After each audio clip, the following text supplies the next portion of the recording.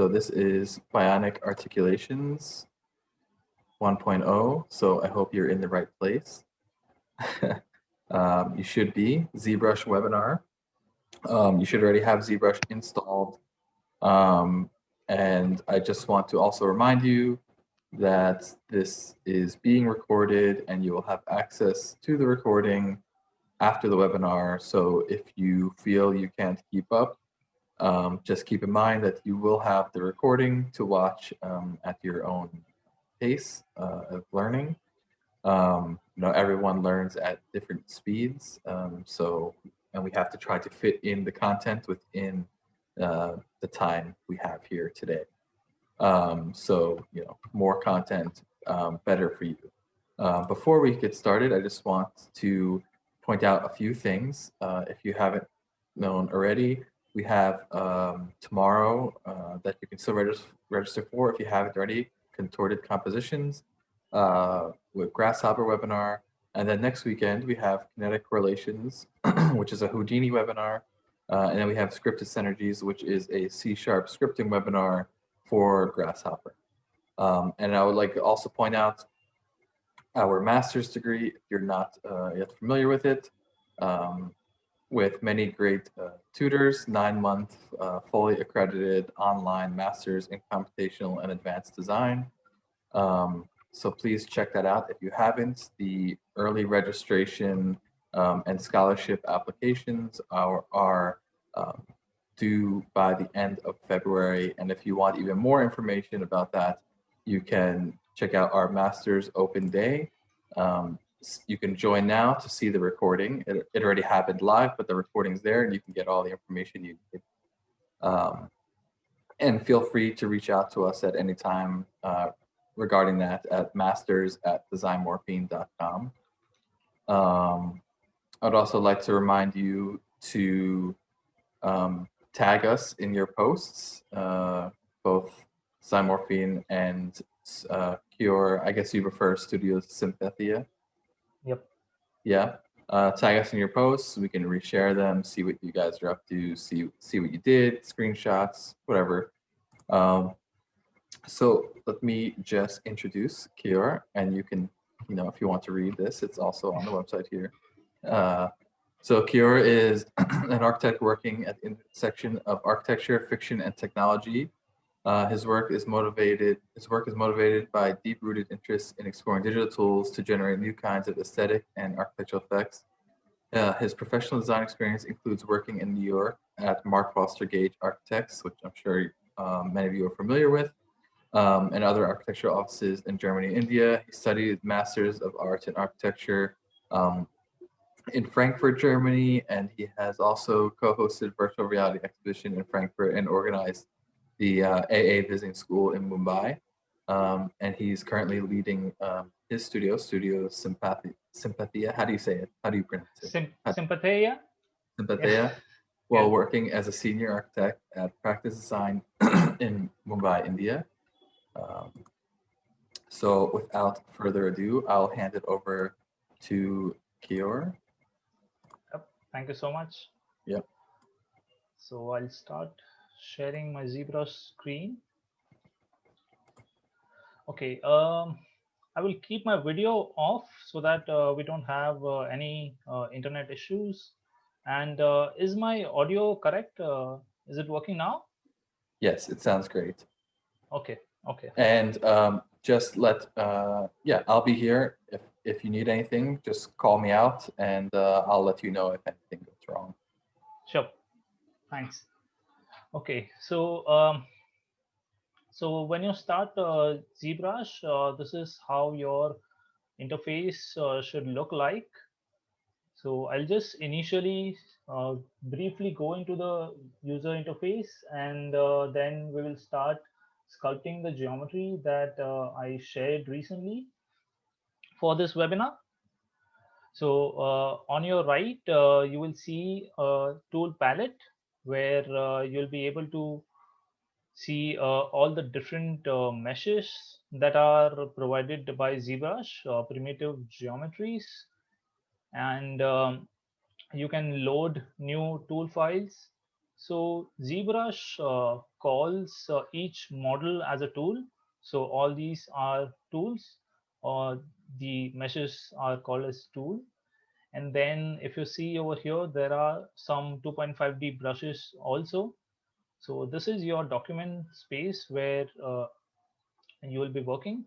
So in ZBrush, unlike any other software like Rhino or Maya, uh, you start with a 2.5D space. You don't start directly with a 3D space. So here you can sketch if you want. Just a moment, let me, yeah. Yeah, here you can sketch if you want, but you will not be able to navigate around it because this is a 2.5D space. So in order to start working in 3D, you just click over here, import, say, let's say we'll import a cube. Just click and drag and click edit object here. So only when you click edit object, you'll be able to navigate around the model, orbit around the model. And as you can see, our initial sketch is still there. So that is just a screenshot of that sketch. So to clear that, I'll just press Control N. So now we can move around this object. So that is where you will see all the tool files. Below that, we have something called as subtools. So this is where you will be able to uh, have multiple subtools, multiple parts. For example, if I duplicate this one and with this move tool over here, if I move this object, so right now I'm in a solo mode over here. So that's why we are only seeing one cube. So now, as you can see, we have two subtools here. And then on your left, you'll be able to see all the different kinds of brushes that are available for you to sculpt. There are different kinds of strokes. For example, I can use freehand to sculpt, or I can use a drag rectangle stroke to drag just a single instant. So we'll get into the details of this, and I just want to start with just basic general understanding of what kind of palettes are available to us. So this is where we have alpha, different kinds of alpha. So alpha is just a different kind of effect applied to your brush. So this you can import your own individual alpha and sculpt accordingly. And then you have different textures, materials. You can change different materials. And then at the top you have something called as Lightbox, where ZBrush has given some sample projects or additional ZBrush brushes or tools. So in ZBrush, there are two kinds of files that you can save.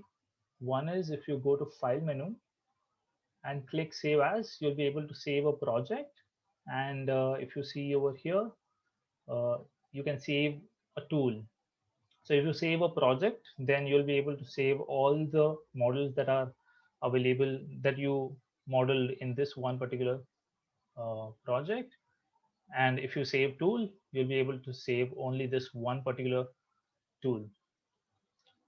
And then there is something called as live boolean, which we'll get into it. There is edit, which I just mentioned.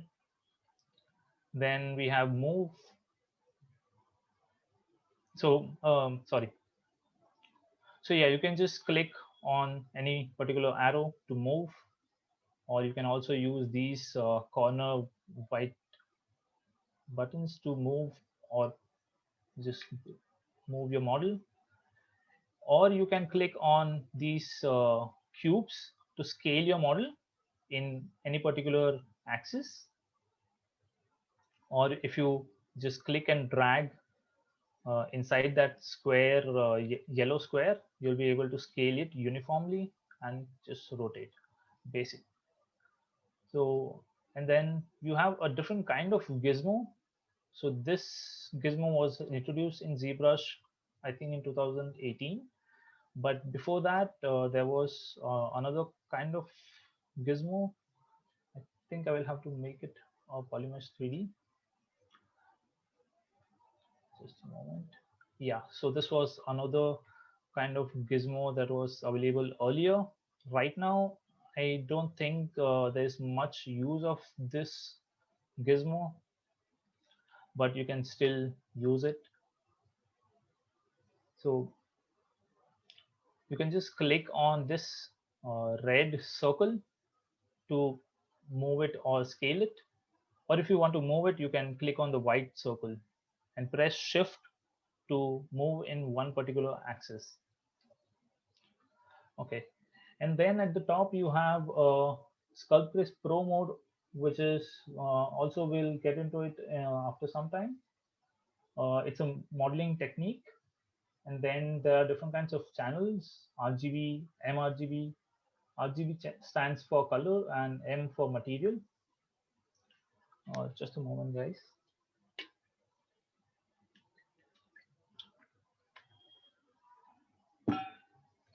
And then we have something called a Z add and Z sub. So before I get into that, I'll just explain.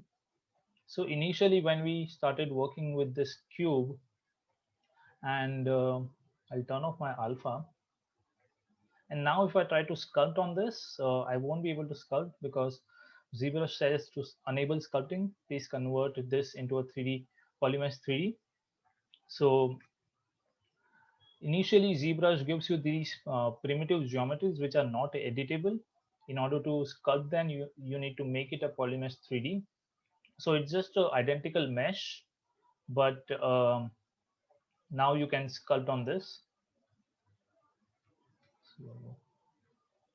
But because we have less resolution, and if I use a freehand brush, then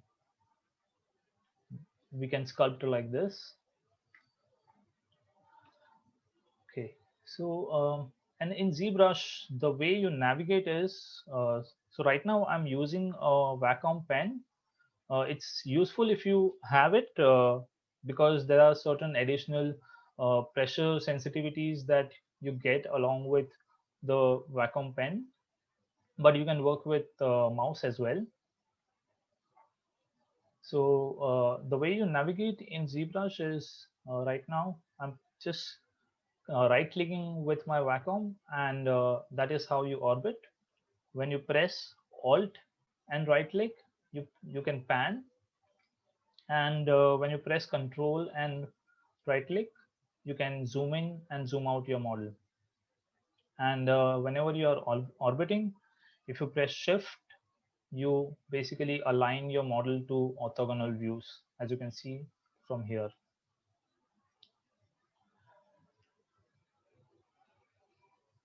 And then on your right, you have different kinds of buttons. For example, you can render in ZBrush, you can pan. So this is your document space. You can pan your document space or zoom in and out. So you're not zooming in and out of the model, but just a document space. And you can control your document space at the top. You can set different resolution. For example, if I increase the resolution and click resize, press yes. So right now, again, this is because we have edit object off. This model is just a screenshot. I'll just clear it and then click and drag and click edit object. And now we have a much higher resolution document space, and you can render your model.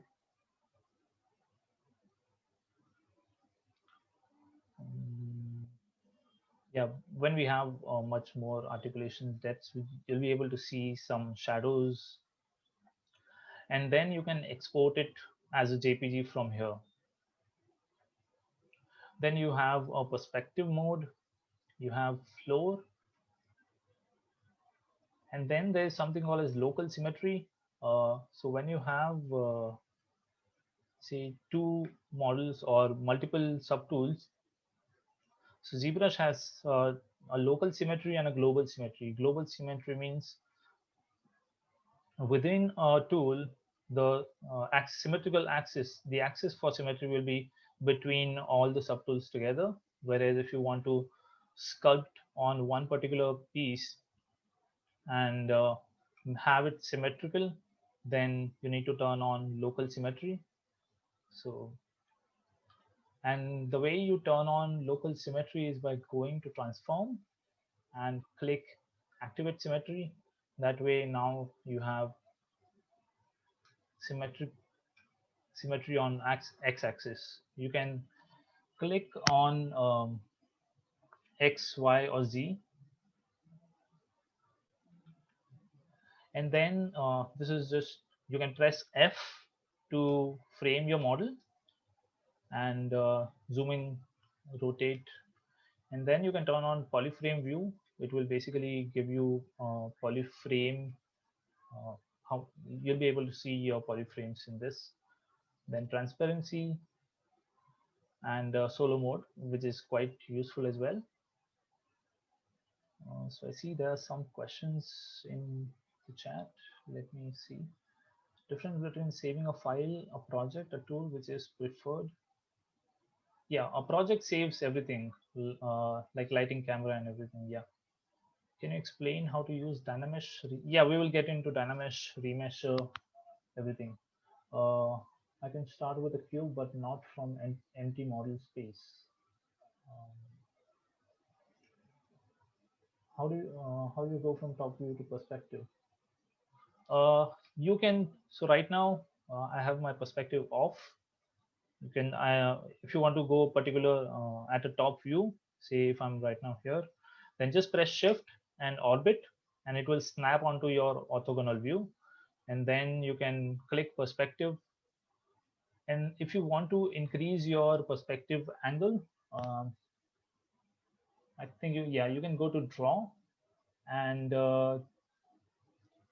change your perspective. I think it's somewhere in document.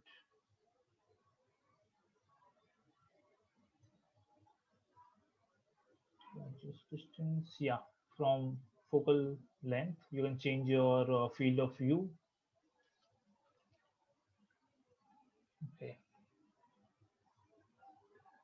Can we convert space back from 3D to 2.5D and vice versa? Yeah, you can. Just turn off your edit object and you can click switch. And now whenever you click anywhere, you are just sculpting, or you can also try doing freehand like this. But these are not these many cubes. These are just sketches or 2.5D images of the cubes. How to select and delete object that I created. So you can just click on individual. I'll just clear the space, the control N. Yeah, if you want to work with one particular cube or one particular model, just use drag rectangle, drag, click and drag, and click edit. And yeah, you can select. Sorry, what was the question? How to select and delete objects? Okay. So you can either duplicate it or delete from here. Just note that this is not an undoable action. Yeah. So if you delete it, it's gone. How do you clear the space? Just press Control N. Yeah. How to zoom in, and so you can press Control and right click. Sorry. Yeah. Control and right click. You'll be able to zoom in and out. Okay. And yeah, and then at the top we have. This is where you'll be able to see your undo slider, your undo history. And if you save your project, you have an option to save your undo history as well.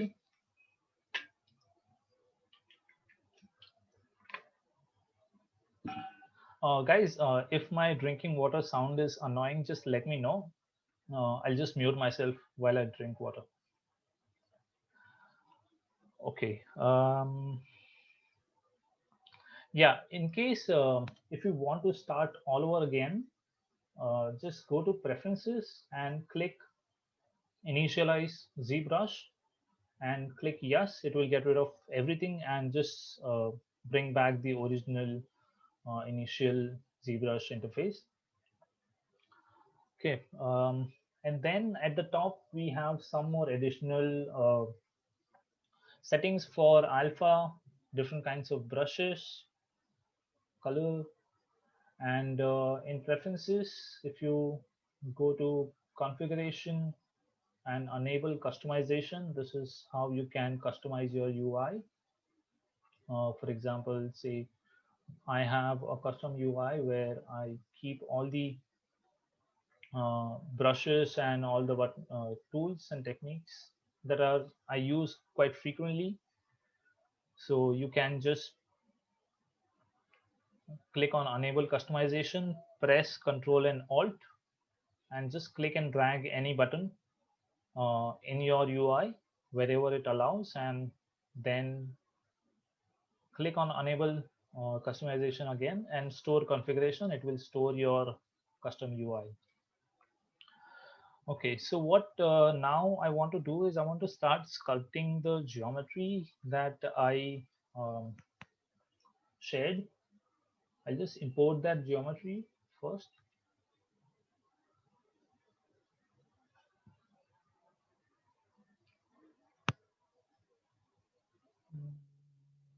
Cube tool is no longer a cube, but a cube that has been stretched. How do you reset this to the default cube tool? You can bring in a new cube. Sorry. Now, if you're using a pen, you can hold Alt. How do you open the mini map at the top left of your workspace? You can go to preferences and go to thumbnail. This is where you'll be able to see that mini map. Why is it not coming? Maybe I think because we don't have any geometry. Oh yeah.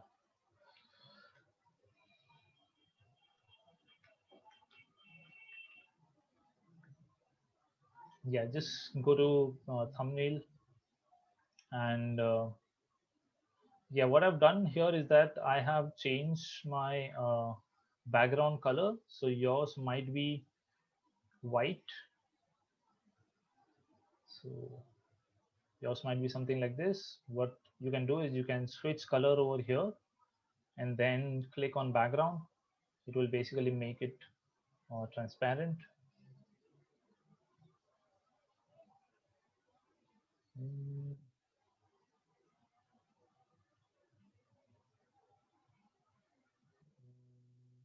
Right outside you.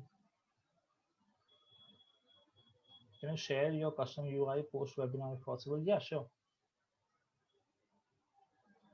Okay, so right now, as you can see, this black color is not a paint applied to the geometry. It's just a preview color, whatever color you have over here. So I'll just make it white again. So firstly, what I want to do is I want to, yeah, before I get into sculpting, one last thing about the UI. So here you have all the subtools, and as you can see, there are these eyes, which basically, if you turn it off, you'll be able to turn off on and off your particular pieces of your model. You can press Shift and click on that eye to turn off all the models, or if you want to turn on all of them together. So now what I want to do is I want to keep this as a reference image on my UI so that I can have a look at it and sculpt instead of always going back to this model again and again. So in order to do that, firstly, what I will do is I'll change my background. So the way we eliminated the white background of that thumbnail, I want to do something similar to that to the reference images as well. So So I'll just change this color here to black.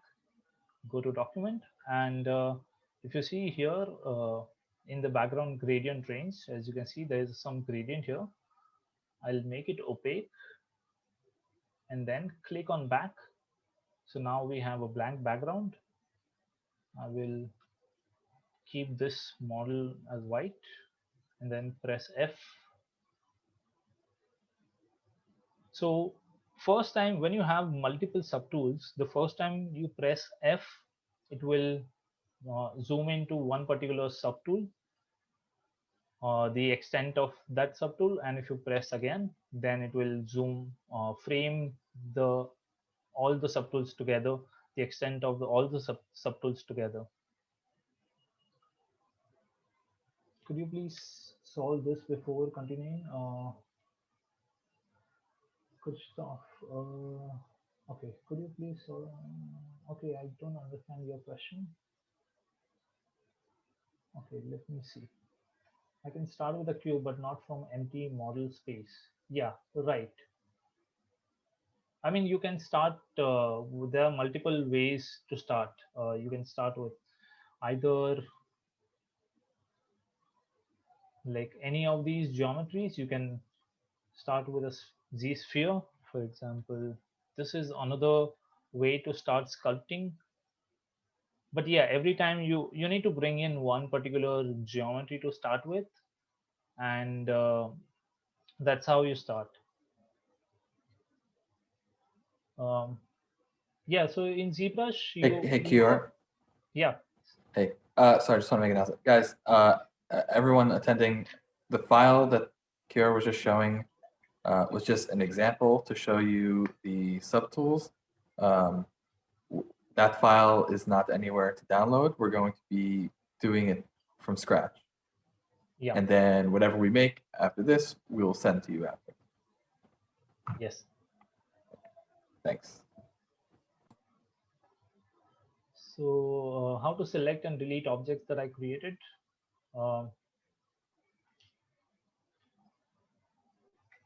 So you can just click on any subtool and go down here and delete. And it will ask you whether you want to delete. Okay, always okay. The cube tool is no longer a cube, but a cube that has been stretched along one. How do you reset this to default cube tool? Insert, okay. Laura, if you are using a pen, you can hold Alt, click and drag outside of the model for a second, then let go of Alt. You can zoom in and out. How to bring a subtool? Ayush Bhaskar, just let me know what your question is. I don't know what your question is. How to bring a subtool? Yeah, if you want to import a different subtool, let's say we start with a sphere here. Click edit, and if I want to bring in one part of that subtool, then I can click on append or insert, and it will bring in this menu, and then we can import that one particular subtool. Just press F. I think this sphere is too big. Go to solo mode. So yeah, so if you want to import, say, a particular piece out of this, you just need to select this one first, say this one, then go back to sphere or here, and then append, and it will always, this will always show the one that you selected last, so that way you can import the other piece.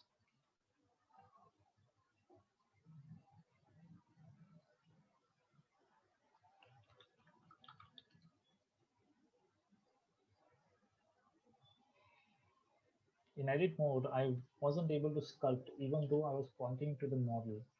It kept rotating. Yeah, because just make sure you have make polymers 3D. Make sure you have clicked once on that particular model. So for example, If I try to bring in a new cube, click edit, and now if I try to sculpt, I won't be able to. I'll have to make it a polymesh 3D object, and then you'll be able to sculpt.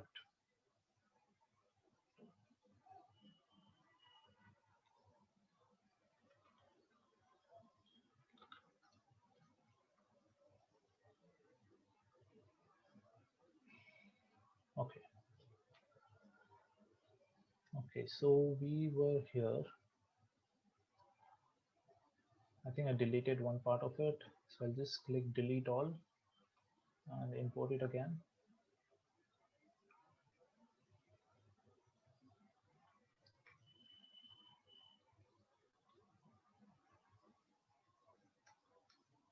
Yeah. So yeah, you can. So now I'll just export this as JPG. And yeah, that way I have exported some of the pieces that we will be getting into today. And once you have done that, what you can do is you can go to texture, import, and let's import this piece, this for now. Okay, and then what you can do is you can click on individual texture here by going in texture menu and click add to spotlight. So it will basically add like this is the spotlight wheel. So let me first of all make this model a little bit smaller so that it's visible. Yeah, so the way you access spotlight is just press Z and it will bring in this wheel. Basically what it is, so here spotlight is used for texturing and also for sculpting, but right now we are using it only for keeping this image as a reference. So what I'll do first of all is I'll just click here, tile selected, maybe yeah, this one is okay, and just scale this image. Maybe I got the wrong one. Yeah, this one. Yeah, just click and drag. So that's how you will be able to scale your model.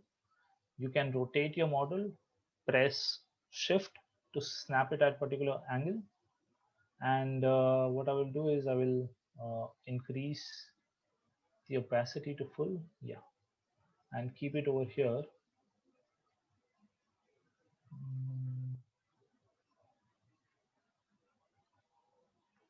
And I will import another one same way by going to texture and yeah, add to spotlight.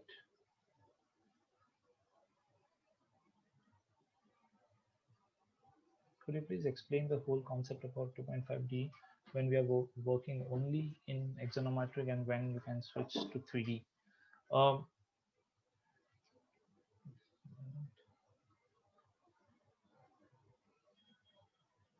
Yeah, so the way you control your 2.5D space and 3.5D space is by clicking on edit object, this button over here.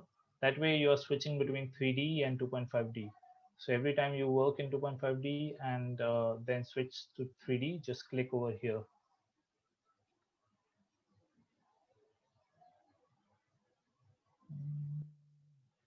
Okay. So now I'm just pressing Z again. What I'll do is I'll delete this couple of ones. Yeah, and I'm just clicking on one particular model and then dragging in, moving in around.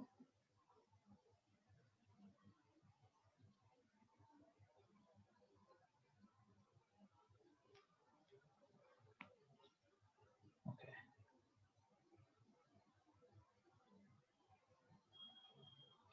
So I'm just clicking and dragging.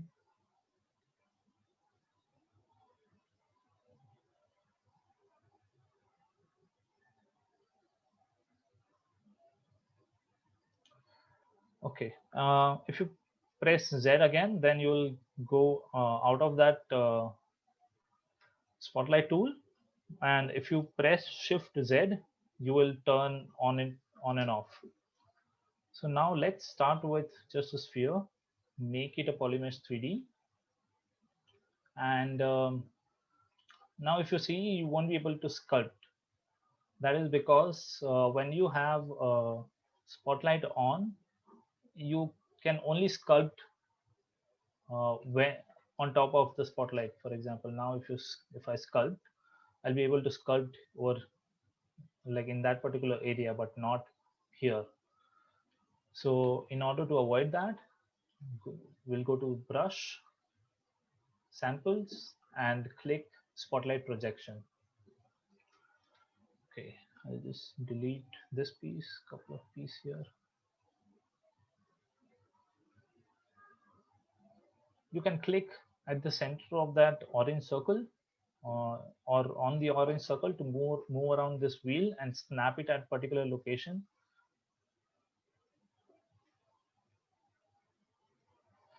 Okay, so now I'll just start sculpting with, so initially I'll start sculpting with few brushes like move brush, clay brush, standard brush, and sorry, yeah, clay buildup brush over here.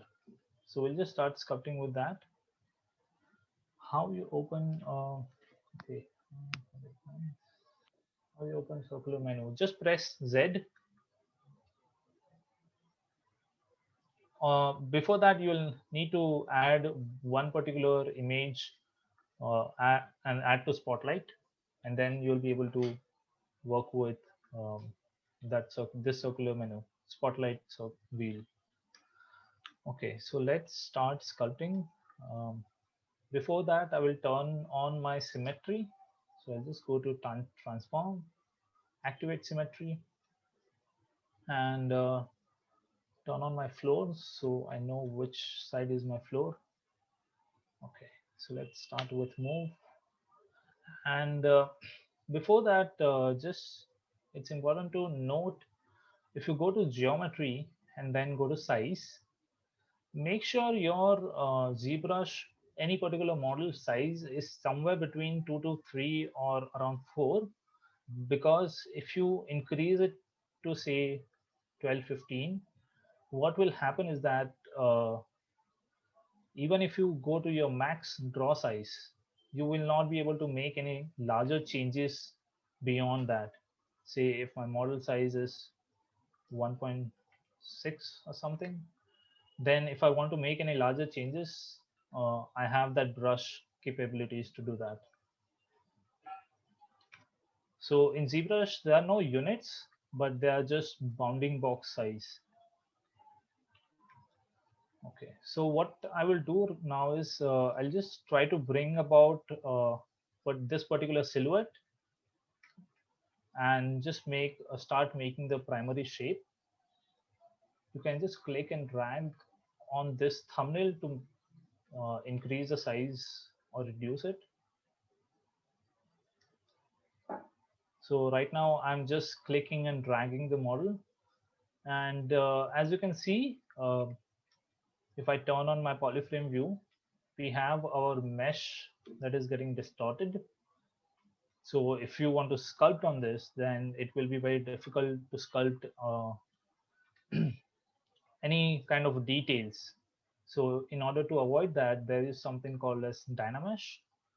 So you go to geometry and then go to Dynamesh.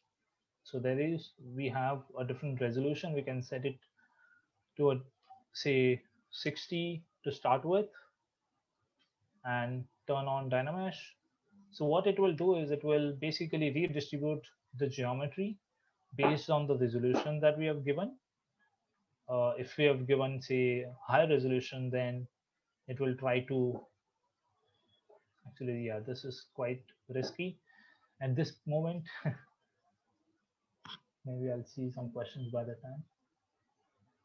Doesn't work. See, could be different on Mac. Have added some texture via lightbox menu. how to revert it to the primary size. Just move it to say 2.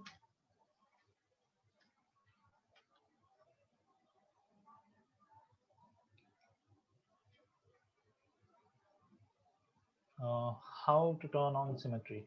You can go to transform and click on activate symmetry. There are different axes. You can also use radial symmetry if you have a cylinder or a sphere kind of a shape. Okay, so I'll just go back, Control Z, and set my dynamics resolution to 60. And now let's start sculpting a little bit using clay buildup brush.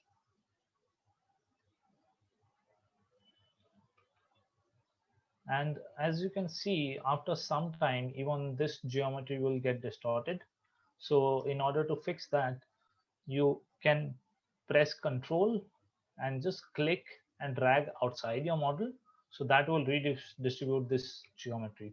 So this is what Dynamics does. It gives you that flexibility to sculpt and not really worry about your mesh. You can redistribute it at any point of time. And it also closes all the all the holes in your model. Okay, so I'm nowhere near my primary silhouette. Let's see.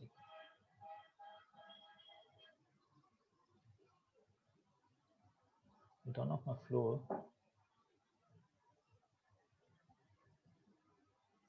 So right now I'm just blindly sculpting and trying to achieve that silhouette.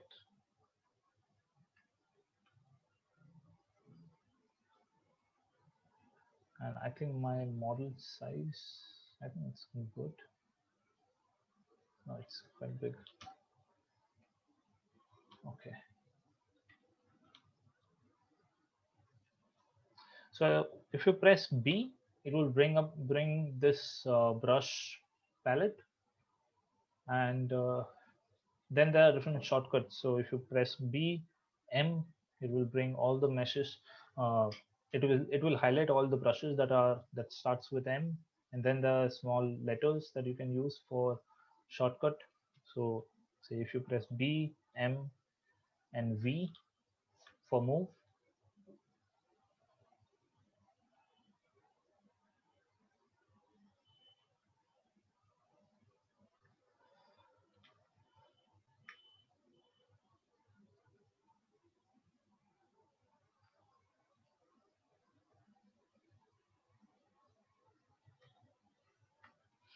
And then ZBrush has different set of brushes for different, if you press a different kind of keyboard buttons. So if I press Control, then I have different set of brushes over here. These are masking brushes. And if I press Control and Shift, then I have another set of brushes called the clip brushes, select lasso brushes, slicing brushes, or trimming brushes. So let's use clip curve. So within clip curve, there is clip circle or clip rectangle, clip circle center, and there are different kinds of strokes. So right now we have curve as a stroke. So I have my Control and Shift press. Now I can leave it once I have this line, and you'll be able to see there is some gradient on one side. So that is the side it will cut your geometry. Just click and drag, and then it will clip that particular area. So this is quite handy initially if you want to start chopping your model. And if you press Alt after getting that line, you will be able to get this curve. So if you want to curve, uh, if you want to cut in a curved manner, then just press Alt once, and then it will curve in that profile. If you press Alt twice, then it will give you the sharp angle.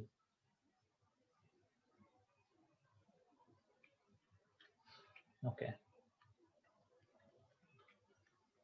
So now I'm just redistributing the dynamic geometry. Sometimes it also creates these, when you have single plane geometries, then you get holes.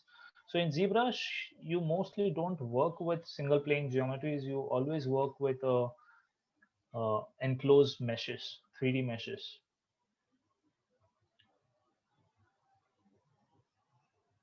How do you bring up the clip brush? Just press Control and Shift. Yeah, just press Control and Shift, and then the clip curve brush will come. Okay.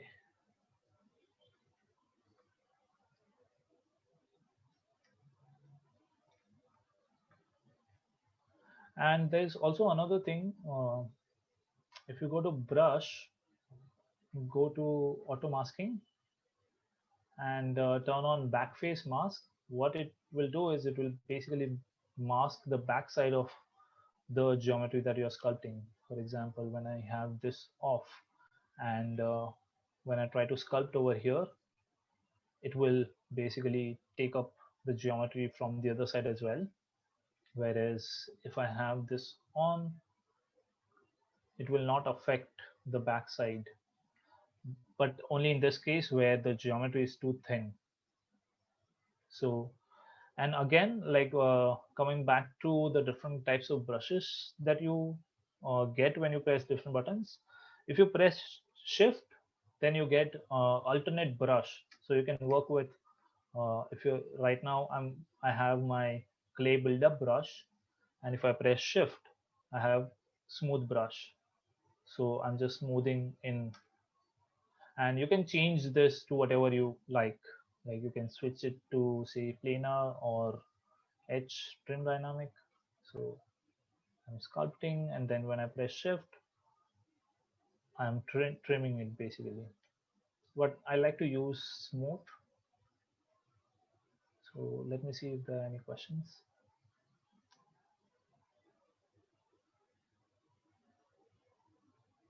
We'll be sharing the file after the course.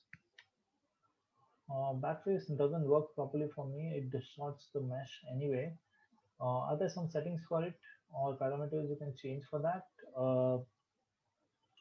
You can, if you have a very thin geometry, then it will definitely, it won't work. If you have a single, like I showed, if you have a single surface geometry, it won't work, but it works in most cases.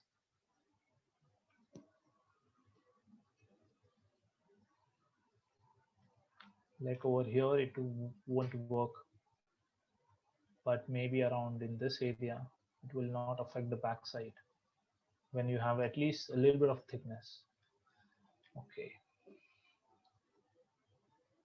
So it build up.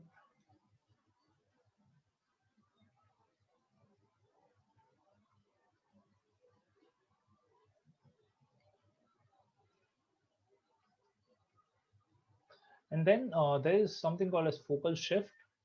So you can change your, if you change your focal shift on the left side, it will, your edges will be much harder. If you move it to the right side, it will have much smoother effect.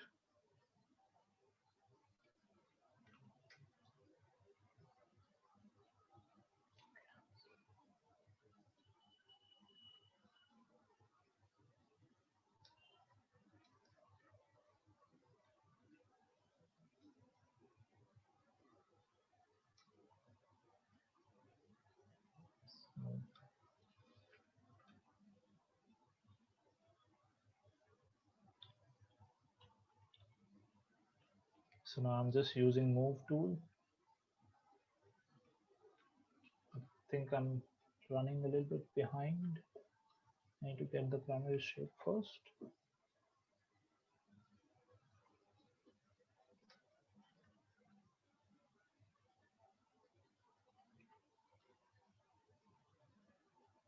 So this way you can just start sculpting the kind of shape you want.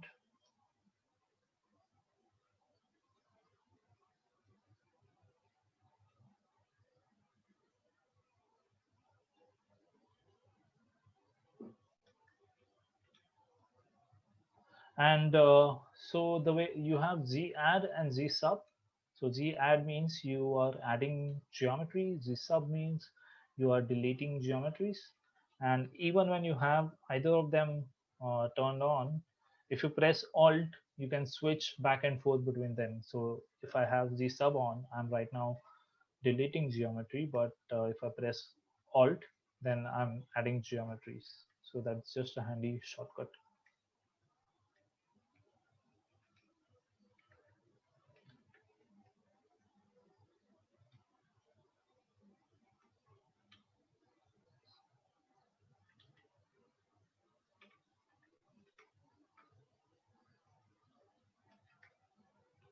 So I'm just smoothing the mesh.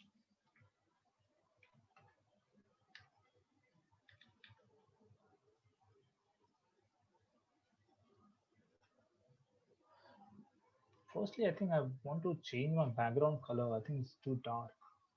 So I'll just change the color over here and then go to document, click on back. Yeah, I think this is better. And you can also add some light over here by clicking on this light bulb here.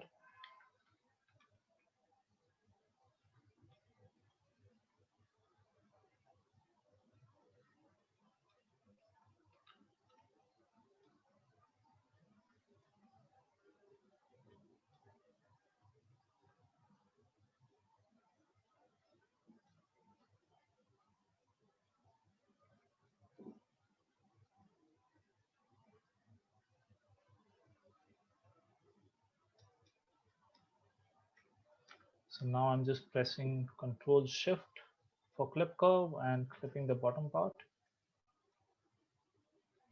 And now I'm smoothing in by pressing Shift.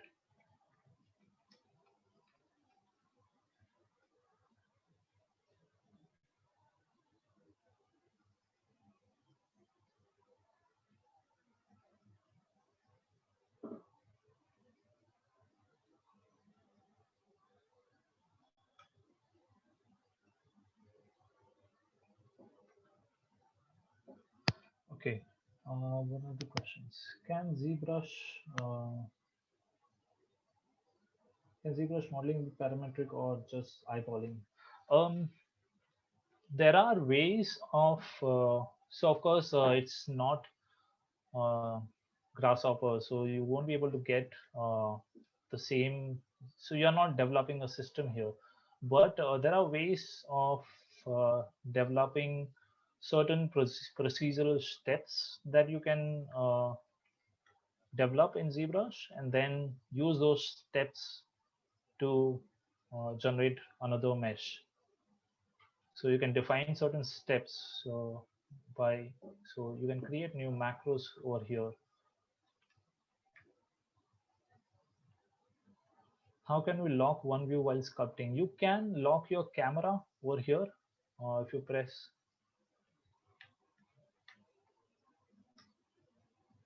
over here, now you won't be able to orbit, and now you can just sculpt.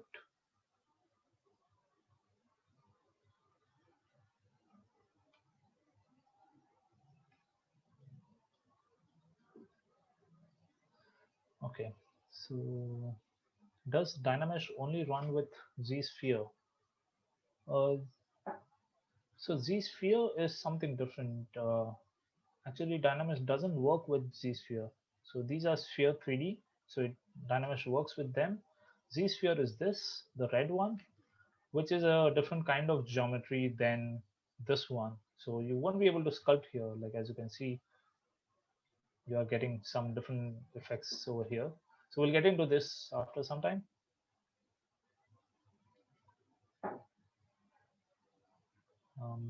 Is there a shortcut to toggle symmetry on and off? Yes. There is, you can press X to turn it on and off. Oh, my camera is locked. Okay. Yeah, you can press X to turn on and off. When will you start building geometry from scratch? I have already started.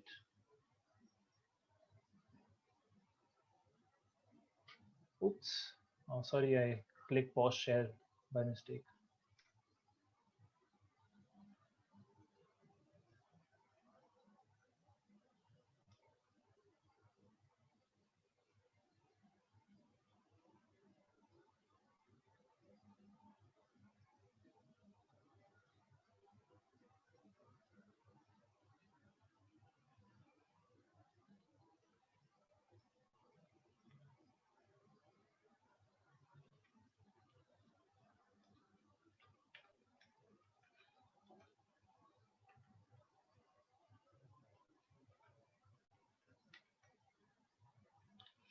Okay, now want to use clay brush a little bit. Can increase intensity. So let's increase the resolution a little bit. Now that we have certain shape, so I'll just change it to 128 and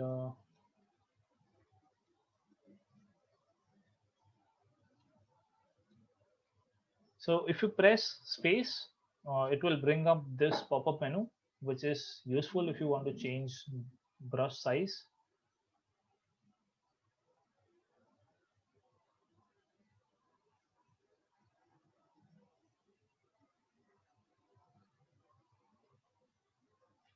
And just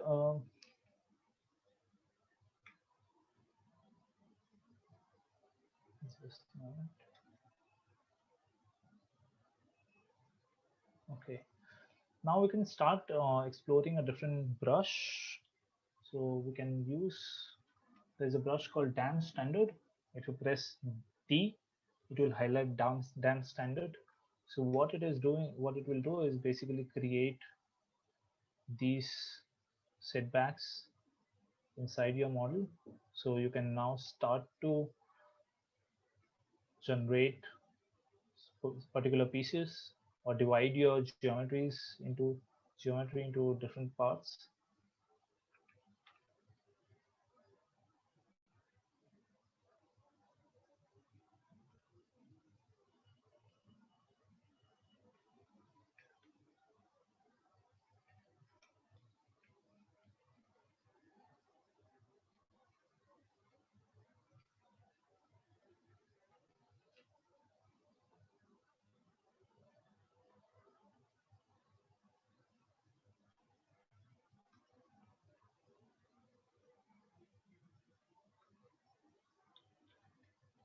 And use clay brush to just chop off certain areas from here.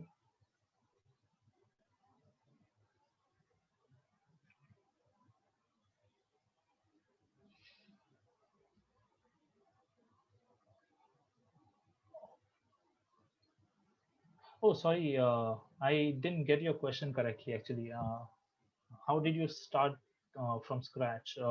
Yeah, I just started with a sphere and then started using move tool and just moving, stretching the sphere in different direction and using clay buildup brush.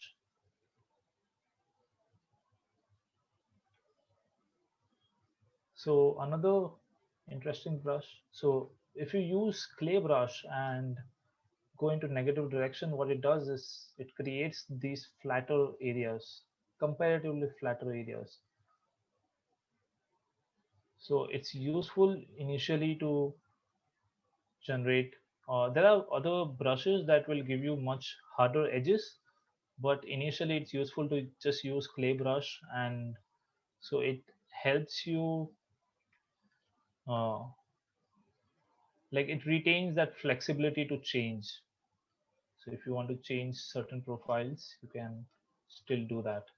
But other meshes, other brushes, like you can still do that, but it basically makes it more rigid.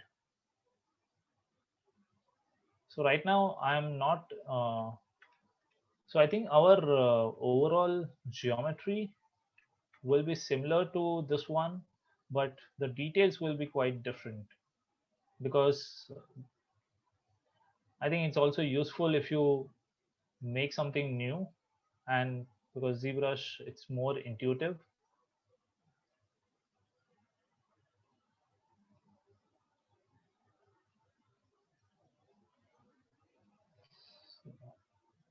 And of course, you can spend more time and time in refining your meshes, or checking in whether certain shapes you like or not.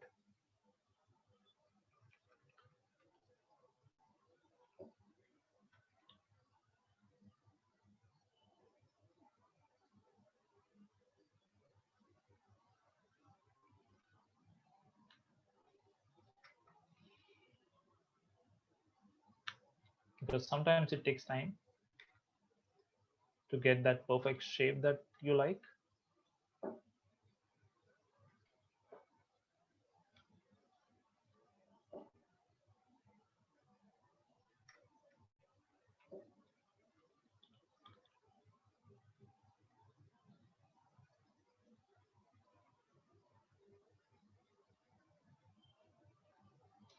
Is it okay if you that I answer questions, or would you rather have me not do that?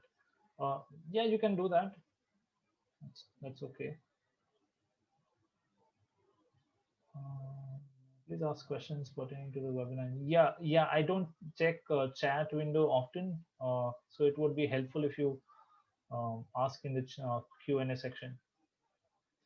Hi, I was wondering if we can do any form of retopology in ZBrush, since it looks like Dynamesh multiplies the quads. Yeah, you can do retopology in ZBrush using ZSphere. Does vacuum pressure change the brushes? It changes the intensity of the brush. Sculpting takes practice. Don't expect to make. Yeah. Are certain types of geometry uneditable? I have the same problem sometimes.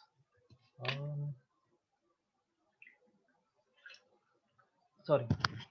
Z remesher brushes to start with are like uneditable in a sculpting sense, but you can work with all the types of. You should be able to work with all the types of meshes as long as they are polymesh 3D.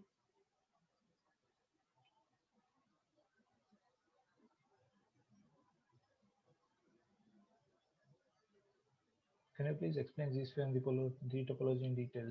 Yeah, sure. I'll do that as we go forward. How to flip between two screens? I don't know what do you mean by that. Do you have two screens?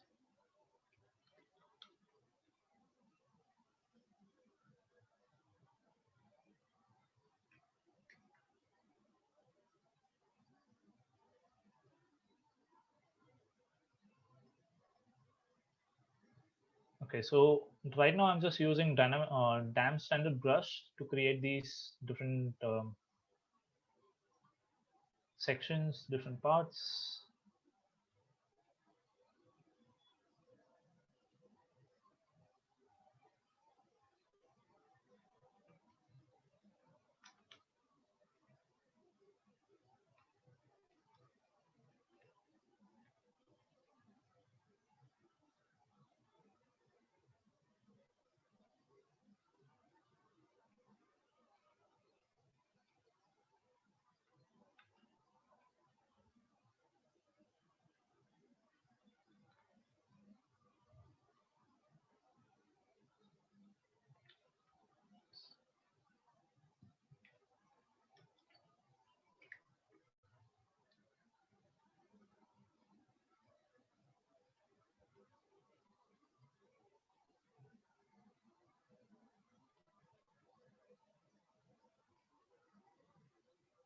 How does alpha help or change the brush stroke? So right now, because I have this uh, dot as alpha, if I change this to square, it will change square format. It does. When we have more resolution, you will be able to see that. Say if I press Ctrl D, I have subdivided the geometries, and if I change my focal shift, you'll see that this is more square compared to this one. I think because we are in damp standard brush, it it always uses. Let me try it with standard brush.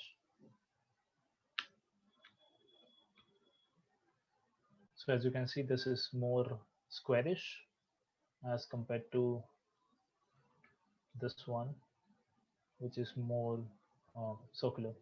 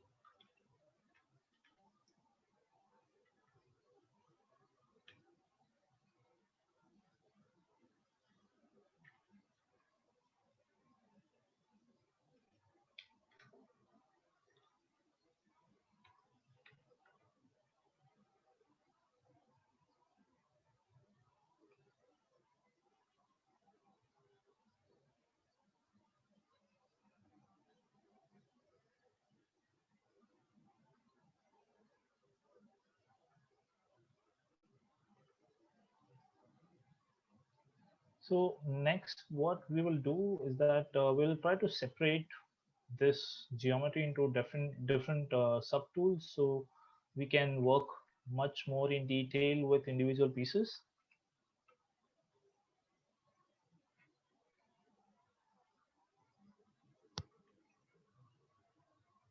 Does it matter that the damp standard brush strokes look a little pixelated at this stage, or does that get cleaned up when we go to high resolution? Uh, so if you are working only with Dynamesh till your final production, you can do that. But in that case, you will have to start refining your what do you say, these lines as you go into your high resolution. But in other case, you can start setting up your different edges and let it be pixelated at this stage, and then separate it and refine it in say retopology, or when we do when we work with Z remesher.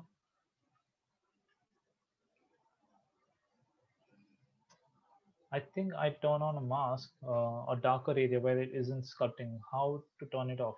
Yes. Um, so yeah, we spoke about this different kind of brush, right? So you you can press Control, and it will bring different masking brushes. So now when I have Control pressed, and if I try to sculpt, I'm masking in this area. So this area I cannot sculpt, and in order to clear that, just uh, keep Control pressed and click and drag outside your model. It will clear your mask. And remember, we did the similar thing for Dynamesh as well, right? So if you have mask on,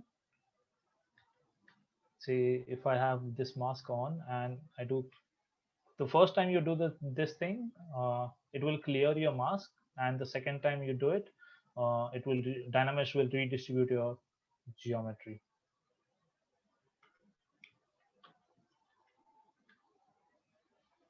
Okay, so let me move this mesh a little bit.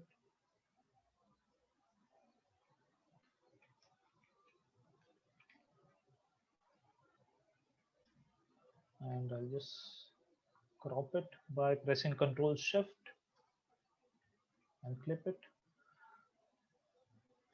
Okay, so now let's separate this into a different subtool, this base. So we'll focus on this modeling this base first. So if you press Control and Shift, I mentioned we get clip curve brush, but we can use select lasso brush to select certain parts of the model. So just keep Control and Shift press, do a click, left click, and just drag, and it will basically hide the other model. So now when I have my Control and Shift pressed and I do the same thing outside my model, I'm basically inversing the model, and I can do the same thing, but now I have my Alt pressed as well. So basically I by mistake lifted my finger from Alt. So when you see this red, you are basically hiding that particular area. So this is one way to separate the mesh by hiding it. You can go to split, uh, click split hidden. So this becomes a separate mesh. If you click on solo mode, so this is your separate mesh, and this is on your separate mesh. But we want to also include this into that particular area. So we can do that by masking as well. So we can mask this area, and when I have my control pressed, I can go to brush, and I can again for this brush. So this backface mask is can be applied on all the different brushes. So if you have backface mask on for a masking brush, it will not be on for another brush. So it's specific to each and every brushes. So it's useful. So because it will not mask the backside of your surface. And the other, you can go down here to display properties, turn on double-sided, so it will basically unhide or show your backside of the surface as well. So let's mask this area. I'll turn off my backside.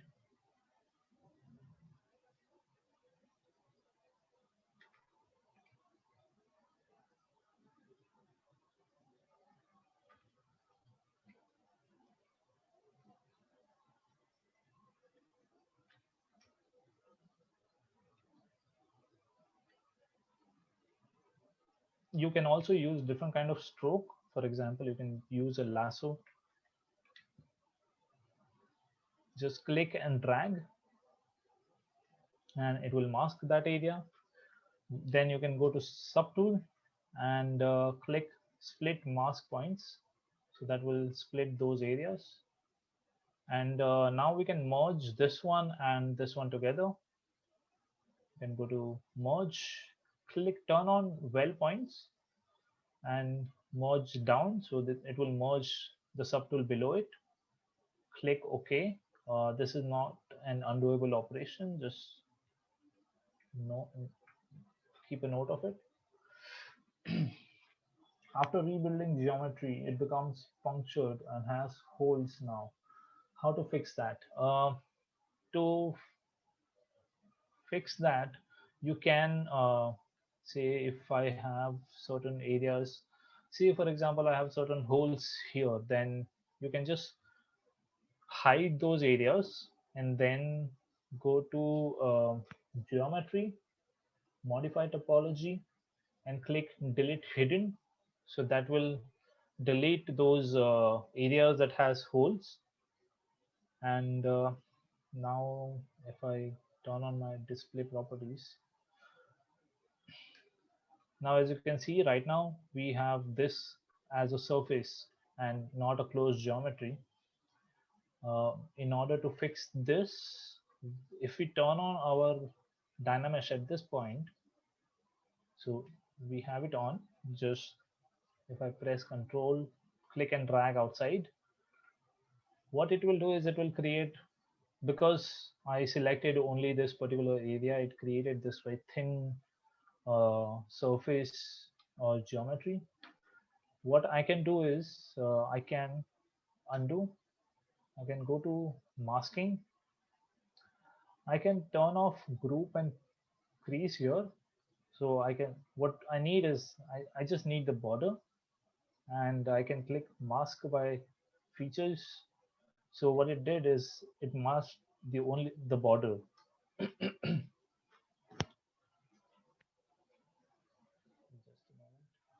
Yeah. So now, in order to inverse the mask, we just press Control, single click outside the model, and now we have the border unmasked. So now what I'll do is I'll go to Move, and with the gizmo, there are additional features that gizmo has. For example, this one, if you press Alt, you can see this lock is unlocked. So that means that now I can change the location of a gizmo. Unlike now, if I try to move it, I'm actually moving the geometry. So I'll just center the gizmo first by clicking on this icon here. You can say now if I try to rotate my gizmo, and if I want to go back, if I want to go back to the previous rotation angle, I can just press Alt and click on this circle, and then it will go back to the previous location. And now what I'll do is I'll just move the borders up and scale it down a little bit so that we have this vertical surface to work with. And then I'm just pressing Q to go back to my drop mode. And now if I try to, first of all, it will clear my mask, and then I need to turn on my Dynamesh. Just a moment.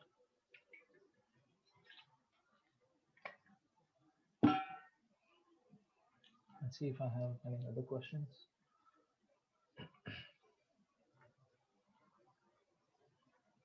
When I activate simple brush, edit transform mode is deactivated. How can I switch back to that mode when it happens? So you're saying when you activate simple brush,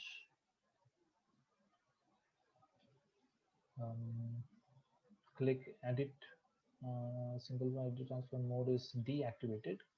Okay. How can I switch back to that mode? So you just need to import any single geometry, and then it will activate again, and then you'll be able to go back to that mode. How do you close up holes after splitting? Yeah, I think I just showed you can.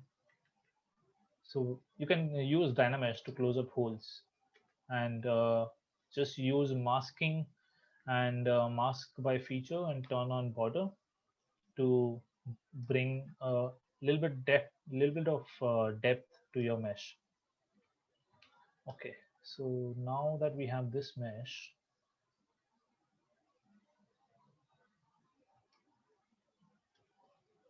I'll just get rid of this thin surface here by pressing Control Shift Alt.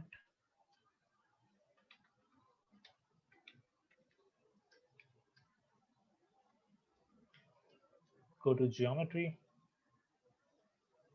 Modify Topology, Delete Hidden. And in some cases, if for example by mistake, or if you have lost your symmetry, say if you, now I have my symmetry off, and if I sculpt it a little bit, if I want my mesh to be symmetrical again, you can use this button, Mirror Weld, under Modify Topology, to mirror and weld it on both the sides. And as you can see, there are three letters here, X, Y, and Z. So right now Y is on, Z is on. So now it will mirror and weld on all the three axes. And if you keep it on any axis, it will mirror on that axis.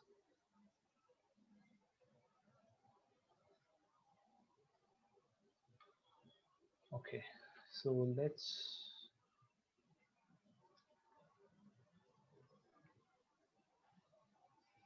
so now what I'll do is I'll just bring in this particular mesh in my Spotlight by going to adding this into Spotlight. and move this here.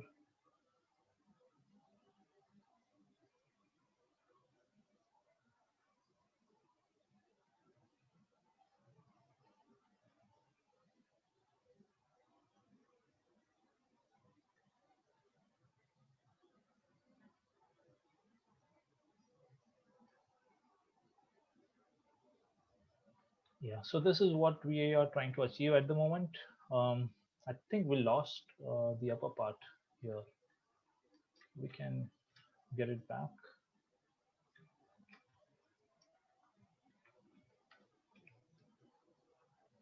So right now I'm just pressing Control Shift and Alt to hide that particular geometry.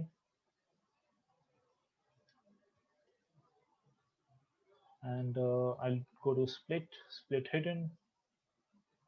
I have this mesh. You can click here to move that subtool down, and then let's dynamesh this first so that this is also close geometry. Dynamesh, and now let's merge it down, merge and weld. Click OK. Okay, so so these different colors that you see, these are different poly groups. So if you press Control Shift, and when you have select lasso on, if you just click on this one particular poly group, it will hide that one and unhide. Sorry, it will unhide this one, isolate this one, and hide the other areas. What you can do is we can go to poly groups and group visible, and right now both these geometries are one polygroup, but we can click on auto group, so that will basically um, polygroup individual geometries that are connected or welded. So what I want to do right now is I want to go to brush, go to auto masking, and move this mask by polygroups to 100, the slider, so that whenever I'm trying to sculpt on this, it will not affect this other polygroup. So if I have this off, if I try to move it, both these geometries will move. So yeah, let me just get this shape a little bit.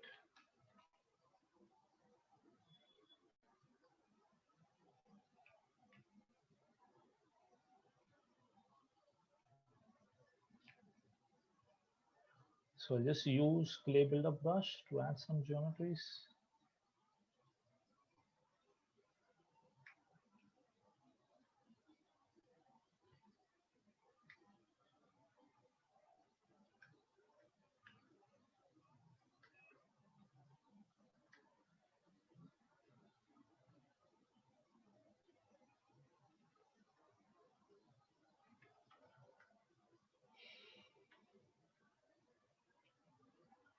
And then we have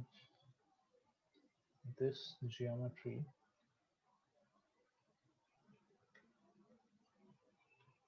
Here.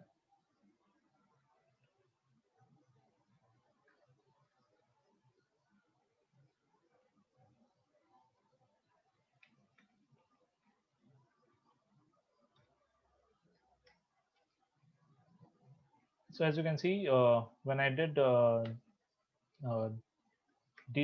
when I redistribute the geometries using Dynamesh, it merged both of these polygroups together. But if you don't want them to merge together, then you can turn on group button here, and then when you merge it, it will not merge your polygroups together.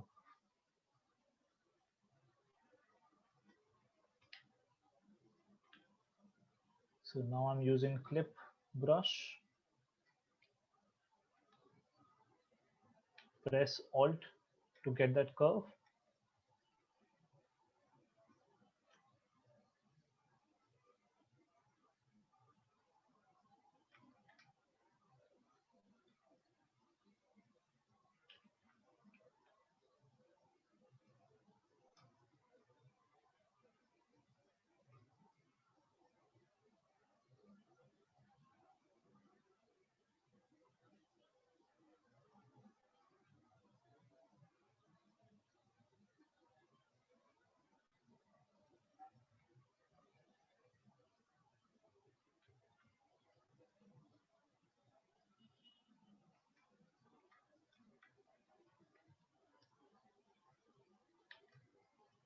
You select lasso brush to just delete certain parts. Delete hidden by going to modify topology.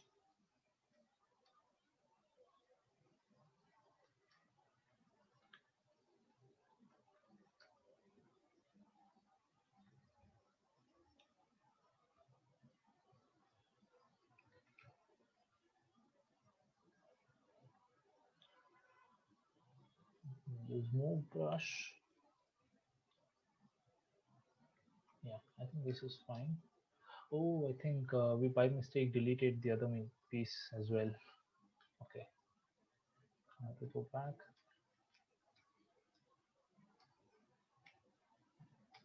Okay.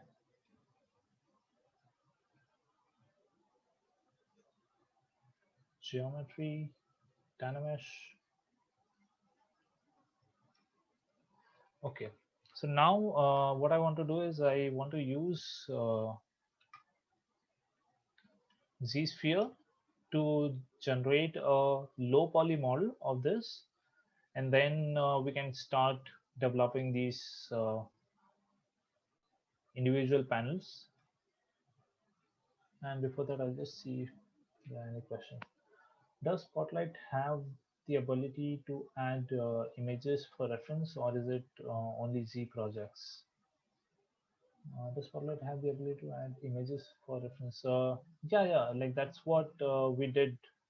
All right, we imported the images from our model, and then we used it as a reference. Or you can add any other images as well. Like you can import any kind of reference or any kind of JPG file and use it for reference. Is there a layer function in ZBrush? Yes, there is a layer function in ZBrush. Yeah. So this one is a little bit different than the layer functions that you get in different softwares like Rhino. Here you need to, if you have a single layer, you need to have this record button on. So after you turn the record button on and start sculpting, say if I try to sculpt, and then we can get this effect. So at 0, it will be as it was before recording, and at say 1, it will be at the level of your sculpt. And after you have done, like you can keep on having multiple layers, and then at any stage, if you say like this particular geometry, then you can bake that geometry here by clicking bake all, or yeah, you'll have to bake all of them together.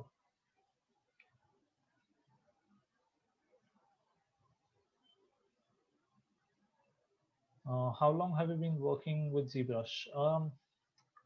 I started around the beginning of 2016. Yeah.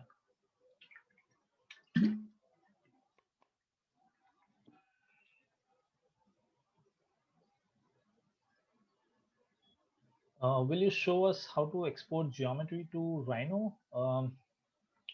You can export your model from here. Just export, and it will export OBJ format or different other Maya format or FBX, STL, and then you can import it to Rhino.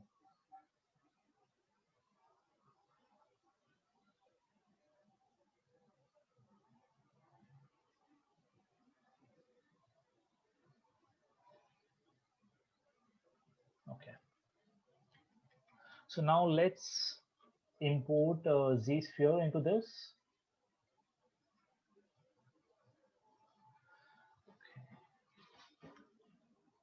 Okay.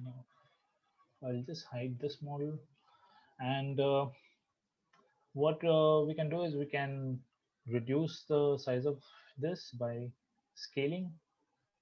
this sphere, and I'll just make it very small because we are going to work going to work on this model and not on that sphere. So I'll just keep it in any area that doesn't affect, uh, that doesn't let me see my model. Okay, so now I'll go back to my draw mode, and by going down, you'll see topology. Click on edit topology. So what I'll do is I'll switch color, and do I have my paint on? Oh yeah. So over here you'll see there is a poly paint button on. So that basically restricts me from viewing that preview color. So now when I try to click on this model, what I'll see is I'm making these individual dots. So we are trying to create a very low poly model. So, and yeah, we are making quads. So just click on individual point and then click on the other one. So that way you will be able to get the quads.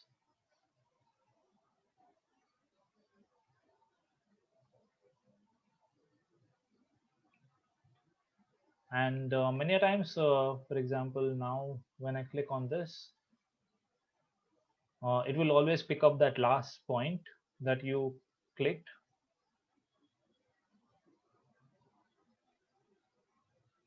So,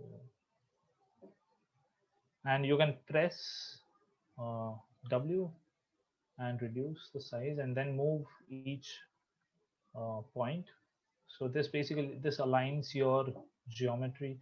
These points are aligned to your geometry. Now I'll go back to my draw mode.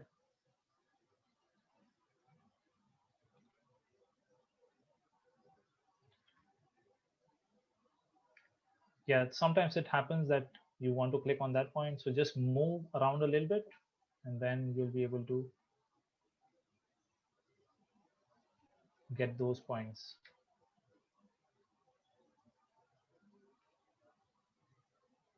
You can click on the center point to get those lines.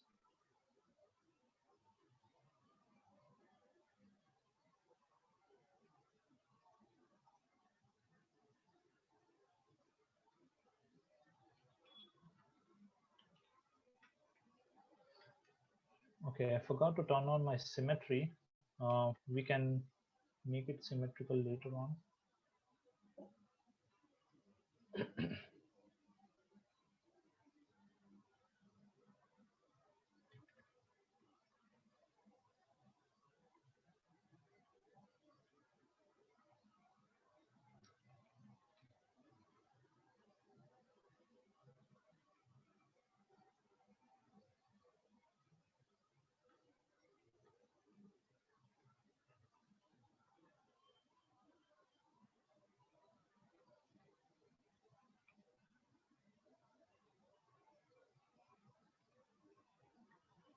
So this way you can complete your low poly model, which will have, you'll be able to have more control over your geometry, and it will also give you that refined mesh.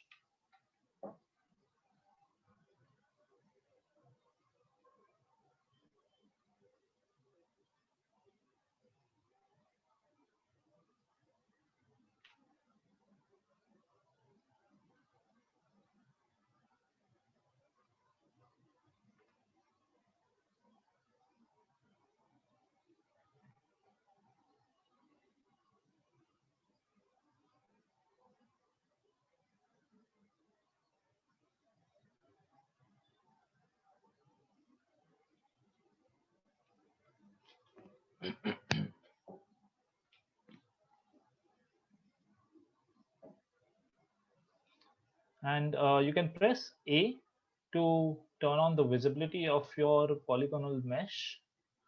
You can go to adaptive skin and preview. So right now, because we have dynamic resolution here set to 256, it is showing you this kind of geometry. and the density to 2, but we can reduce this density and reduce the Dynamesh resolution to 0. And now this is our low poly model. So what I'll do is I'll go back to topology mode by going to topology, edit topology, and turn off my solo mode. And just complete this particular area.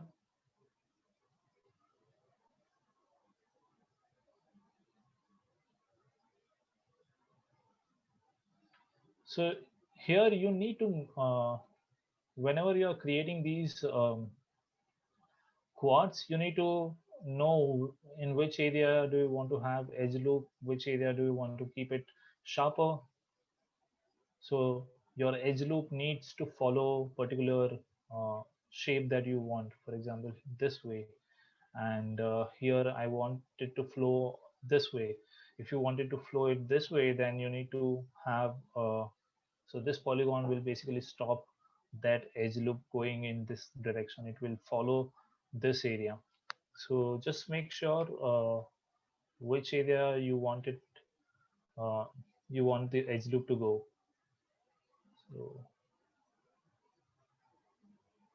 So sometimes this will happen where it will just it will not let you snap onto other areas. So just delete this point, and then so now I'm just clicking at the center of these lines to get that center point.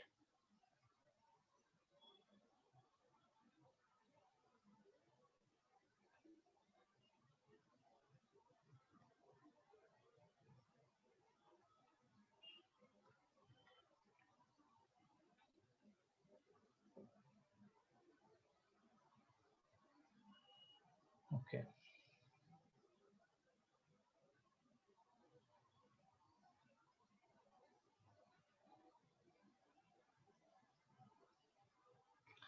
So if you want to delete any line, just click at the center of it, and you will get that point, and then press Alt and click.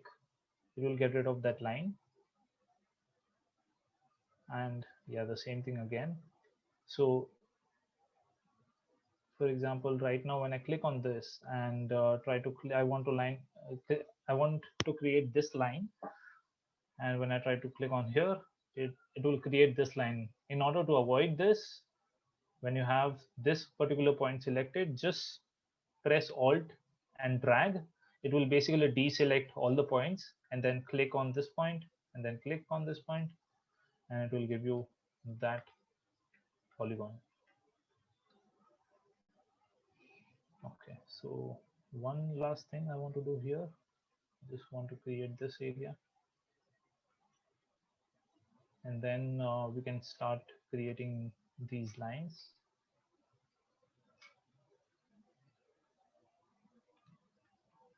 Okay, then now you can go to adaptive skin, turn on your polyframe view, turn on your solo mode, or maybe let me see if, yeah, I'll just finish this area.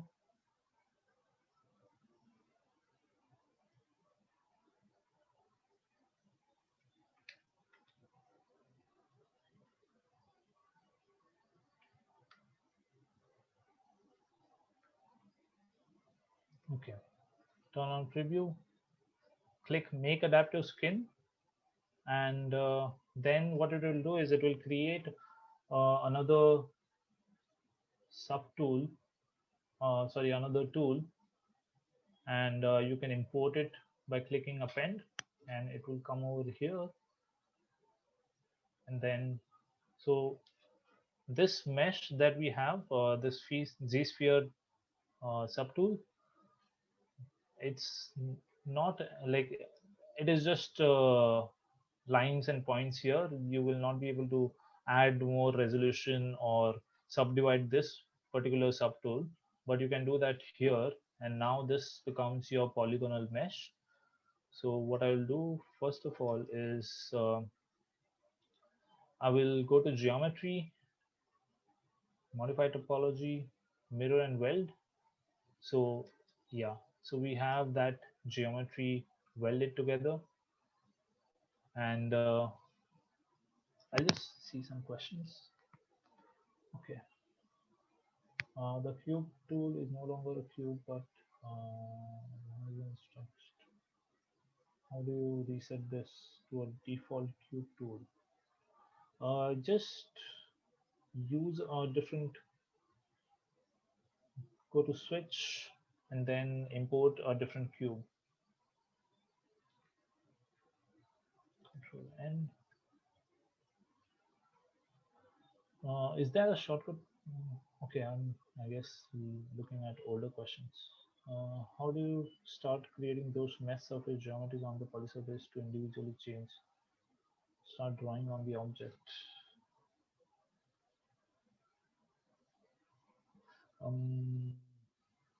Start creating those mesh surfaces. Okay, so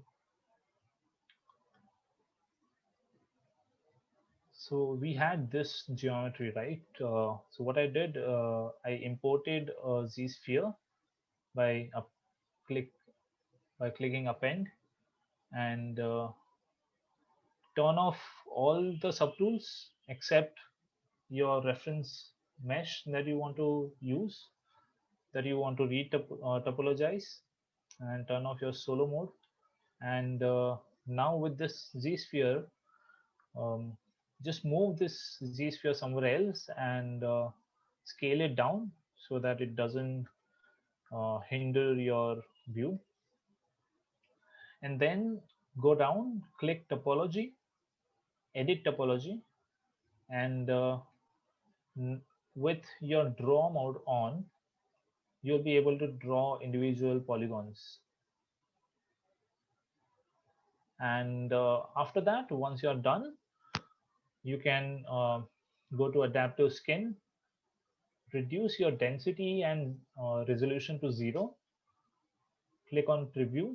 So you'll see I have those two polygons, and make adaptive skin, and then it will make another tool uh, in your project, and then you can append that tool over here. And now you can work with this geometry, or let's say I'll delete this one and this one, and this is the geometry that I imported. And we can work with this geometry using a brush called Z modeler. So now we are working somewhat similarly like Maya. We can work with edges, polygons, points, and just a moment.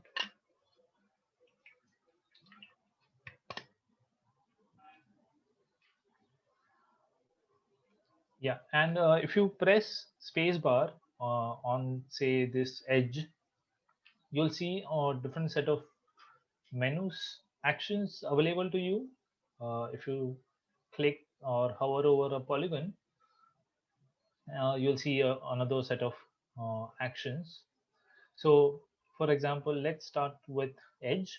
So what it is giving you is, it is giving you these different edge actions, like insert, if you want to insert an edge loop, or if you want to move a particular edge, or if you want to scale it or slide it. So that way, and then there are different targets that you can use. You can either slide a single edge, or you can slide a complete edge loop, or you can do it partially as well. So the same way, these targets are different for different actions. For example, if you do insert, you can either insert one single loop, or you can insert a multiple edge loops. See, right now, because I have given just interactive resolution, it is giving me edge loop at the center. And if I do a specify resolution, see if I give 8, then it is dividing that particular edge loop into 8 polygons, or 8 edge loops. And then for the polygons as well, there are different actions. You can say extrude, So these are set of actions. These are set of polygons or targets. Like if you want to extrude, then there is a question like, what do you want to extrude? Do you want to extrude a single poly, or do you want to extrude all the polygons? So if I extrude now, it will extrude all the polygons together. If I do it a single poly, then it will extrude a single poly. Then there are different polygroup island, or so right now we have just one polygroup. But if we have, say, um, so right now I will go to my select lasso brush and select this one, go to polygroups and click group visible. So it created this as a group. And then now if I do polygroup island, so then it will polygroup only this particular island. And similarly, it is poly loop. You can polygroup extrude a single poly loop.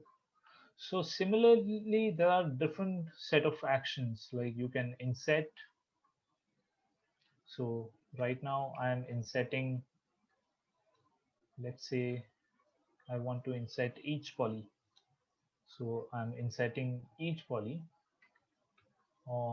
If I want to insert just one polygroup, then I'll select single poly, and now I'm inserting only one single poly.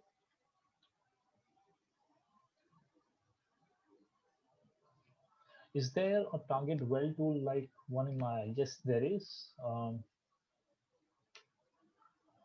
How did you convert split parts into volume? Um, how did you convert the split parts into volume? Just Dynamesh your model, and then you will be able to make it a enclosed volume. Yeah, target uh, well tool you can use if you hover over a point, and then there is something called a stitch. So right now, and within stitch you have target of 2 points, and then there are three different modifiers. Like, how do you want to stitch them? Do you want to stitch at the end point, or do you want them to stitch at the midpoint or the start point? Let's do a midpoint. So just click once on both the points, and then you'll be able to stitch them together. Or you can also go to geometry and click weld points. So that will weld all the points that are close to each other. Increase your welding distance from here. And as you can see, we see a kind of a double line here. So that is just creasing. So you can go to crease, and so we'll use crease tool in developing this model. But right now I'll just uncrease all because I don't need a crease at the center. And then you can also bridge these, create a polygons between these two edges by hovering over an edge. Click on bridge, click on these edges together, sorry, one after the other, and then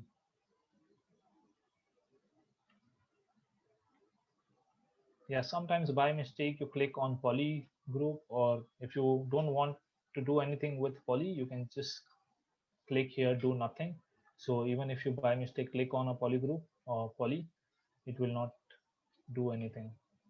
So right now, because I had clicked on this edge by mistake, and then when I clicked here, it sort of joined both of them together. So I just undo it, click, oops.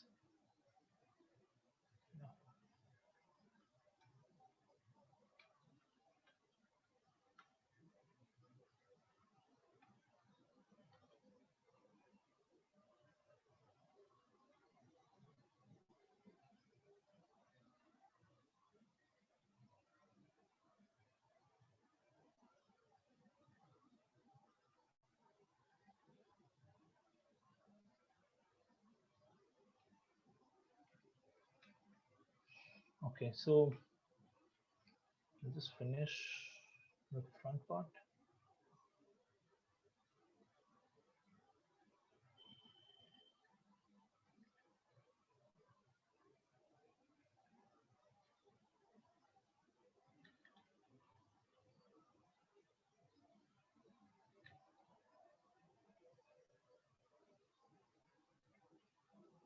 You can also slide a single vertex by hovering over a vertex and click slide. So it will slide based on your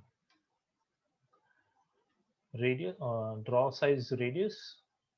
Let's just click modify topology, mirror and weld, and then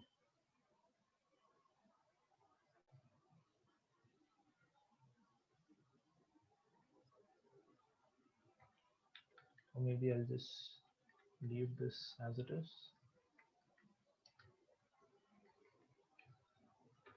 Delete this face if you want to delete a single face. Okay, so I'll press Ctrl W to make the whole model as one mesh. And if you go to geometry and go to dynamic subdivision, if you turn on dynamic subdivision, this is something similar to Maya, where this is giving you a preview of your subdivided geometry. You can set your subdivision level here, and so I'm pressing Shift and D. Sorry, if I press D, I'm turning on my dynamic subdivision. If I press Shift D, I'm turning it off. So now what I want to do is I want to change my shape a little bit. So I'll just use my move tool.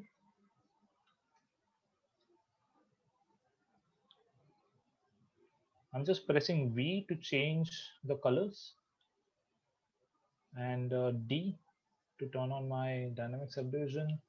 I'm pressing X for symmetry.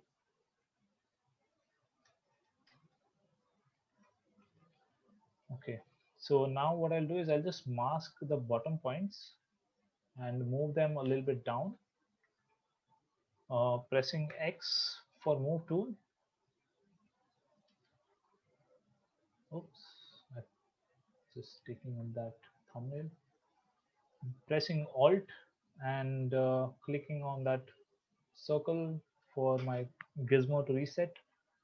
Just move it down. Go back to draw mode, and now with Control and Shift, just using clip curve to clip horizontally. Okay, so now with my Z modeler brush, what I'll do is I will add a edge loop at the bottom so that my bottom surface, crease to the bottom, so that my bottoms these lines stays as it is. I'll select edge loop complete. So when I do dynamic subdivision, they stay as it is. Using move tool, just moving this area a little bit. Okay, so now what you can do is we can duplicate this mesh, because we will be applying the subdivision levels to this. We can press Shift and just smoothen this a little bit so that it's better. Yeah, I think this is better. So now I'll click on dynamic subdivision, give a subdivision of level say 4.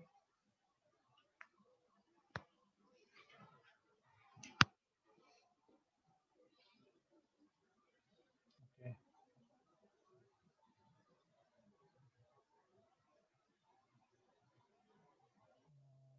Would you compare sculpting like this between ZBrush and Blender? I have not used Blender, but I can imagine. based on whatever I've known about Blender, I think you can do the similar thing in Blender as well.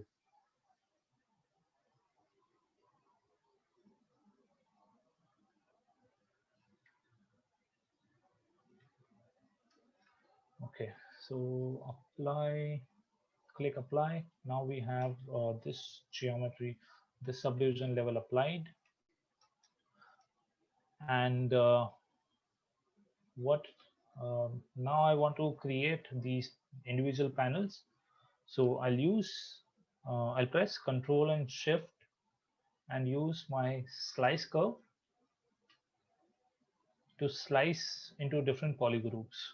So now I'm just pressing Alt to create these kind of cuts. Before that, we will need to delete our subdivision levels. That's why it's important to keep your earlier mesh as it is, or you can duplicate this one as well and hide this one. And now let's delete our subdivision levels by going to geometry, delete lower, and now I'm just creating these profiles.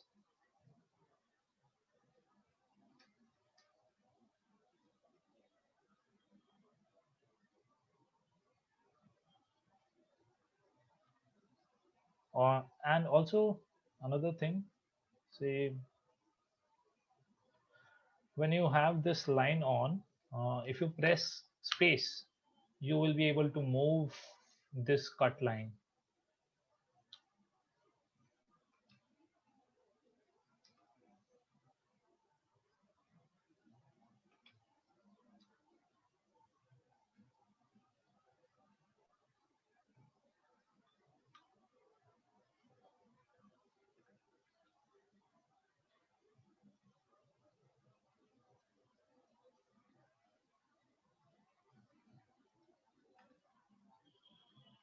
Okay, and once you have this, you can go to edge loop and go to panel loops and set a certain thickness and click panel loops. So it will create these kinds of panels, and if you have double on, so it will create it on both the sides. But let's increase the thickness a little bit. Click panel loops, and we have those panels here. But if you turn on your polyframe view, you'll see that these edges are set as different polygroups. So you can um, keep them as it is if you want to apply different material or separate it as a different object, or you can go to polygroups, click group visible, and then click auto groups. So it will create individual parts which will have certain depths, basically all the sides together, the back, the edges, and the front side.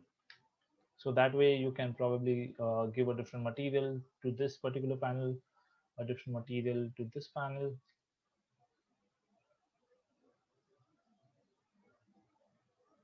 How to get consecutive panels like effect? You can, if you, whenever you have this, when you're working with this geometry,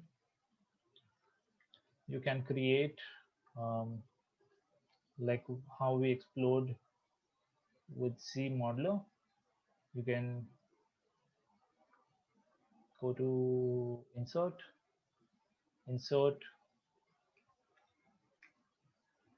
see if I do it over here, and then duplicate, or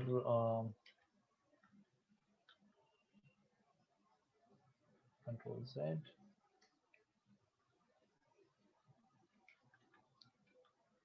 oops, Z.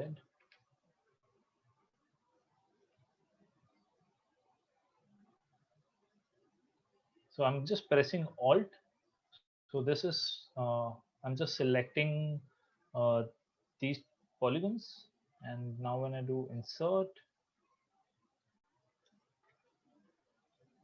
so I have, so basically you'll have to set your polygons in that way, and then click duplicate,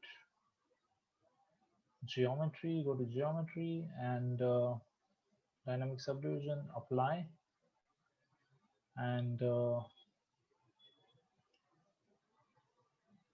you can also work with lower levels of subdivision. So if you want to polygroup, say, this area together, then you can hover over a polygroup and select polygroup, and just, yeah, we'll have to delete uh, higher level and the lower level subdivisions, and click on poly loop. So that way you are basically poly looping certain areas together. I think here we have too many poly lines, but let's see. So now you can go to geometry, and I'll just save my file in case of, because sometimes if you have like higher poly loops, sorry, higher polygons, then your files might crash.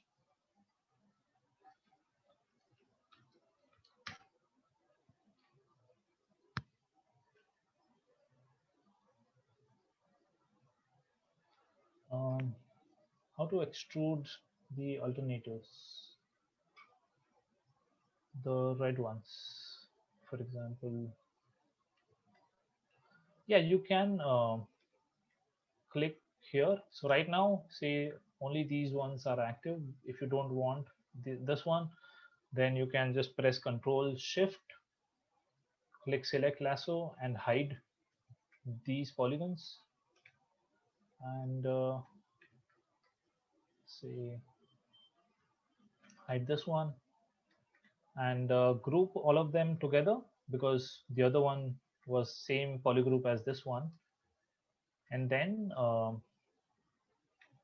click on polygroup, extrude polygroup island, and this way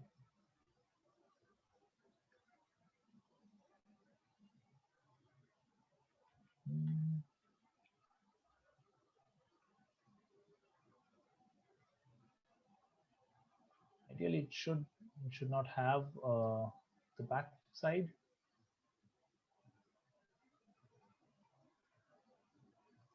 Yeah, you'll have to delete, we'll have to delete this island here. Yeah, so that way, and then just apply same extrude command.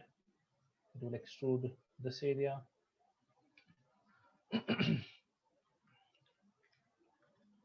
Okay, and yeah, and then you can click on edge loop and click on panel, edge loop and panel loops, and it will create this particular panel. Okay.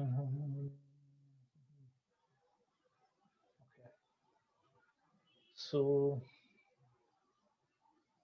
yeah, here we have this particular model. So now let's go back to our previous model, and just a moment.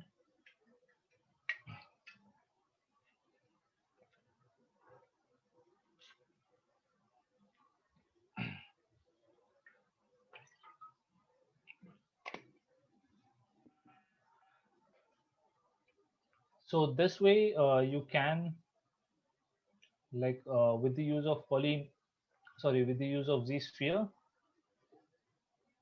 I'll just turn off my solo mode on. You can create profiles like these, and the same as this one.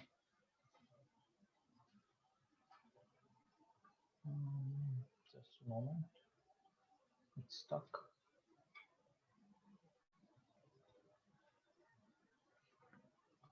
Okay, and you can also let's go back to my previous model. Yeah.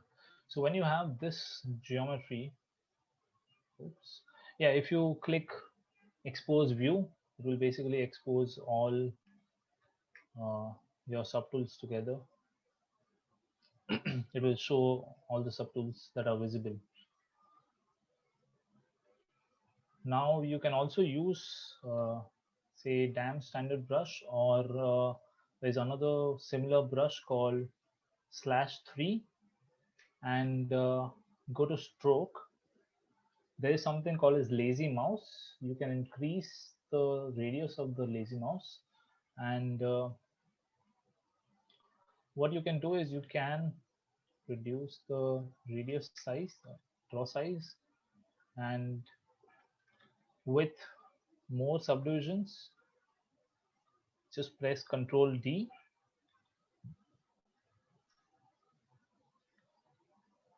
I'll increase my stroke radius, and increase my intensity, reduce my draw size. And on top of this geometry, you can also create additional paneling lines. So you can sculpt on top of this geometry as well. You can also add alpha details on this. So if I use standard brush,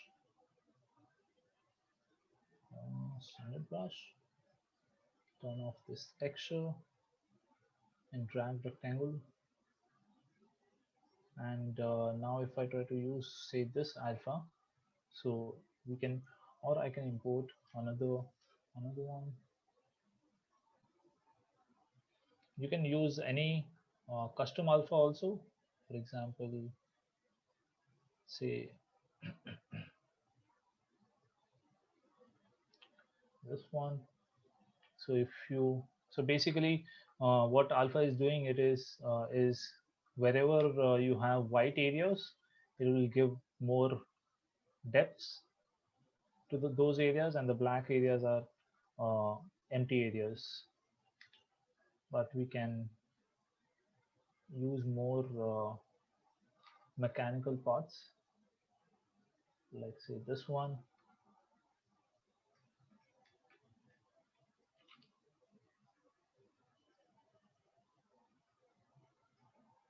We would need more more resolution for this, so I'm just subdividing this geometry. Or you can go into negative direction.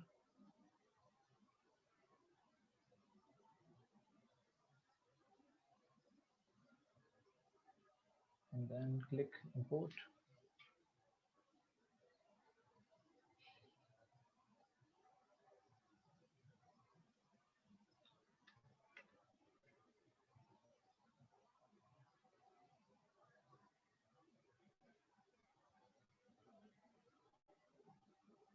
Okay, so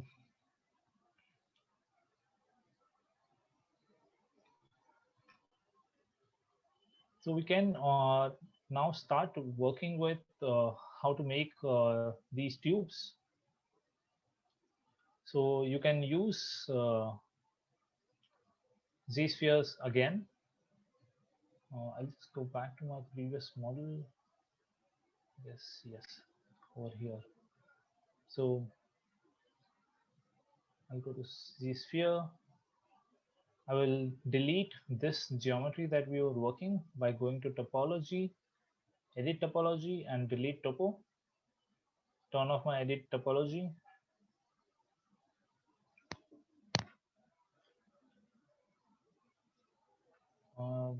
Would making the alpha image high resolution make it less pixelated when applied to a body? You would need higher resolution mesh for it to, of course, if you have much sharper alpha, it will create sharper edges. Can you extrude multiple polygroups at once? Yeah, you can extrude multiple polygroups if you say if I go back to my Z modeler. Um, I can click all polygroups, or all polygons, or I can use these different target options, polygroup islands. But yeah, if you want to either extrude all of them together, then just use all polygons, or this way you'll be able to extrude individual polygroups together. But yeah, you'll have to click individually. So if I now try to extrude this one, the depth is same as this one. It picks up the last depth.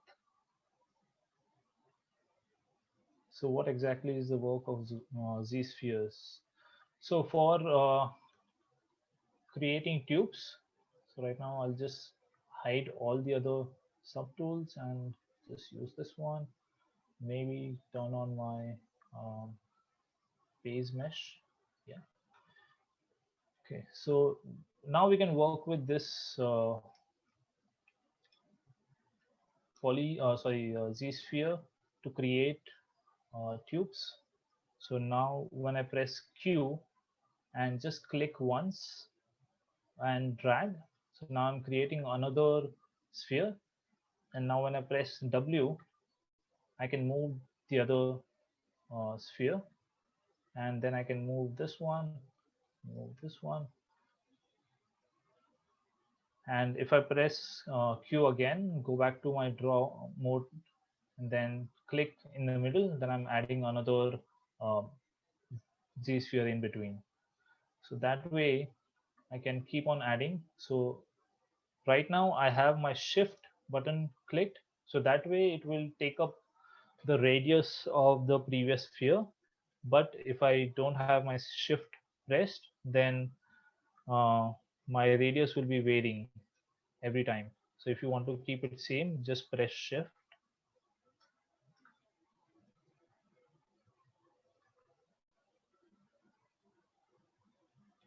And if you want to um, reduce the width of this tube together, when you have this Z sphere mode on, just go to solo mode and click Alt. Sorry.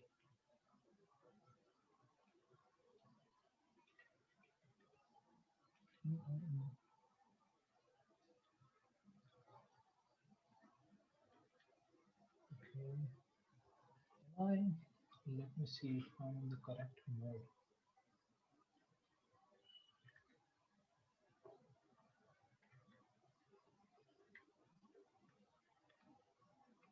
Yeah, when I'm pressing Alt, I'm just deleting that particular area or that particular sphere.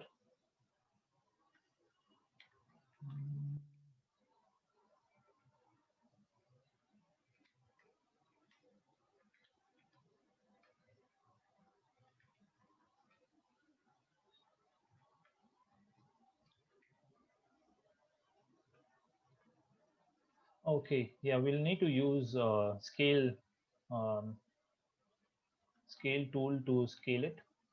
I was using move tool by mistake. Yeah, so when I'm pressing Alt now, I'm actually reducing the size of the tube altogether. So that way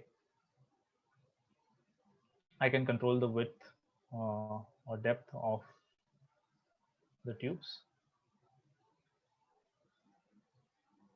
And I can add more Z spheres in between.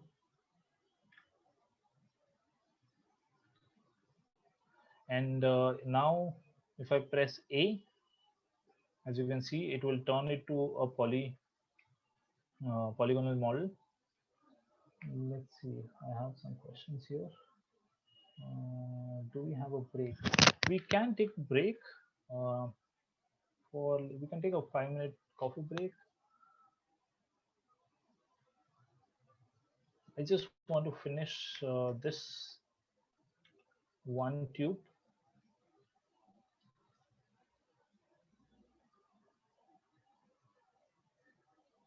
So I have my adaptive skin on, And what we can do is we can click make adaptive skin, and that will create this one tube.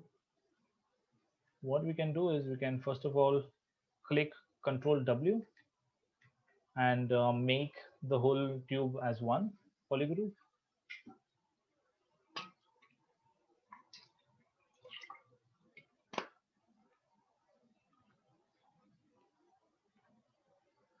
And now I'll just get rid of these caps.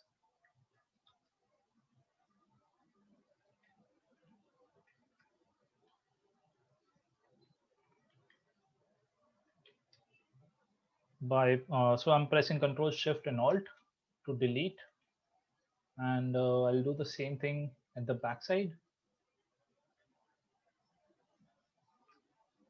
And now go to Geometry, Modify Topology, and click Delete Hidden. And now I'll go back to my Z Modeler brush.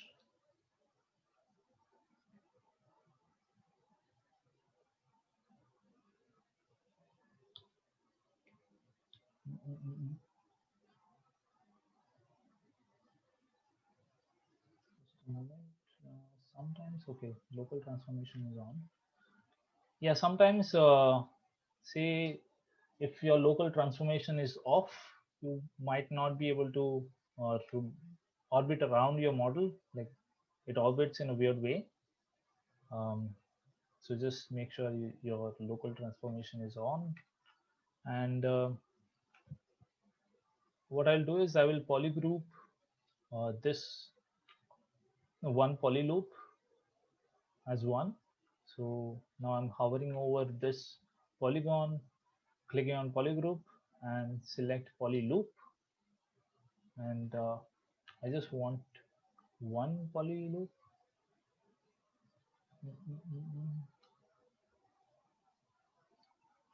Just select this as single. Yeah. So now I'm just selecting one poly loop, and then I want to keep this as a separate one. So I'll just click on additive. So that will make this as a separate poly group. So we'll just hide these two by single clicking on both of them, and then click and drag outside your model. So then we'll click delete hidden. So what we want to do is we want to get a curve over here to create our tube. And now you can go to stroke, go to curve functions, and turn off border and crease edge, and click frame mesh. So now what it did is that it created, as you can see, this dotted line. So it created a curve over here. So what we want to do is, first of all, we can smoothen this curve, because we want those tubes to be much more fluid than sharp. So you can go to stroke again and go to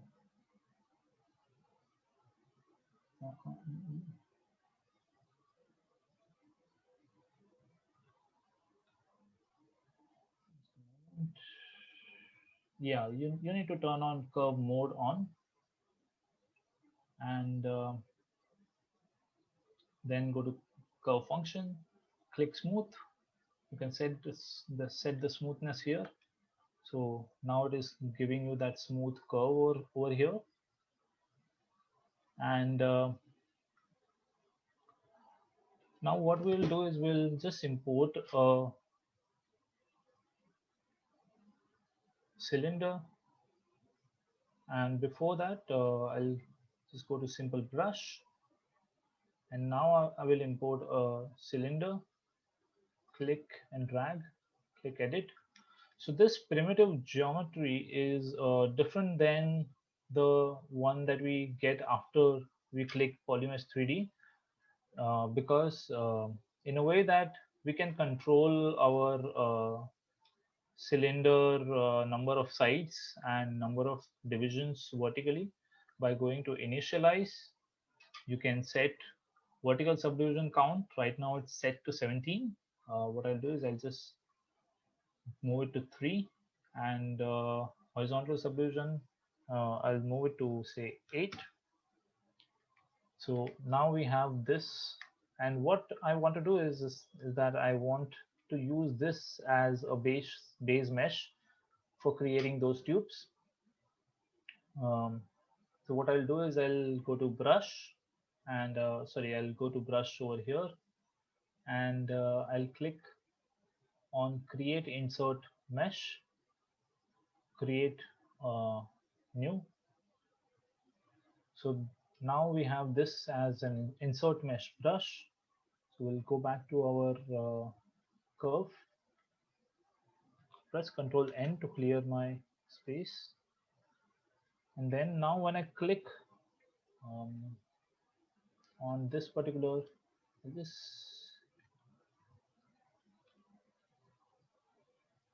I think yeah, we need to turn on our delete.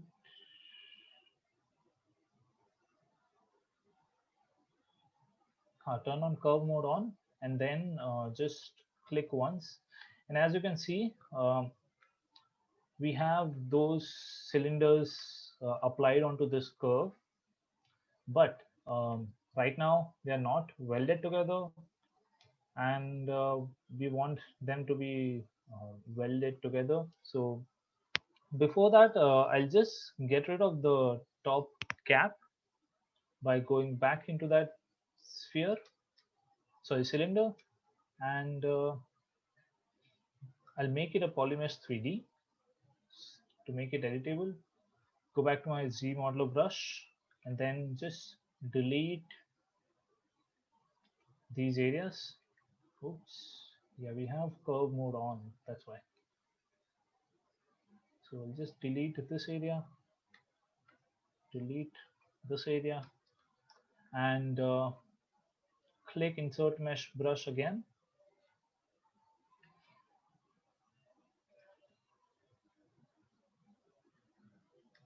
and then I'll click my curve mode on,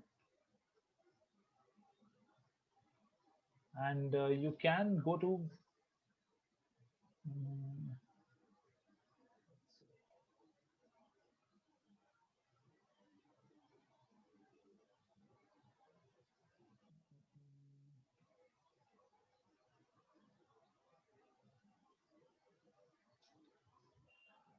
where is that weld point?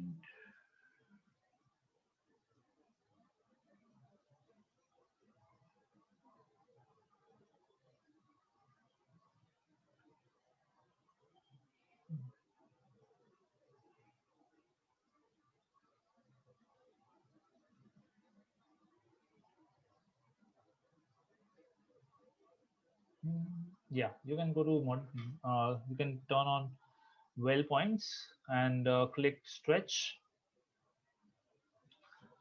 and now when you click on this curve, you'll see we'll have much smoother tube, and then just click on this one particular on the polygons that we had earlier. So those areas are masked right now. So if I just click and drag outside, I'll just clear that mask, and then click on this tube, so that will hide the other ones by just pressing Control and Shift, and then going to geometry and click delete hidden. The other thing that you can do is I'll just press Control Z, and yeah, when you have this, if you increase your draw size and click, it will basically increase your tube size. If you So there are two brushes that you're seeing right now. One is the blue one, the other one is the red one. So the red one decides the size of your tube, whereas blue one is to modulate your curve. You can go to stroke and lock your start and end point. So if I want to lock my start and end points, now when I try to move it and increase my draw size, so this is only increasing the blue brush draw size. It is not increasing the red one. So as you can see, our tube radius remains the same because my red radius is the same.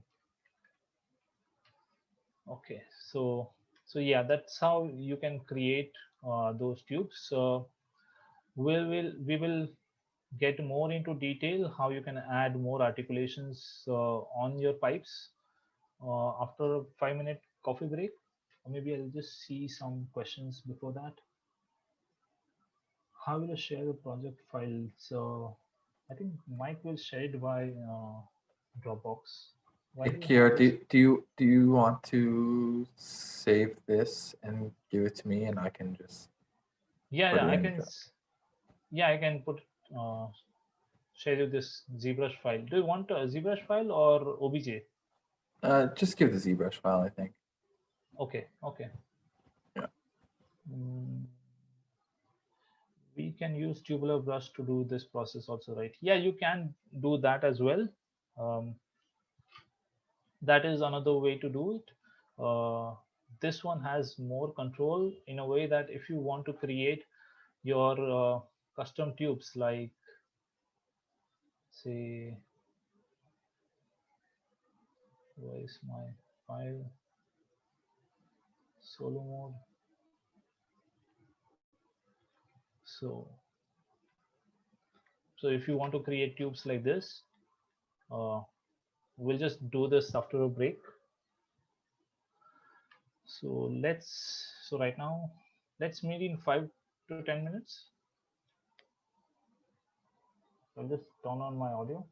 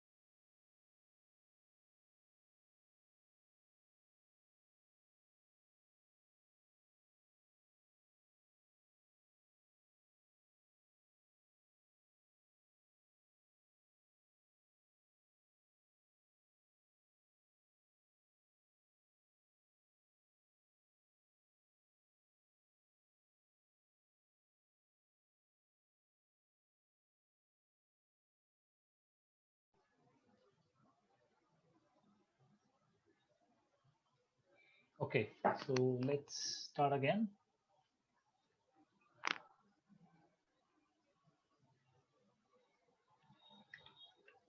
Okay. So we are trying to achieve, let me import my model again.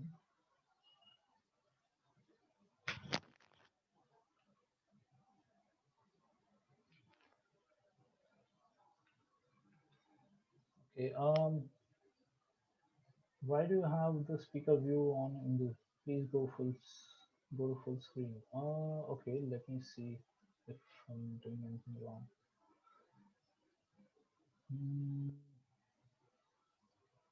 Okay, is my screen full screen right now? Because I don't know whether it is full screen or not. Just let me know in the chat,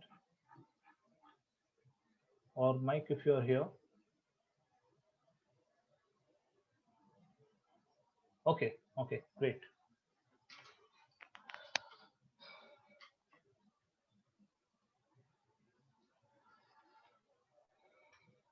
Okay, so what we are trying to achieve right now are tubes like this, that you can have multiple like details onto the tubes, like these kinds of details, this kind of detail. So what we can do is we can go back to our cylinder initially that we used. Is this polymesh? Yes. Okay, so we can use Z modeler brush, and let's add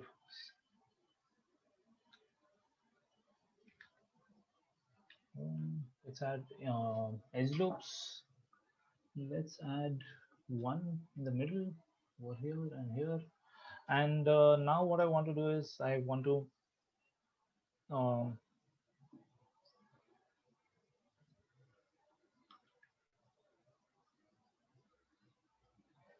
yeah, I want to have these kinds of profiles on my cylinder. So what I'll do first of all is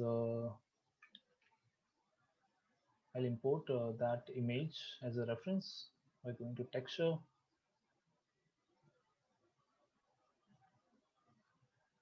and not sure if I have that.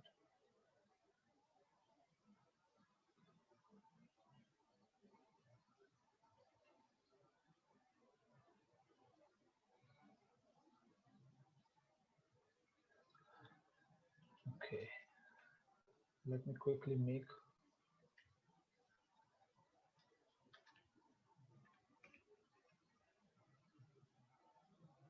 export GPG.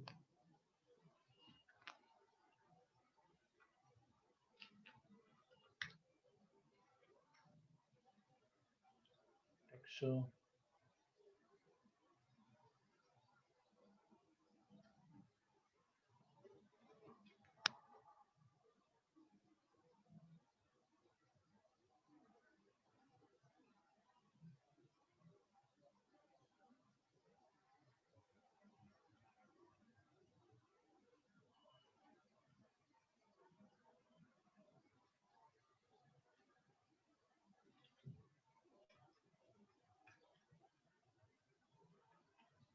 Okay, so we have this one going up and this one going down here.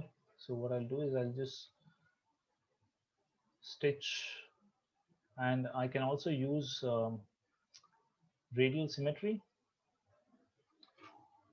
Pressing, say, let's do 4 because we have 8 sides, and let me turn off my, let's do it in the Z axis, sorry, Y axis. Yeah, so now what I want to do is I'll just slide this edge loop here.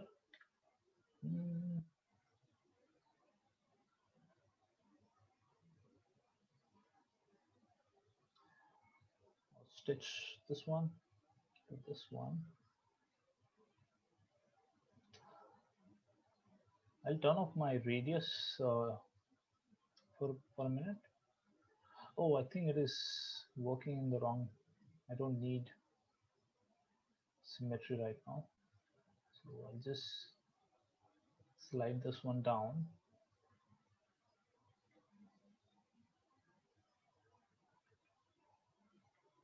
So stitch this one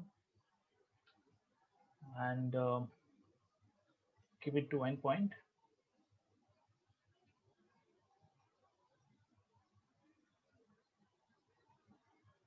And then, yeah, just stitch these points together to get this effect.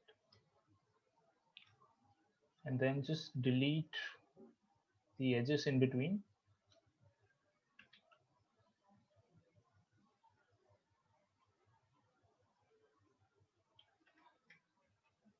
And now what I'll do is I'll just polygroup this one particular loop and extrude them back.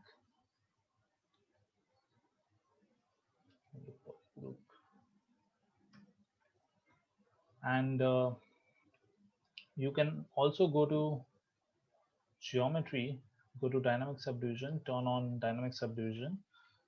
But if you increase your grid-based subdivision, then you can get a bevel-like effect, say like this.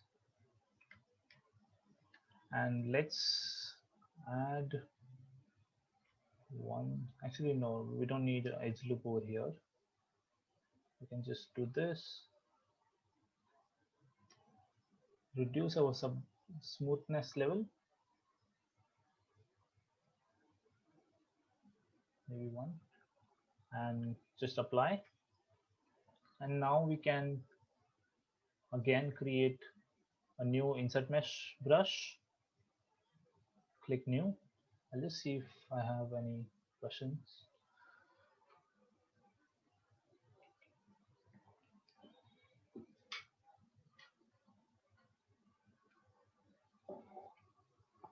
How do you bring up the Z modeler options for edges? Just hover over it.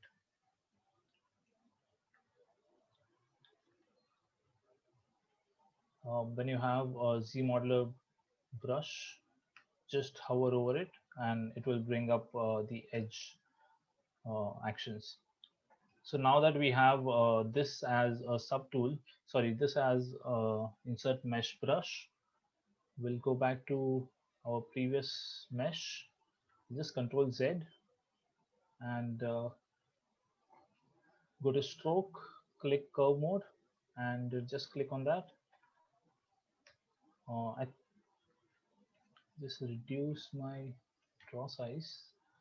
I need to also go to brush and turn on well points and stretch.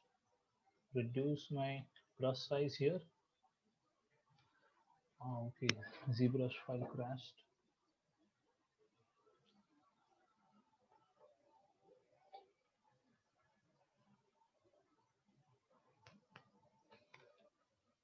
Okay, let me open my ZBrush file again.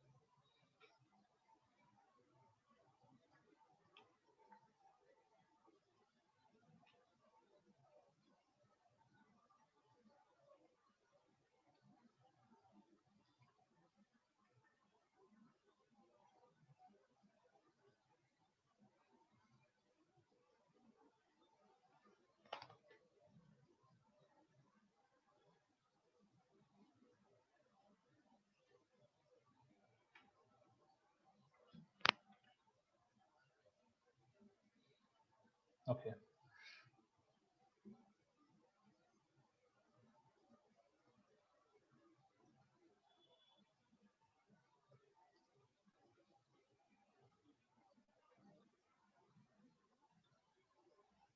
or you can go to Lightbox and go to Quick Save to see if your file is saved.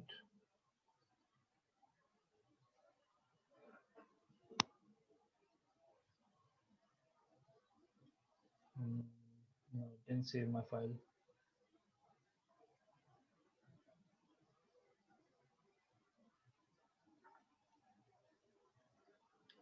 Okay.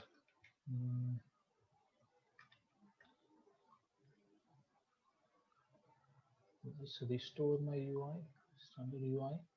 Go to Z modeler. Multiple.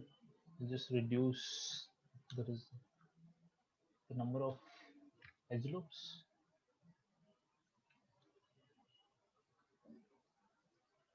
You can also stitch two edges together.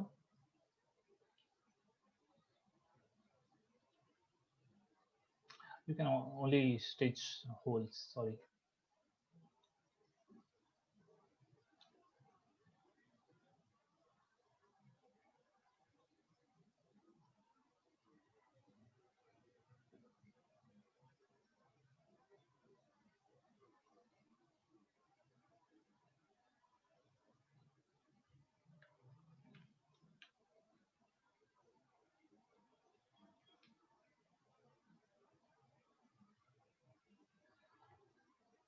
Polygroup, I think this time we won't be subdividing it. I think for tubes it becomes very heavy.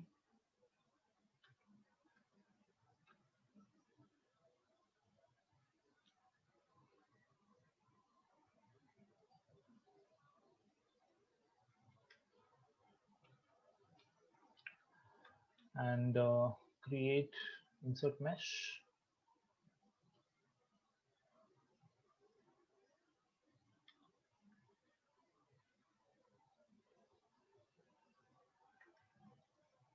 I'll inverse this to get that curve again and delete that geometry because I don't need it at the moment.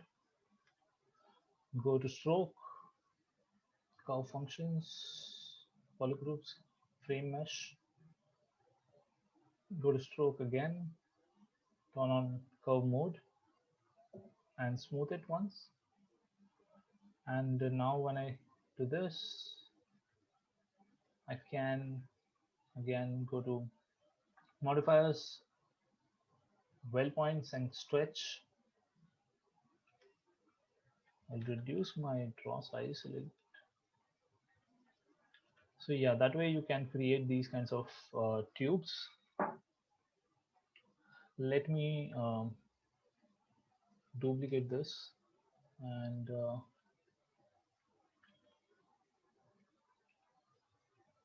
I'll hide this one.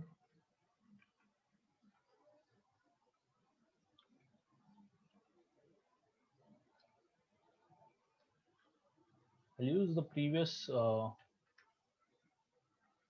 cylinder by just going back.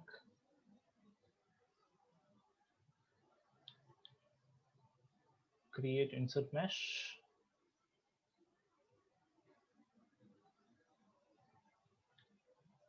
And just turn on curve mode. Go to brush, modifiers, well points, stretch. Okay, so now what I want to do is I'll just click on this one and press Control Shift, click on the model, and then it will hide the other ones. So click geometry, delete hidden. So now here with the use of Z modeler brush, we can start sculpting, start making those other details that are there on the pipes. So we can just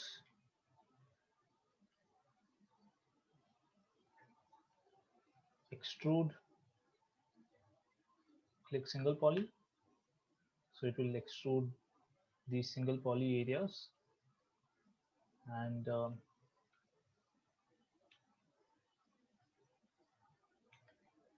click single loops. You can extrude poly loops.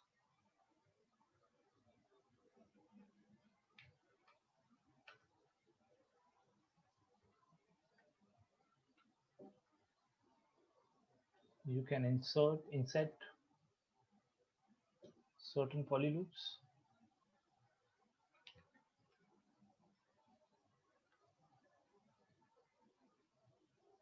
And then just extrude, or I think this one is also nice.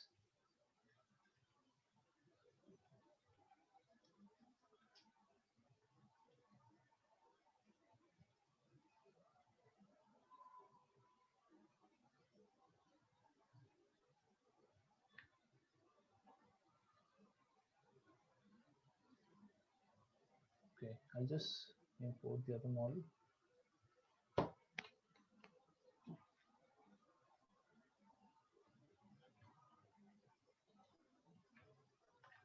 And then you can use Gizmo.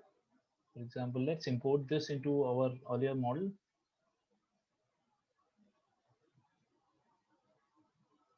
Append and import it here.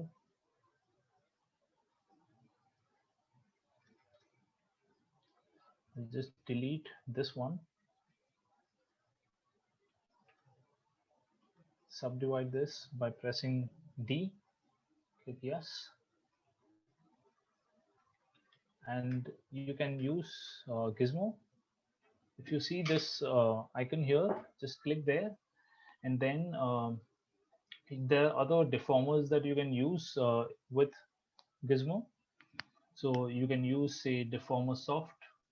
So if you want to, so this grid will appear basically, and then it works with masking techniques. So right now I'm just pressing control and dragging onto this particular point. So it masks that area. So if I try to move this, it will not move. And just press control and click, and this way you can, so you'll see a little bit of distortion in this. So minor changes you can do, or you can, if you want to increase the number of divisions, you can, if you see this orange triangle, just click there and it will give you additional points onto your model, and horizontally, vertically, or even if you turn it around. So now you have more control over your geometry and the way you move around it.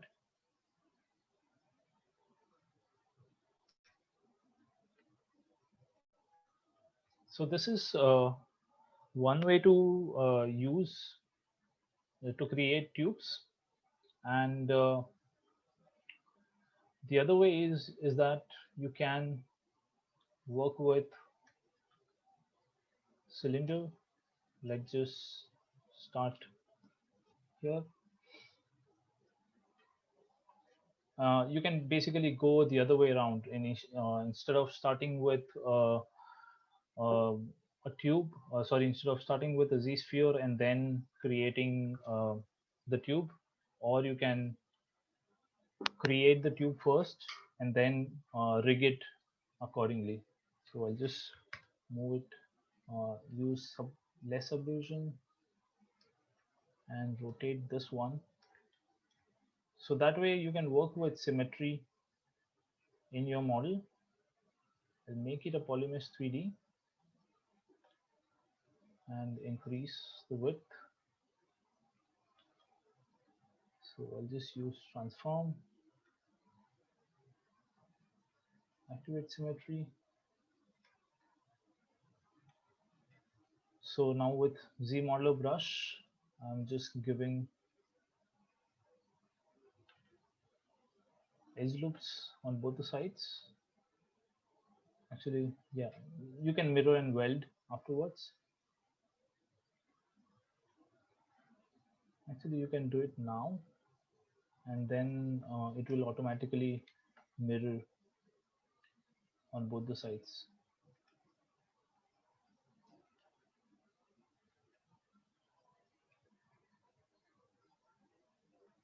So now let's extrude.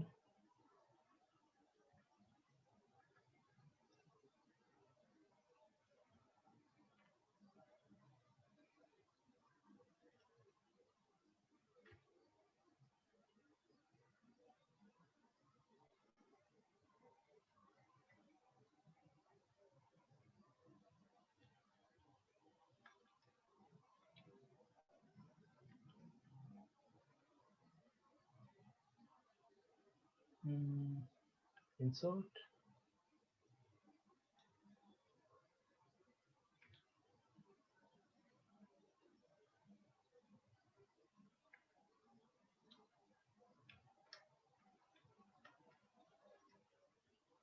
And then you can also extrude separate polygons from this.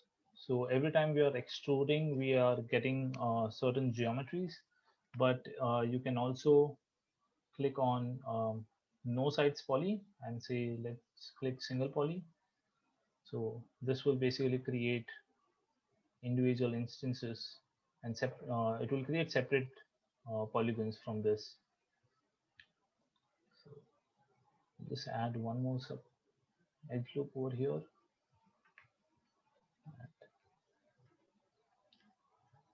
And then this way you can create a separate subtool.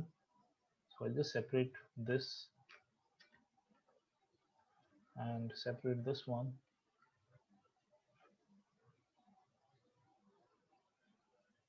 And split this part.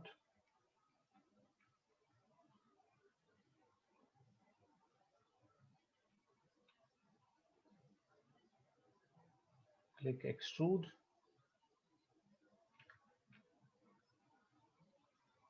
Now this time I just want to create certain depth as well.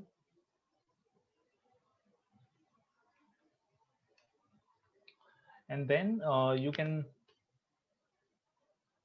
append a Z-sphere, or you can go to Z plugin, and go to transpose master, and turn on Z-sphere rig and click T-post mesh. So what it did is that it basically, we are creating a rig for this particular tube. And actually before that, we would need to divide this into multiple subdivisions and delete our subdivisions, so that whenever the tube is bending, it will have certain depth, or certain resolution. I'll just do that one more time.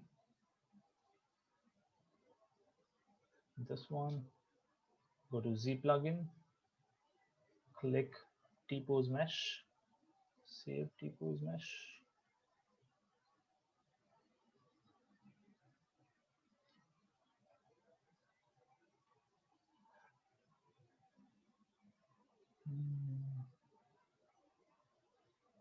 And go here, go to rigging, and select mesh. We'll have to import that mesh. Yeah, this sometimes creates this issue when we do it with T-pose mesh. Select Z-sphere rig.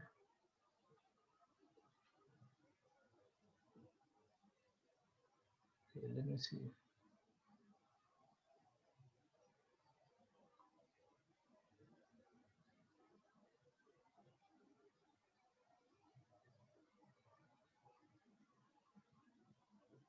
Z plugin. No, I think I'll have to re-import this mesh again. I'll just save this as a separate subtool.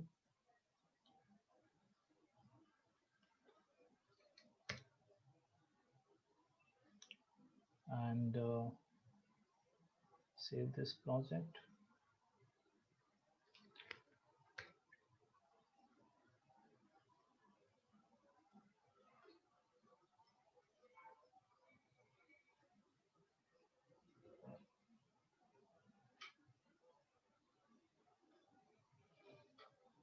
And then I'll just initialize my ZBrush file and load that tool.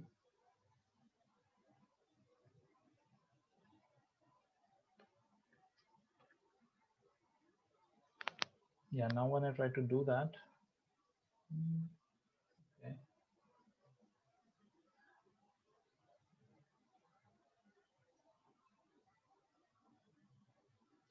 Ideally, this should happen like it happened earlier.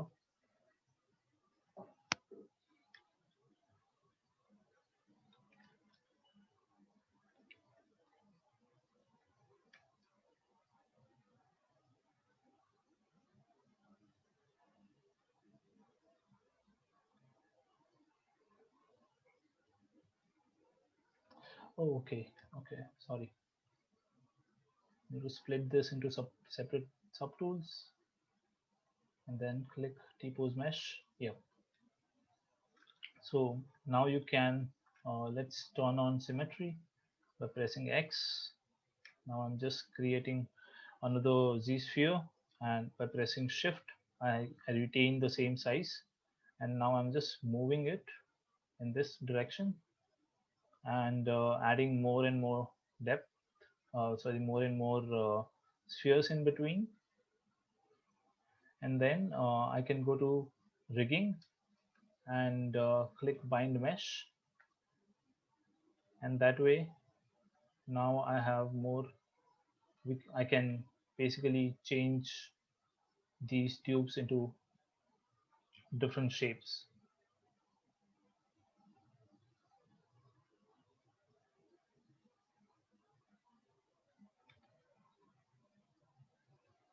And once I'm done with that, I can click on adaptive skin and make adaptive skin. So that way we get that tube here. And you can basically work with different resolution here. So let's go back to our previous model.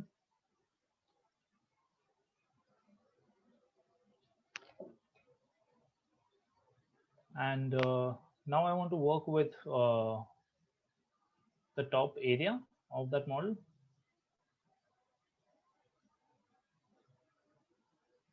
Where is it? Yep.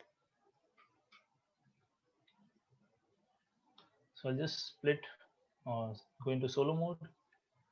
So I'll split this area into one piece with control shift, select lasso, and split hidden. Okay, so let's again give it certain depth. Go to geometry,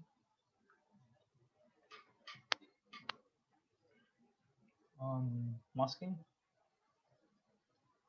click on border, mask by feature, inverse the mask, and use gizmo, center it, and then scale it down, move it down.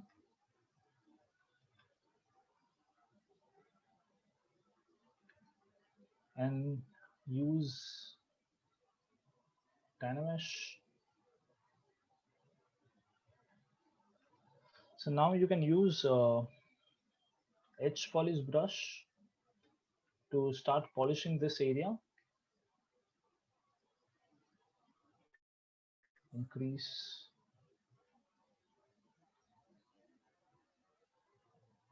Is my audio correct? Yeah, I think it should be correct. It just showed me some notification that it changed to a different audio. Seems working fine here. Okay, okay.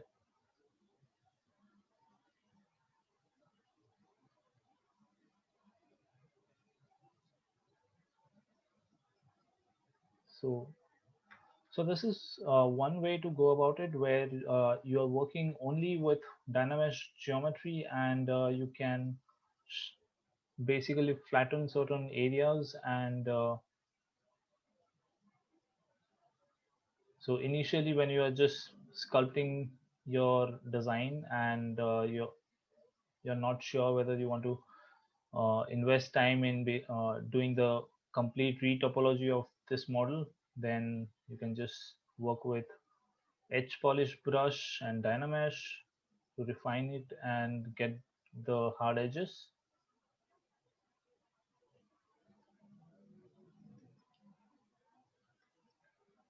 So I'll use /3 brush to create some more depth and separate it into different pieces.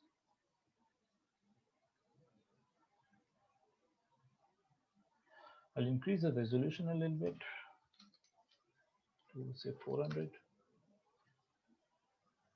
Yeah, sometimes if you do that, it will break your mesh into many pieces. So you'll just go back and maybe try a lower resolution.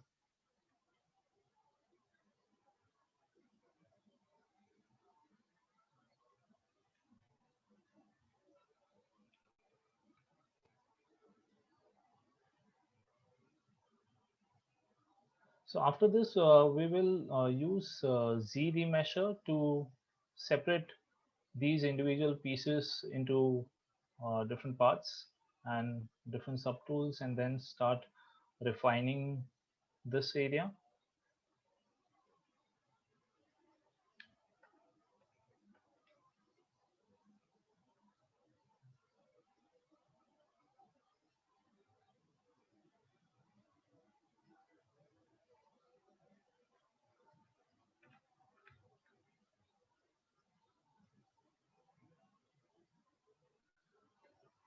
So if you see our Dynamesh geometry, it is always your poly frames are always horizontal and vertical, whereas with Z remesher it will basically follow your geometry and create your polygons on those lines.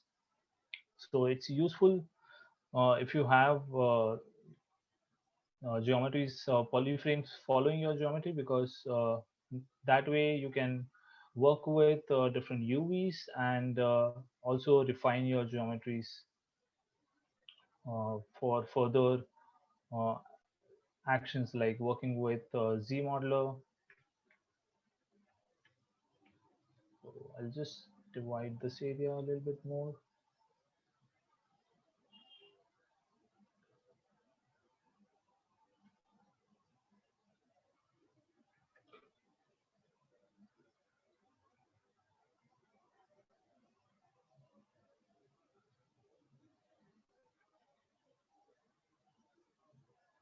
So, now if we want to separate this into different pieces, um, it would be difficult if we try to mask each and every area and then separate it into different pieces. But we can use something called as polygroup it. If you go to Z plugin and go to polygroup it, then just click polygroup it, and it will bring a new window.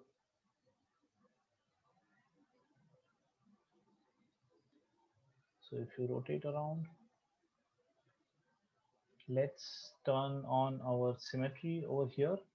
So what this is doing is that it is basically, if I click here, it will bring in these seeds, and if I increase my seed size, then it is, what it is showing is that it will create this as one polygroup. Then I can click over here, then just move it here. So that way I can create a different polygroups. So right now we are just creating, so we are not worried about exactness, but we just want to develop, start having some sort of polygroups. So I think this here it worked well.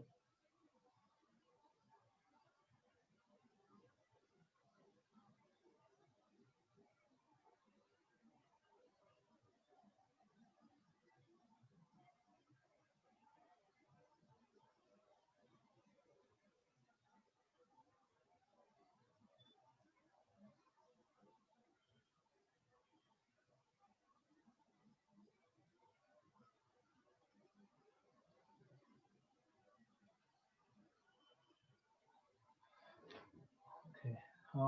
What's the main difference between /3 and DAM standard? They are slightly different. /3 has certain sharper edges around those lines that you make. Oh, sorry, you can't see polygroup window. Okay, let me see. Oh yeah, okay. So sorry. The screen is freezed. No, the window popped up for polygroup it, but it's not getting captured. I hope you guys now can see it. Okay, so what I was doing here is that initially I turned symmetry on from here, and then every time I'm clicking at any place on the model, I'm generating these polygroup areas, and it has certain seeds applied to it, like certain resolution. So if you increase it, then it will create these polygroups, and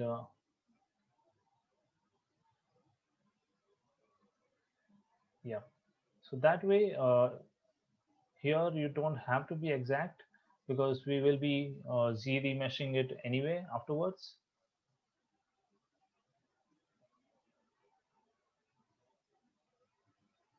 So if you have, so right now I didn't do the /3 these cuts properly, but if you do it properly with much depth, polygroup it will pick up those cuts quite well.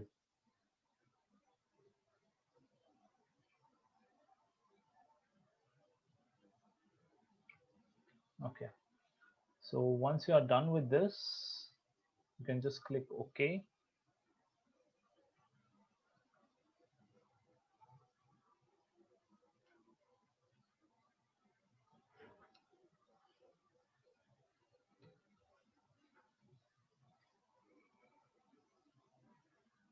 And now we have a different set of polygroups. So now we can go to geometry, go to Z remesher, and just save this file, because it might crash.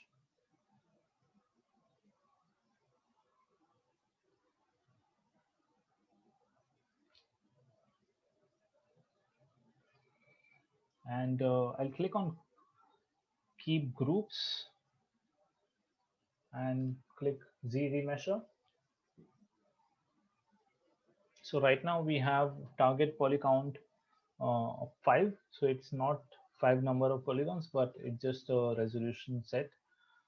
So you can go up and down.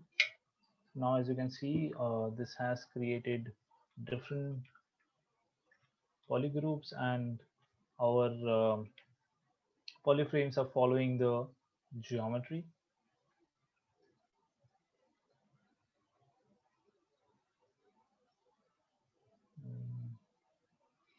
Let me bring in my reference sketch.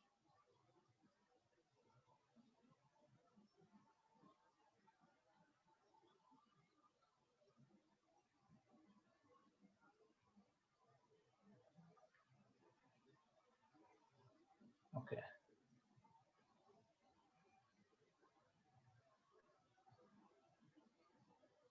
Increase the opacity, reduce the size. Yeah.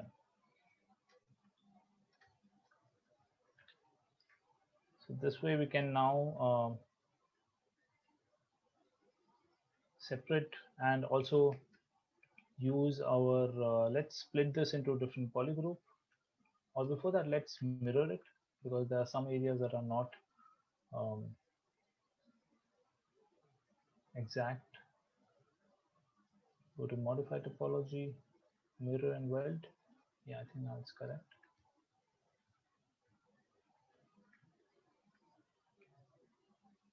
So split hidden. And what I'll do is I'll hide this one side first. Press X to turn off symmetry.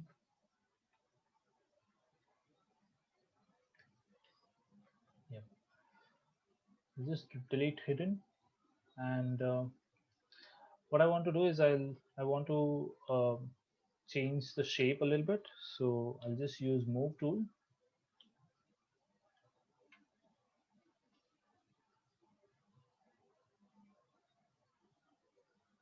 and I'll use edge polish.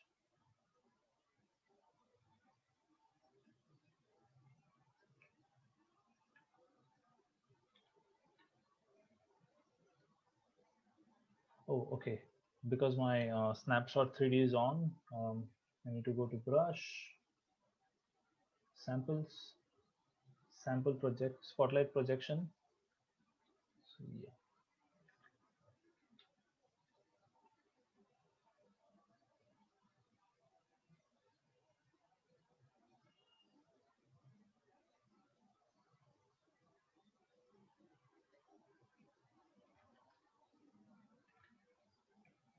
So now we can also use our clip curve brush to flatten certain areas. So clip curve is slightly different than trim curve. So if you use say trim curve brush, I'll just use trim curve. What it is doing is it will create these triangulated patterns, polyframes, whereas clip curve will retain your geometry.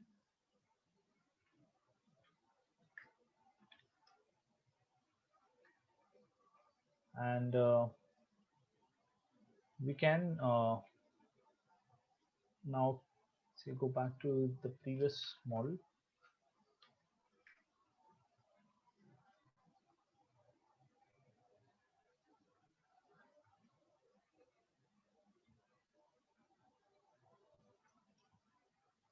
And you can also use Z-sphere to create same kind, like the way we worked with the initial base.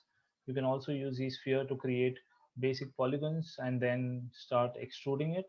But what we will do is we will separate these pieces and then go to geometry, Z remesher, and reduce the polygon to say 1 to achieve that low polygonal area.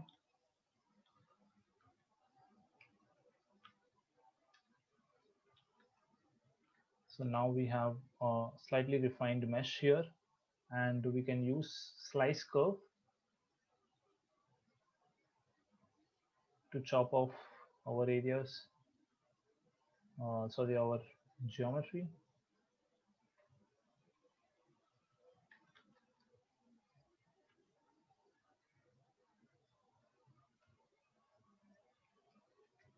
And then so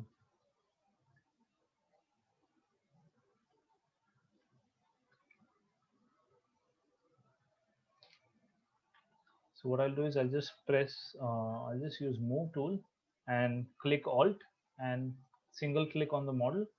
So it will bring the gizmo at the center, and I'll increase my mesh size a little bit, move it a little bit here.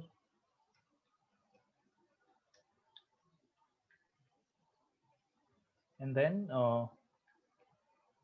just use masking to generate mesh from this. You can also extrude this using Z modeler, but now I'll just press Control A and then go to extract in subtools, go to extract and click extract. You can give certain depth. So right now this is just a preview of the extract. Once you accept it, it will give it will make it a mesh. So right now let's reduce our thickness to 0.01. Click extract and click accept. So we have this geometry. Clear the mask. You can also when you have this, let me see if this is mirrored geometry. No, I'll just mirror this, mirror and weld. So you can go to stroke, go to curve mode, and click on polygroups, and that will basically generate curve around the polygroups, and then use your Z modeler brush to create a bevel.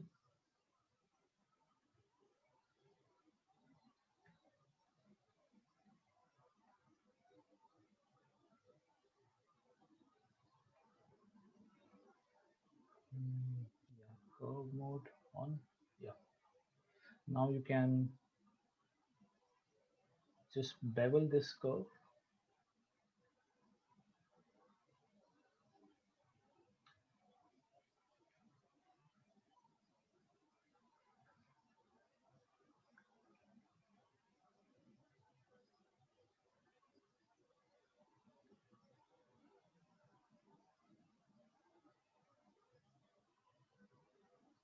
Yeah.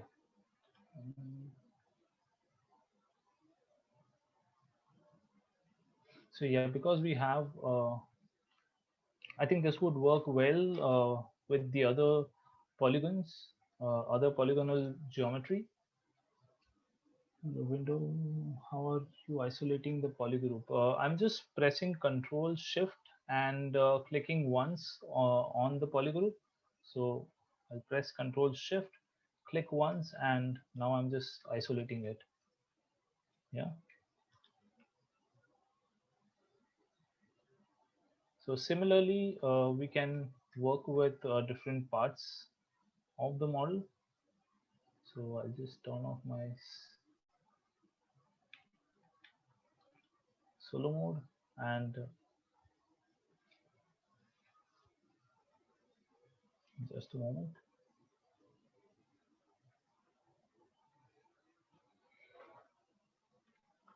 So other than that, there are other different kinds of mesh generation techniques like shadow box and different deformation techniques like array mesh.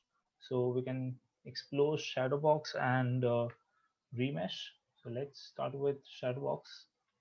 So this is useful for generating mechanical and very box modeling kind of shapes. So let's use a cube, and I'll make it a polymesh 3D. And what I'll do is I'll go to geometry, shadow box, and there's a certain resolution and polish that you can set. So let's start with 128 and 10. So what it is doing is that if I turn off my polyframe view, as you can see, this dark gray areas are the mask areas, and it is generating this cube out of this plane. So if I clear my mask, I have a 3-plane view. So every time I do any sculpting on one particular area, sculpting or masking on one particular face by pressing Control, I'll just increase my draw size. What it is doing is that it is creating a projection of that particular mask. And when I try to mask on this side, it will multiply with this mask and create a geometry together. And I can do it on the bottom side as well. So this is one way to create blobby areas, but this is also very useful for creating very mechanical shapes. So what I'll do is I'll turn off my shadow box, and I'll increase the resolution to 400 and set the polish to 0 and click shadow box. So now we have more resolution, and now it is not polishing my model. or it is not smoothing my model. So this is helpful. So I'll just clear this mask by pressing Control and just click and drag outside. So let's start working with box masking. So you can go to stroke and let's use a rectangle.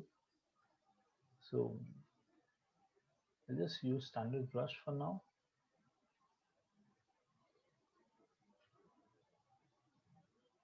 Yeah. So now with my mask pen, I am just starting to make the rectangular shapes.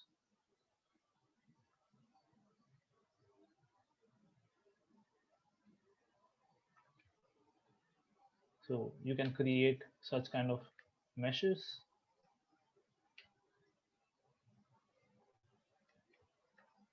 And just use this side.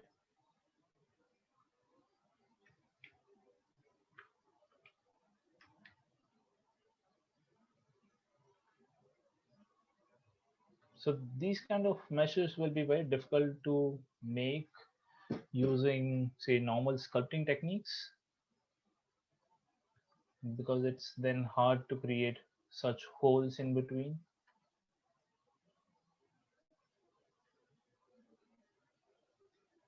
Let's turn on our symmetrical mode in this axis.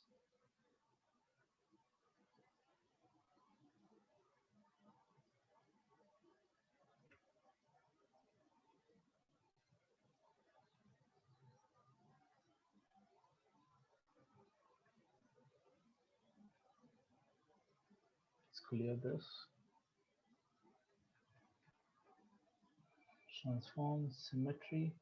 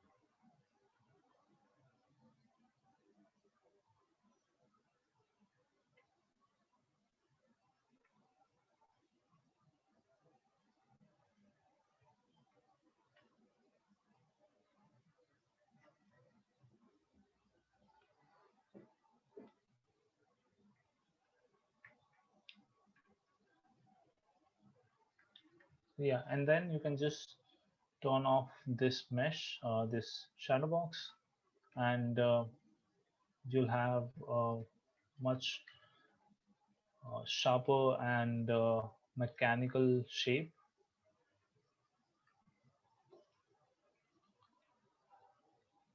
And then you can also uh, get a similar effect using remesher. So there's something called as Z remesher, and also something called as remesher. It's there in subtool remesh. So what you can do is you can, let's say,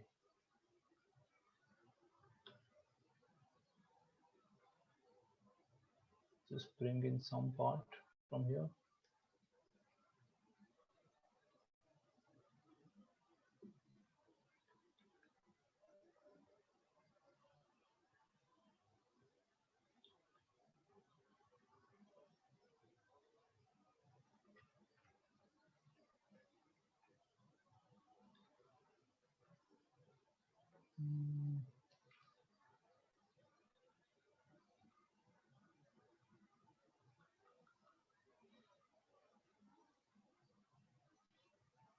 Let's just use this piece.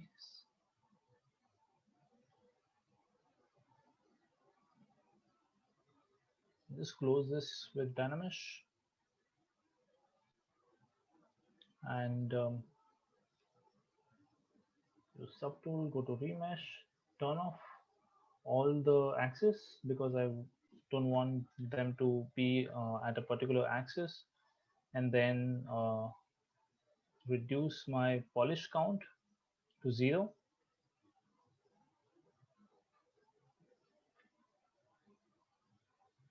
And then it will generate a different mesh at the end. So yeah, it will create this kind of a polygonal mesh. So you can also uh, reduce your resolution to a very less uh, resolution, then it will create a much lower polygonal geometry. For example,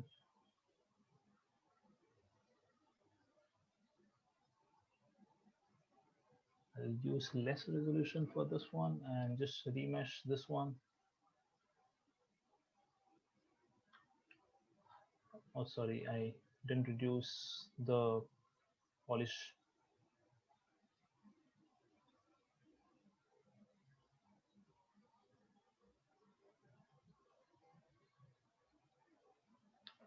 Yeah, and then you can work with Z modeler to start sculpting out more details. So that way you can again create any mechanical shapes.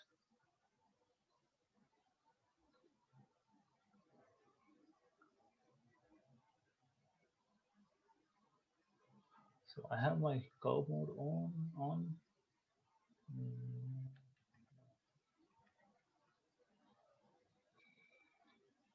Okay, so you can use Q mesh and start sculpting out geometries from this.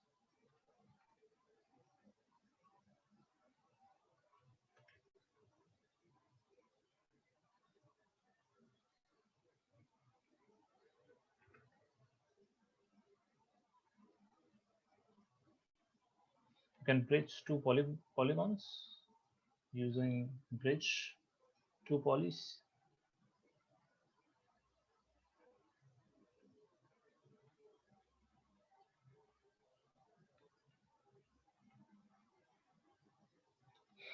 Okay. So after this, you can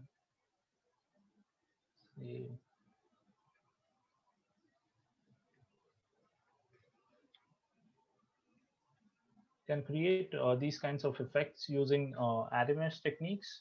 So what I did for this one is that I just separate this, duplicate this, and go to polygroup, auto groups.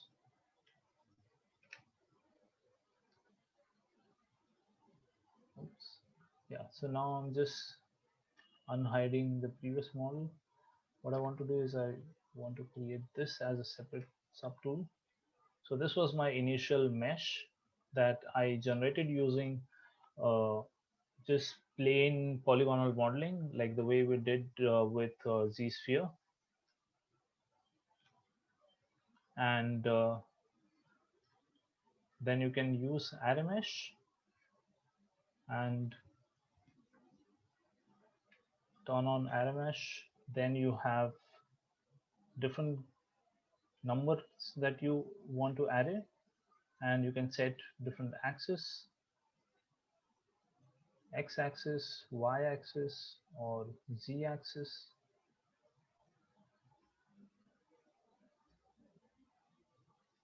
And you can set different scales in different axes as well. And then if you go below, below each axis, they've given curves that you can use. So you can also do things like these.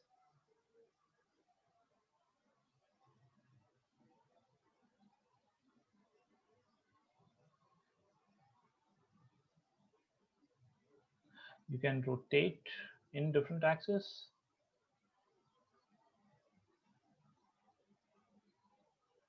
and you can set different pivots at different locations.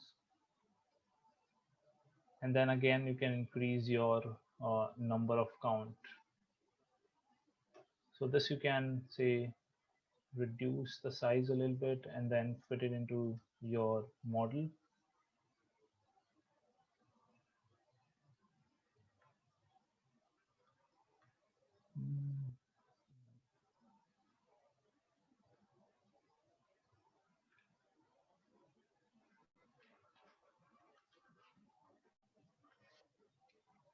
Yeah. And then say this particular piece, this grill, I just created using using a plane. Just bring in a simple plane.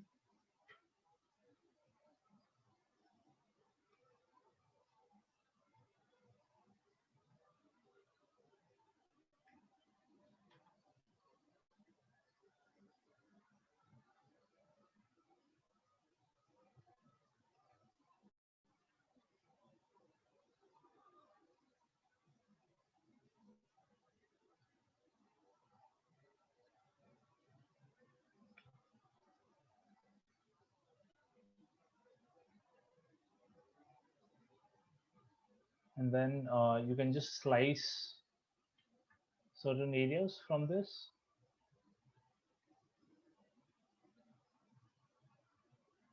You can use transparency mode.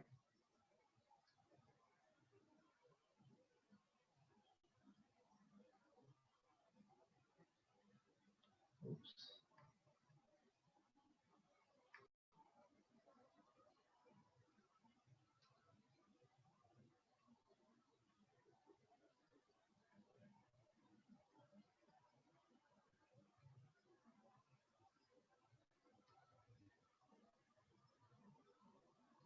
Just delete the other ones, the other side, by going to modify topology, delete hidden, and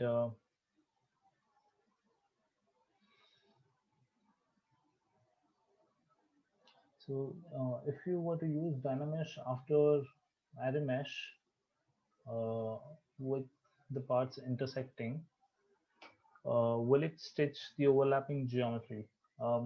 Yeah. So if you Dynamesh it after doing the array mesh, it will stitch the overlapping geometry. Unless if you keep your in geometry Dynamesh, if you keep groups button on. And can we render in transparency mode? No, you can't render in transparency mode. There are rendering settings over here which you can set different BPR settings, render properties, but I don't think so you can render in transparency mode. You can export it to Keyshot by going to external renderer and click Keyshot. Okay, and then from here, just inset and click inset. If you click inset region, it will click the inset the whole geometry. Where if you click it on each poly and use all polygons, and now just delete the other ones by going to geometry, modify topology, and delete hidden, and then give it a certain depth, all polygons. And if you subdivide it by clicking dynamic subdivision, then you'll get this sphere circular pattern.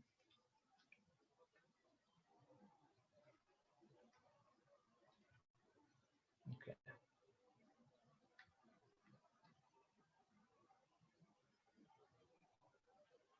You can also so let's work with live Boolean, like how you can Boolean two pieces together. So I'll just go back to this model and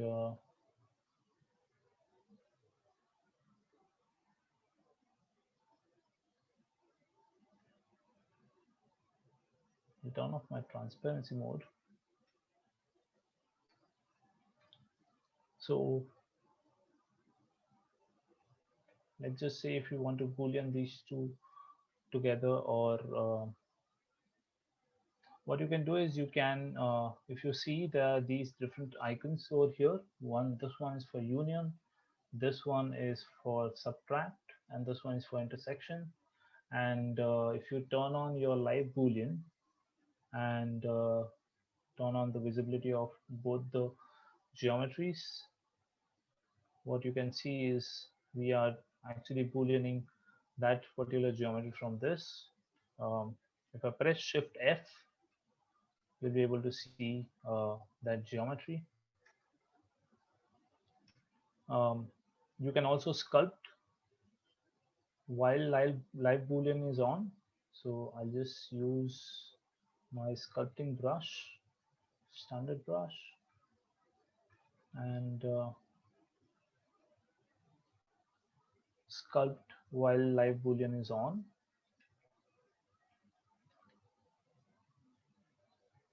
Can turn on my transparency to see.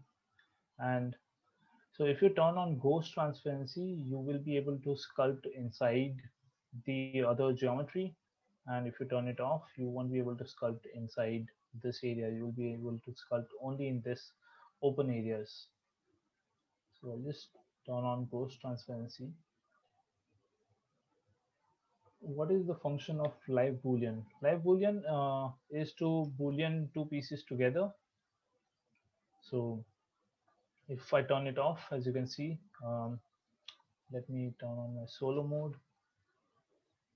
This is our mesh, and with live boolean on, this becomes our mesh. It is basically booleaning those two together. But at the moment, right now, this is again just a preview. In order to make it a boolean piece, you need to go to boolean. Sorry, you need to go to subtool and then go to boolean and click boolean mesh.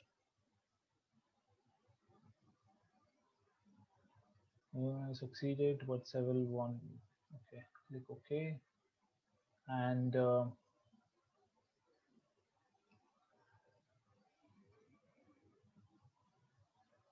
just a moment.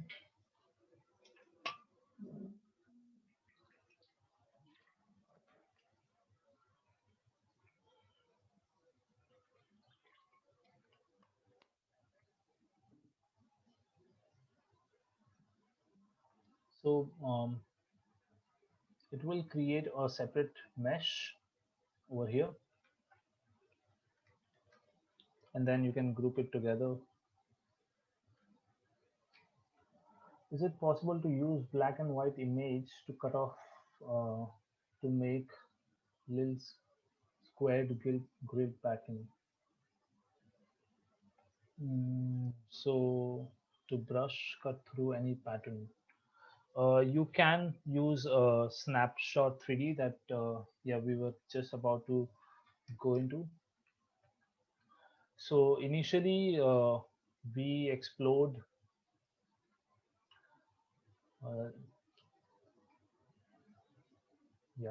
explored Spotlight for using as a reference, but we can also use Spotlight to generate geometries.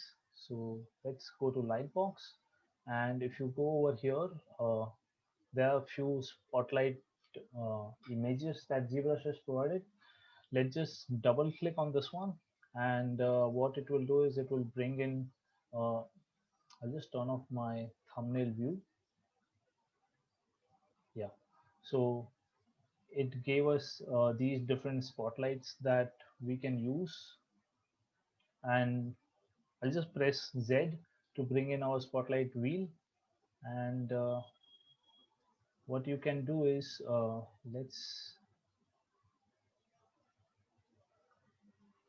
can bring in one image. Let me see if I can move this whole thing together. Yeah, we brought that image. Okay,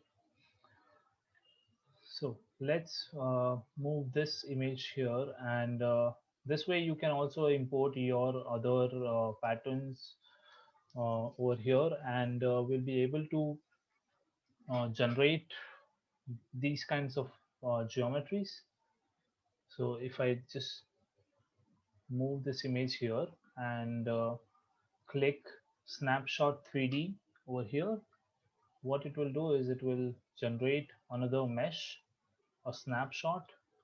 I'll just press Shift Z and go to solo mode, and now we have that as a geometry.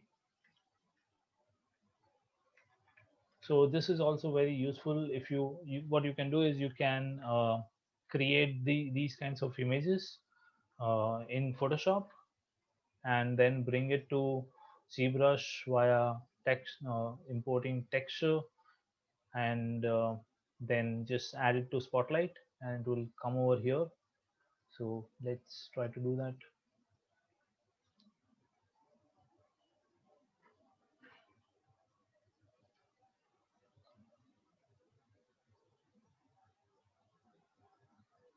You can bring in these images,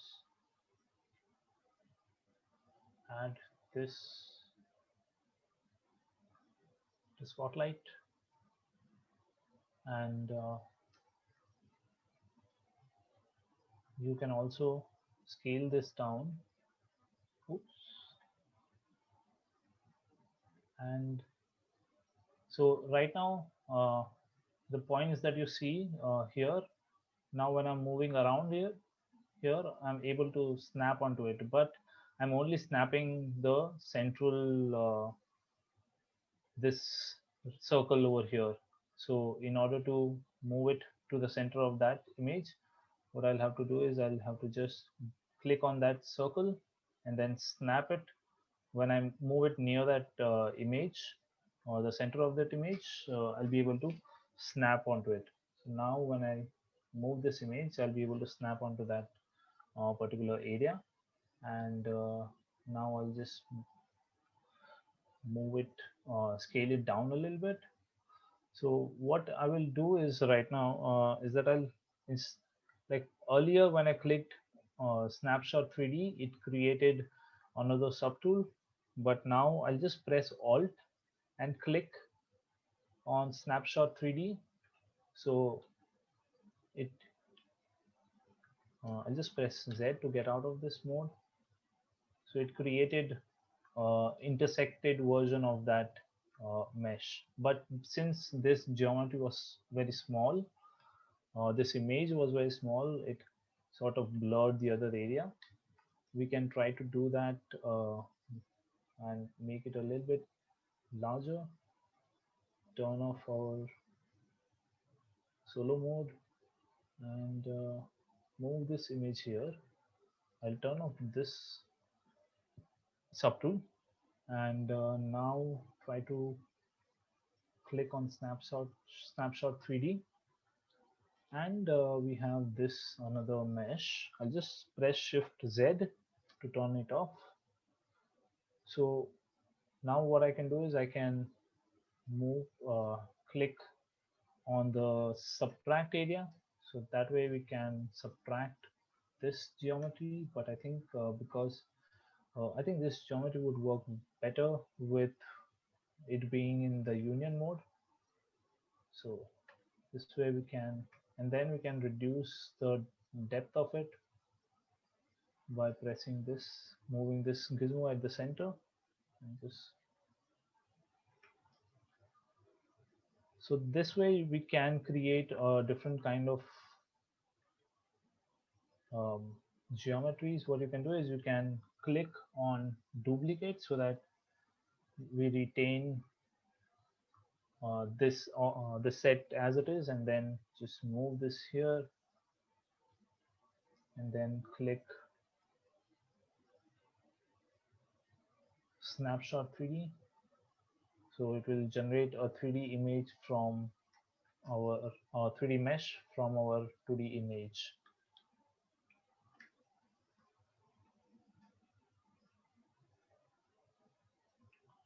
As it is possible, do you just use high-res PNG for a spotlight image to make geometry?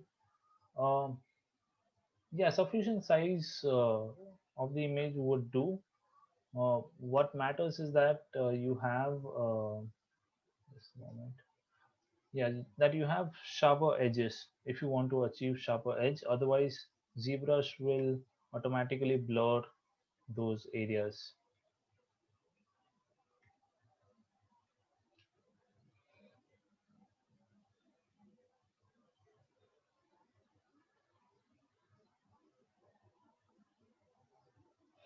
Okay.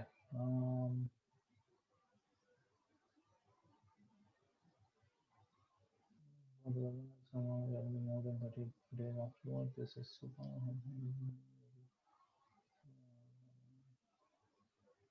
Would making alpha image high resolution make it less pixelated? Okay, that is done.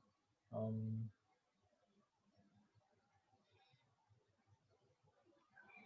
okay.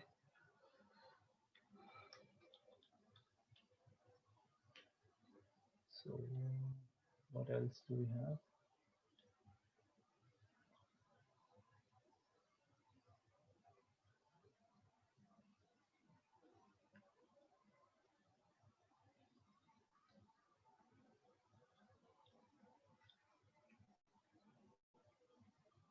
Hmm.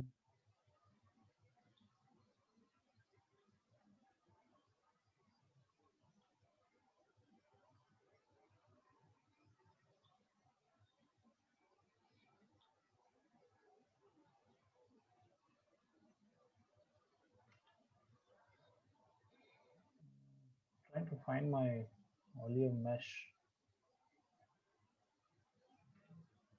Yeah, it's here. So so these kind of details you can generate using just alpha brush and importing alpha geometry, alpha images. So if I go back here and go back to my previous base mesh.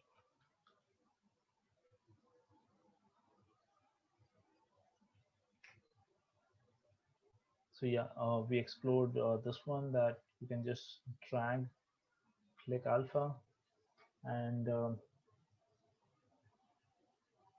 import different alpha images. Like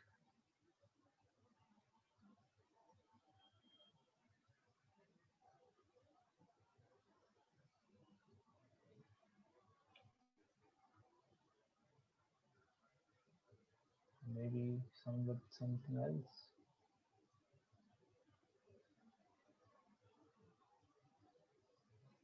You can also create a pattern around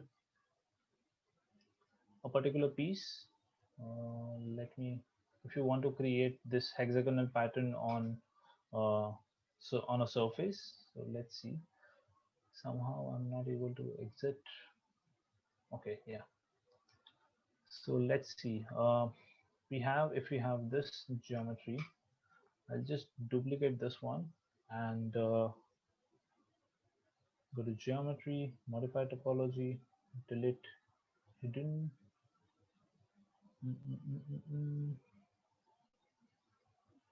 Okay, delete lower.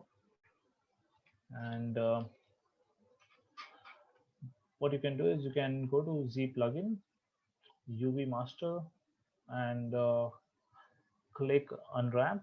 So now what we are trying to do is we are trying to give a certain pattern on this geometry. So I'll just unwrap. For that, we need to unwrap our model.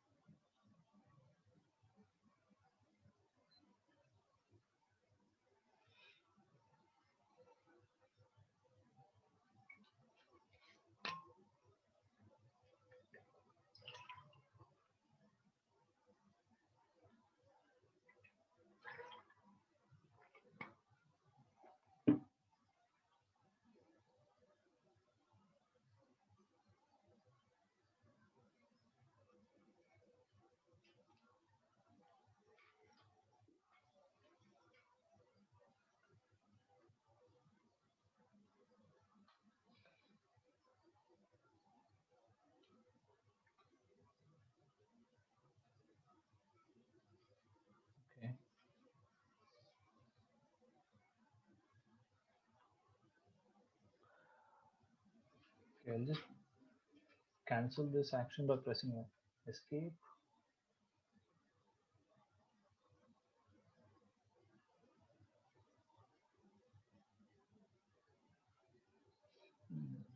Okay, I'll reopen ZBrush.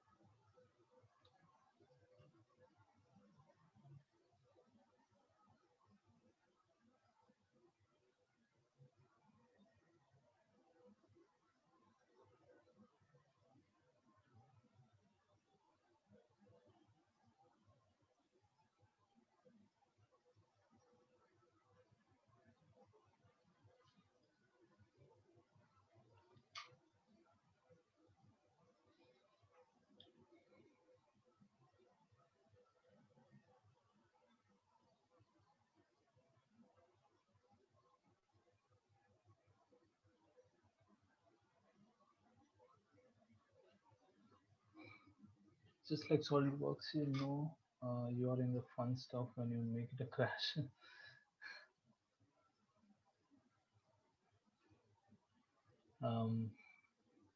Okay,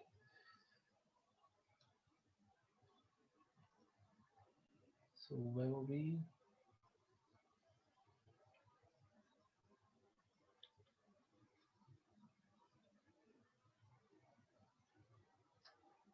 Okay, yeah, this piece. Yeah, and also you can just press Alt and click on any geometry, so it will activate your subtool, that particular subtool.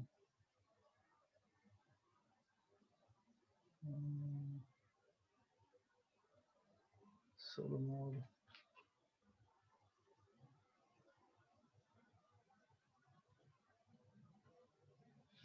Okay, so I think I'll just duplicate this piece and go to lowest subdivision level, and if you have if you have multiple polygroups, and if you want to say delete other polygroups and just work with this polygroup, then what you can do is now if I try to delete it, it won't let me delete because it just doesn't work that way. So I'll just click on freeze subdivision, click on this piece and go to geometry, mesh topology, delete hidden, and now click on freeze subdivision level again.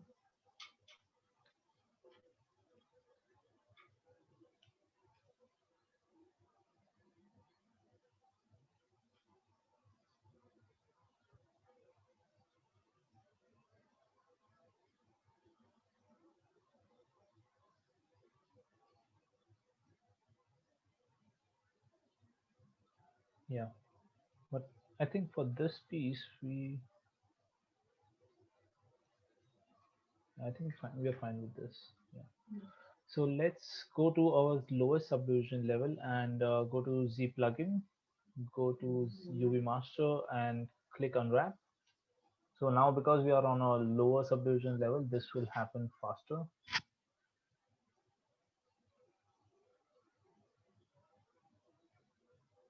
Yes. So then that UV mapping is applied onto our higher subdivision level. So now we can just press one more, Control D one more time, and go to surface, click on noise. It will bring up this another menu. So what you can do here is that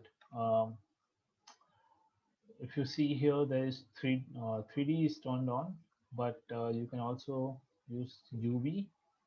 And if you see, there is a certain noise applied to this mesh. If you click on 3D, uh, this is a little bit of a different type of application than UV. We'll see when we import our alpha here. So just click alpha, just click on this, double click on this area, alpha on, and I'll just bring in that hexagonal image and reduce your mix basic noise, because we don't want to have any noise. You can increase your strength. As you can see, we are getting that pattern on this surface, but it's too big, so you can just reduce your alpha scale and then apply this particular pattern onto your geometry, or you can apply any other pattern as long as it's seamless.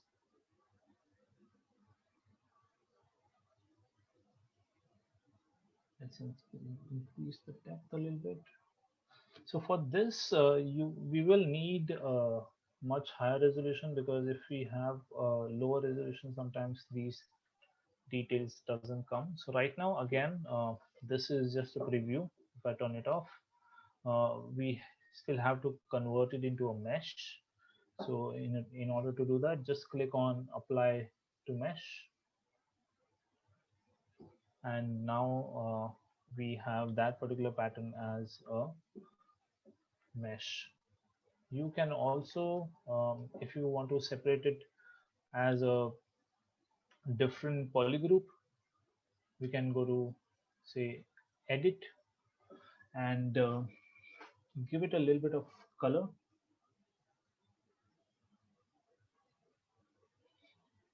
and you can flip the direction from here. Just flip here. So right now this will go in the negative direction.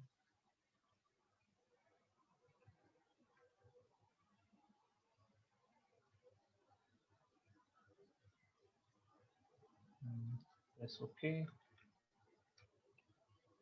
Maybe reduce the size a little bit more.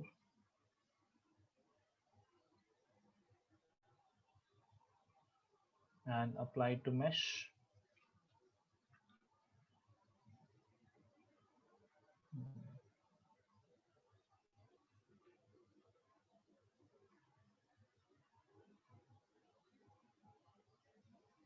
You can also use a different textures over here in the lightbox, or import your own textures.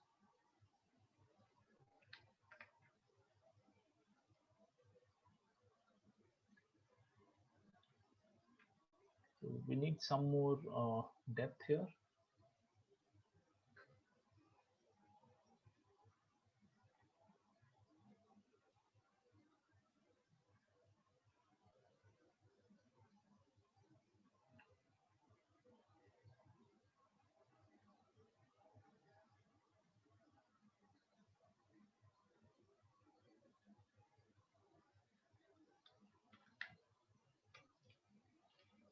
So this way you can apply much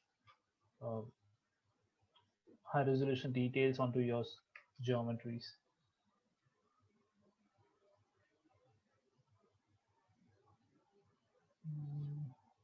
Okay, what else?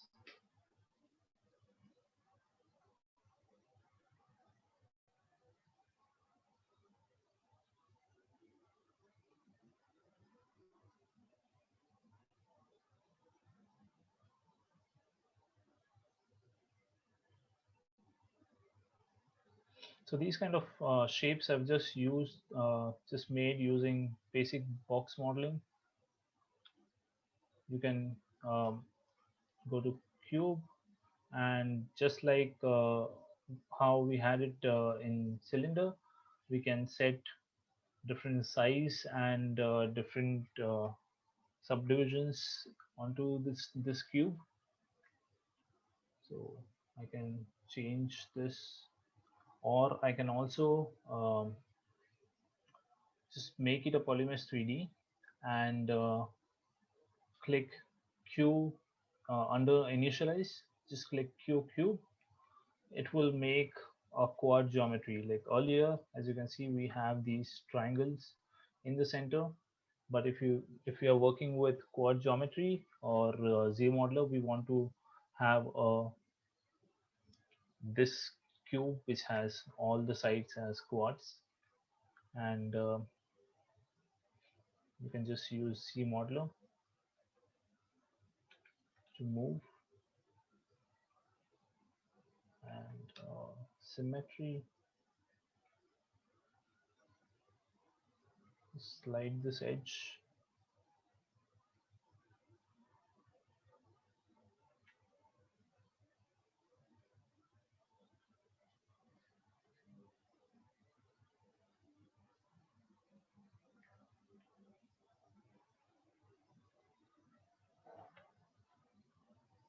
Extrude.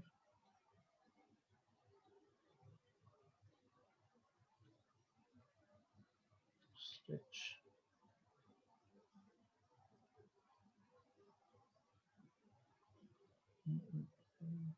Okay.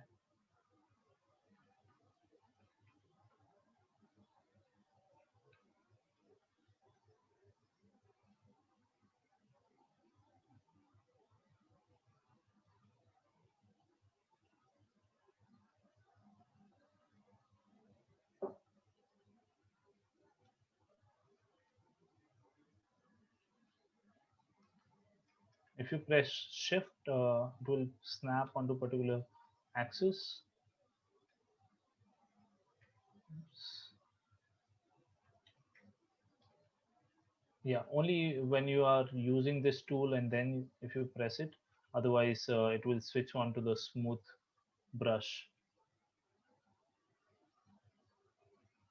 I'm just pressing Ctrl W to make it a single polygroup.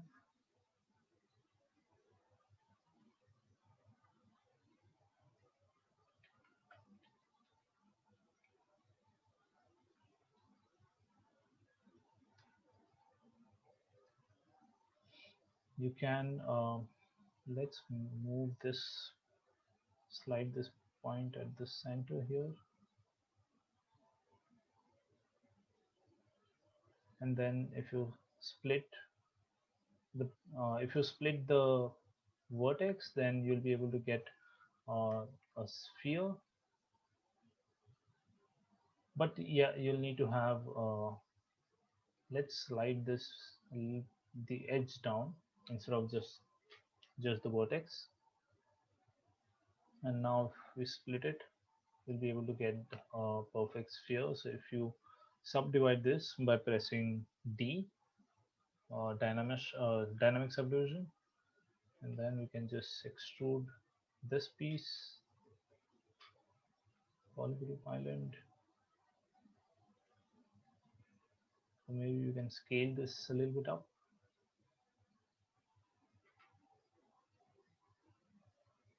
Polygroup island.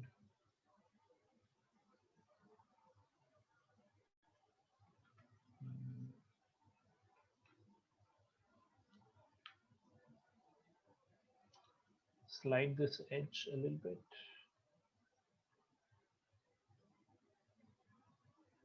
We can insert it.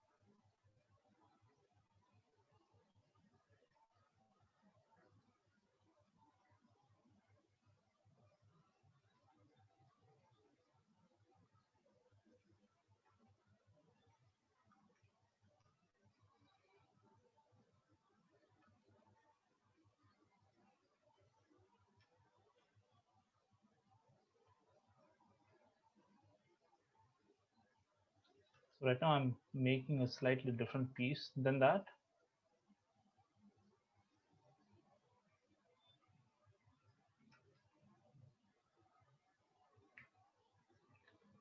You can also use transform or transpose. So if you click on edge, what it will do is it will mask all the other areas and just uh, unmask, keep this edge unmasked. So if you press Alt and move your gizmo there, just click on the circle there, and this way you'll be able to move the single edges. So what I want to do now is I want to also extrude on the side.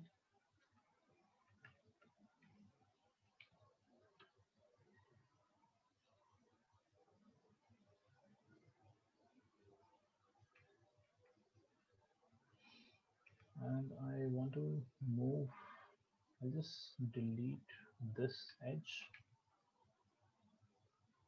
I want to move these polygons.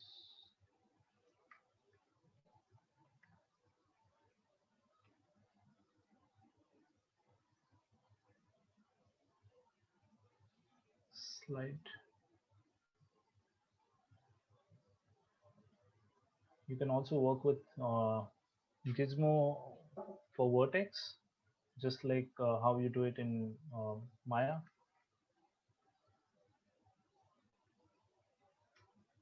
So yeah, the benefit of ZBrush is that you can do polygon modeling here, and at the same time then add at the same time do sculpting on top of it.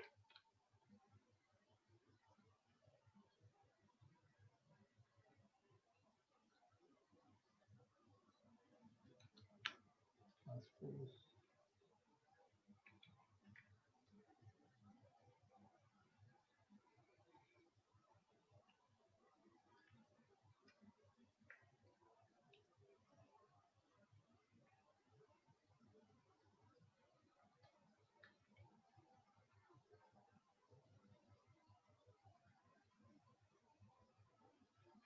So with my control button, I'm basically masking, but if I have control and alt, I'm unmasking that area. And if you just click on this square or rectangle and click and drag, you are just flattening that area like how you would do it in Maya. Just press, if you want to bring up Gizmo, just press W or just click on these buttons here.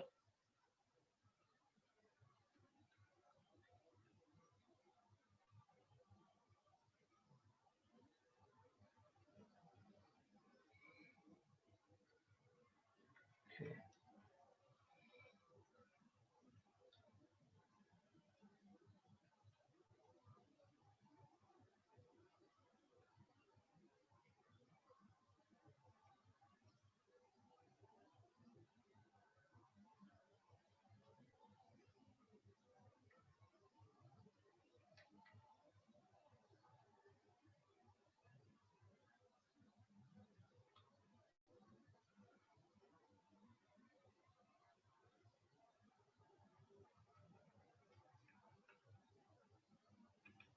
Okay.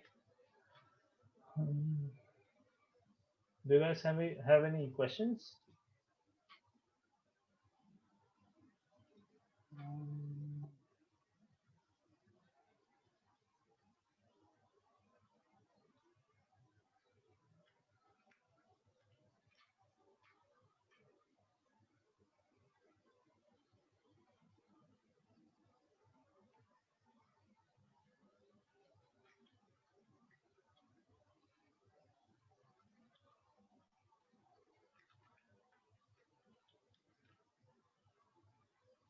Again, this piece was just created using initially with a shadow box by just creating these kind of shapes in the shadow box, and then just chopped it off using clip curve.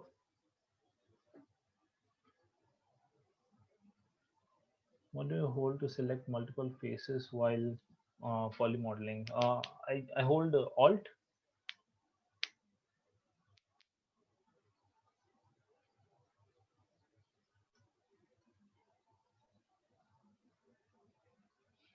And these pieces are just created using basic polygon modeling and then array meshing it.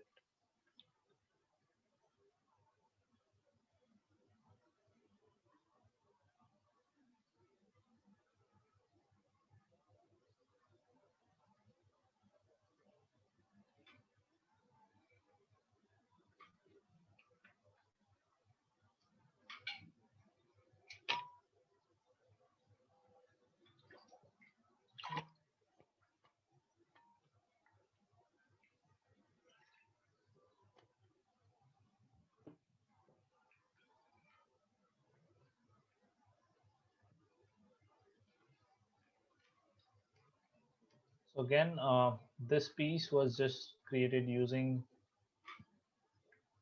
basic sculpting and just a moment.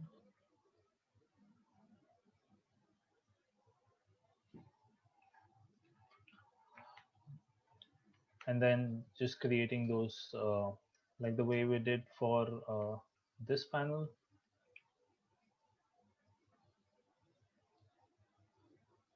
So let's say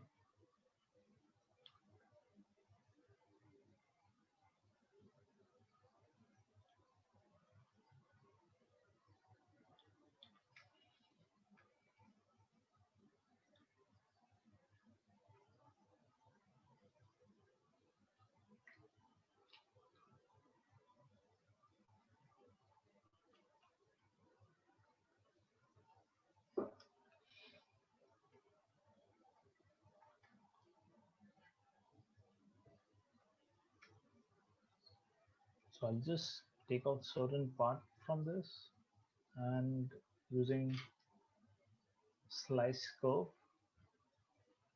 I'll just restore my standard UI.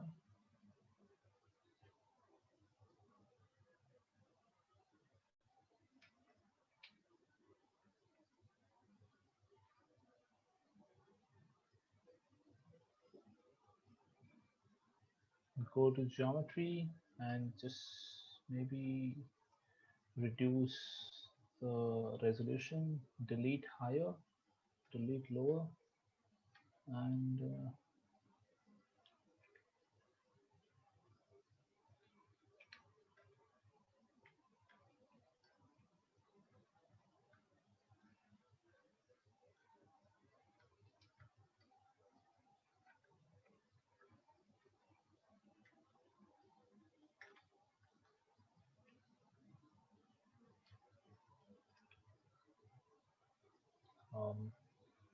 delete hidden. And now what, because we have these triangles happening, we can just click on Z remesher to redistribute the polygons. So I think these are too much. We can reduce it to say 1. We can reduce it some more.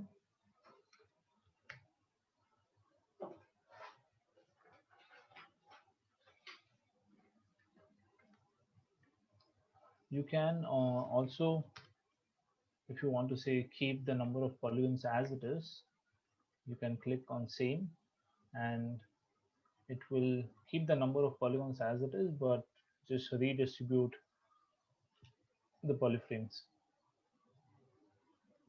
Or you can go to half.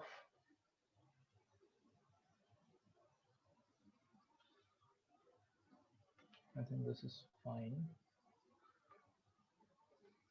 These areas we can clean it up using Z modeler and just delete certain faces.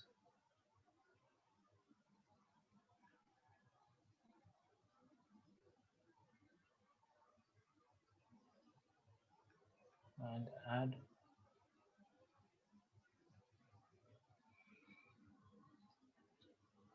insert edge loop.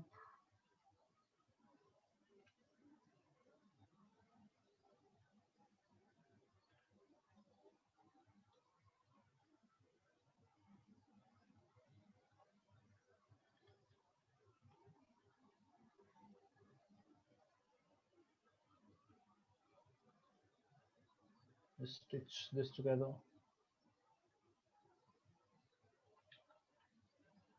Delete this face.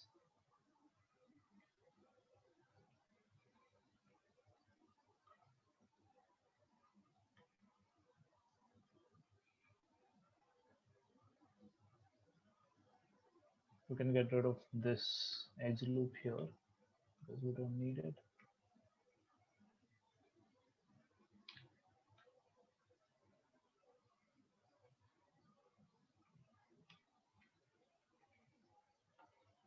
And yeah, just insert it, insert each poly.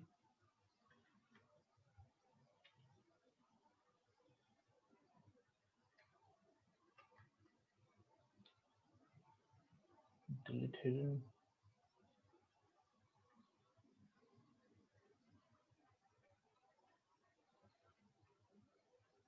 And can go to crease polygroup to crease the border,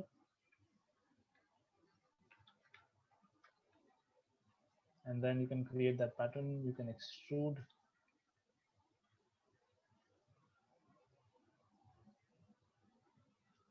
polygons.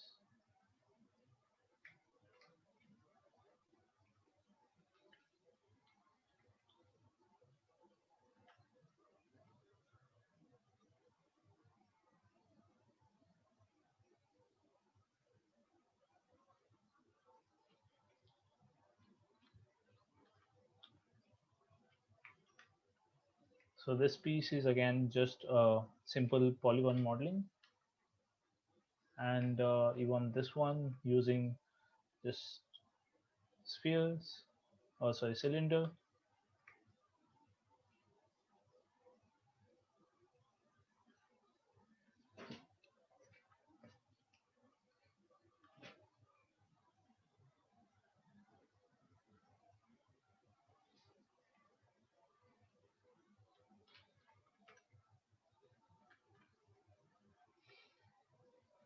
You can press Control and with your move tool, just click and yeah, I'll have to make it a polymesh 3D first. Yeah.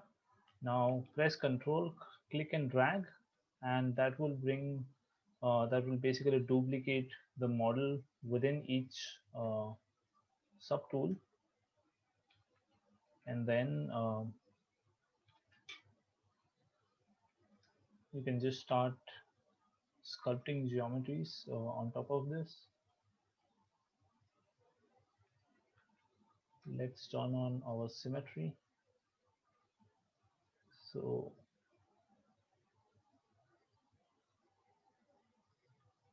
if you turn on your floor, you'll see that um, this is where your central axis is, and what we need to do is we need to turn on our local symmetry in order to work with both the geometries together.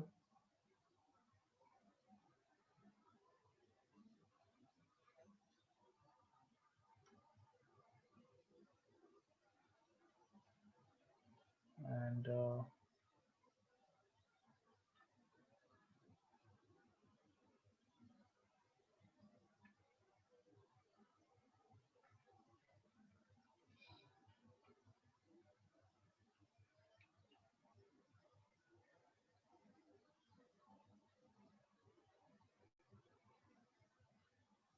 you can bridge two polys together.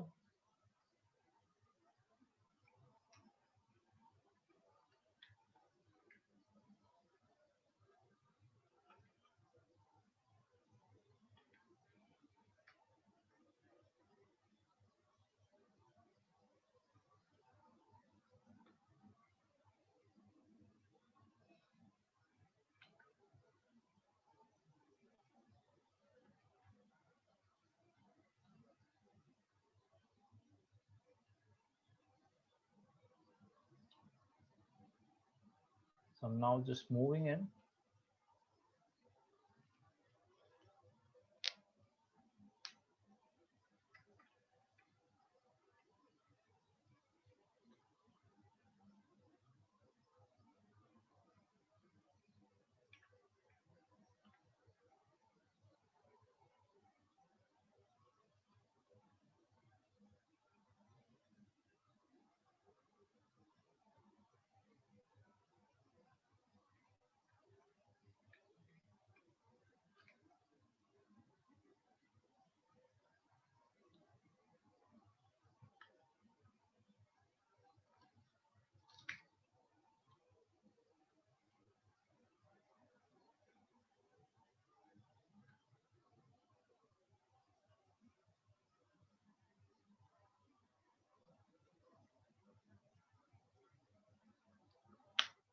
You can crease edge loops.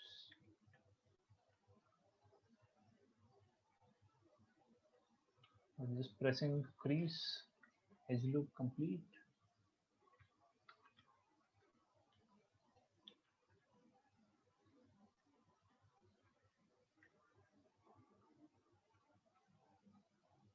You can also move.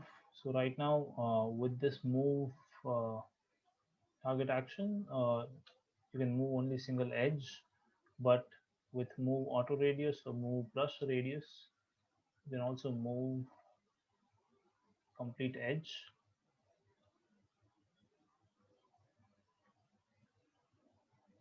Press shift,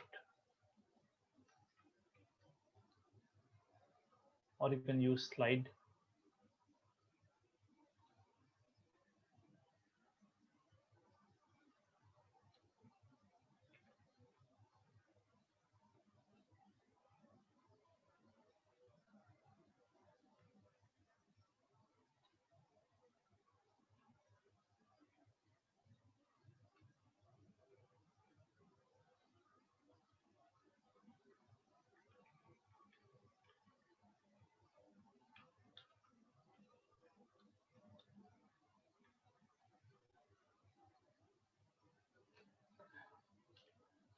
You can go to geometry and just click weld points once if certain areas are not welded together. You can also click mesh integrity, check mesh integrity to clear any issues that you might have with the model.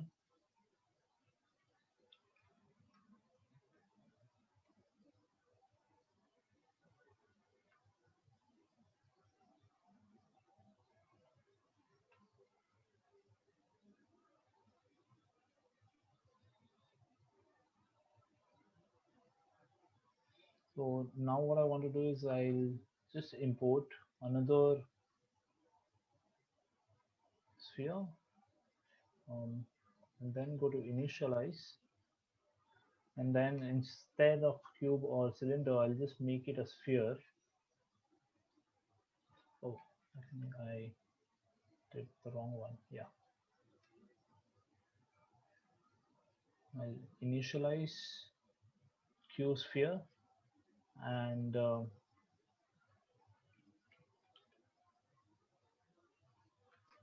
increase the size, and then get rid of the other side by select lasso,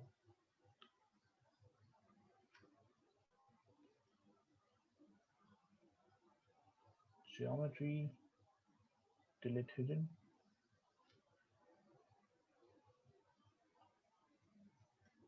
and increase the size a little bit.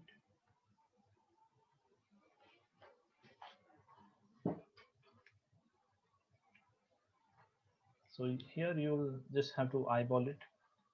I'll merge both of them together by going to subtools, merge down, and I'll just hide this by pressing Control and Shift, and I'll delete this area.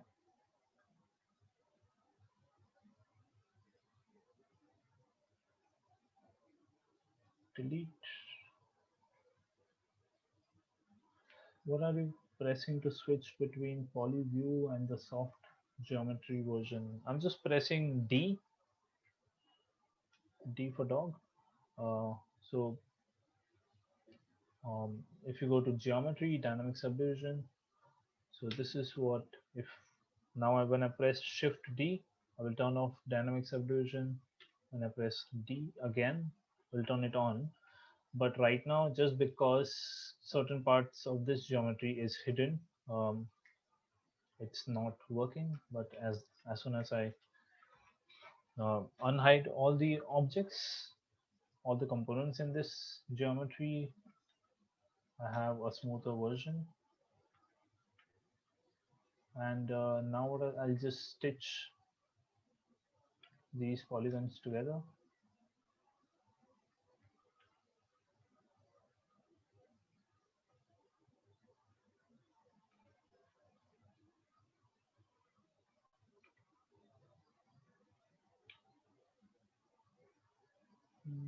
Okay.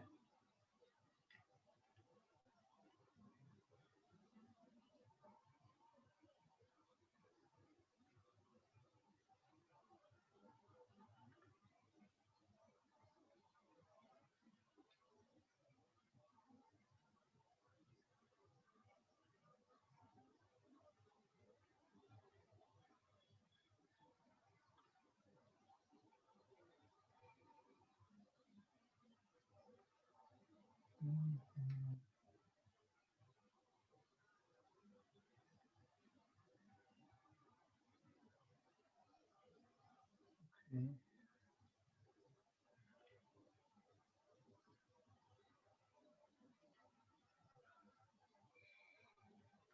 Why it's not happening?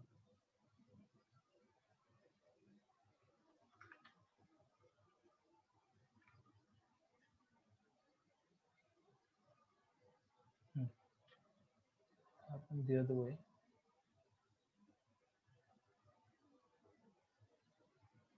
Okay, I'll just move this vertex a little bit up.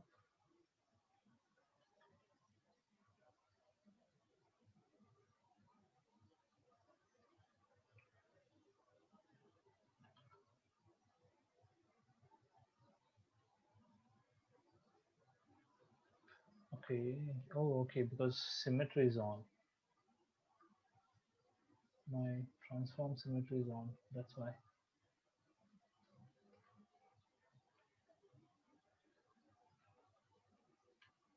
Stitch. Yeah. I'll just mirror this. Mirror and weld. Yeah. So right now it is taking this side and then applying it on the left side.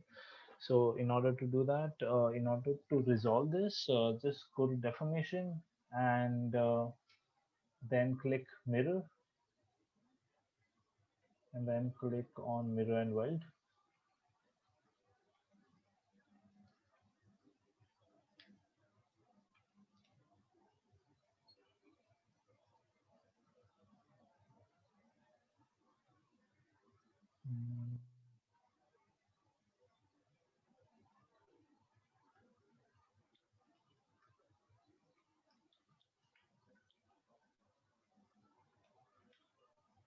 Just delete this poly, this polygon, microphone.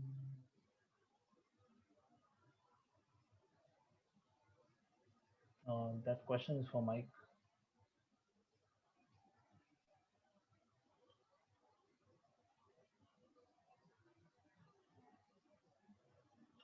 So I'll go to display properties, turn on double, and just bridge these two areas together.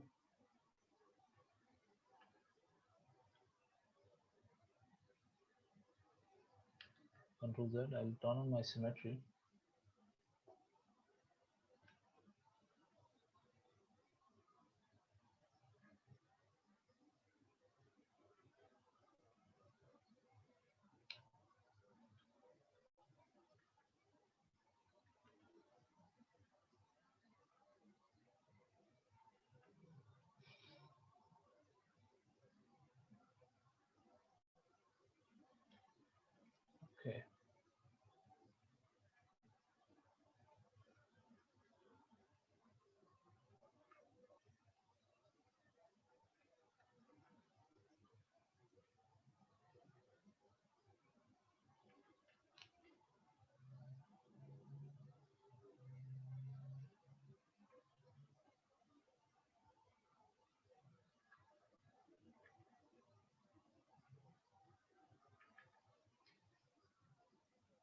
when you go to export a model to either render or use in other software, do you need your poly models to be airtight to avoid problems with solid models? No, no. If you export, because OBJs can handle single surfaces, so it doesn't need to be airtight.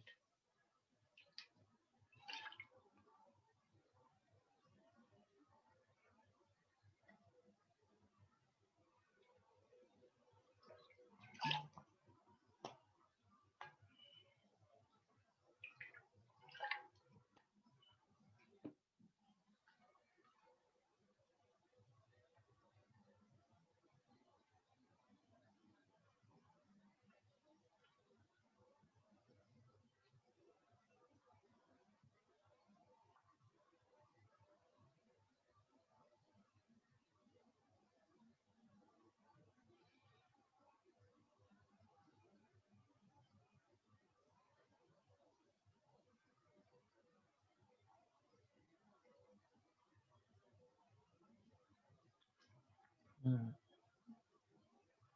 Okay, I will have to divide this polygon somewhere. Actually, I don't need these two polygons.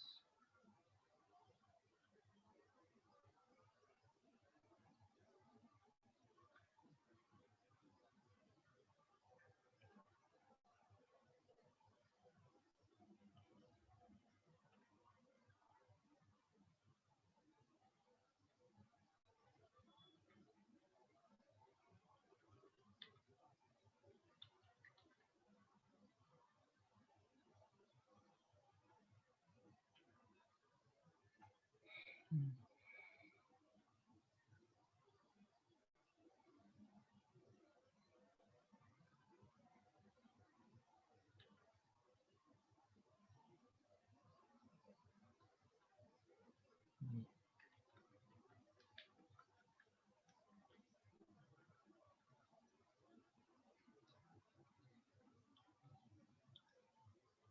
Okay.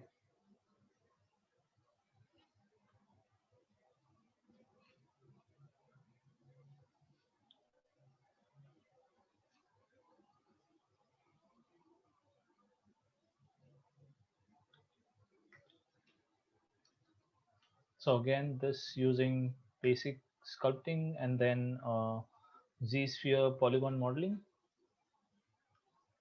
and yeah, just subdividing, uh, separating the polygons into selecting each and every polygons and then panel looping.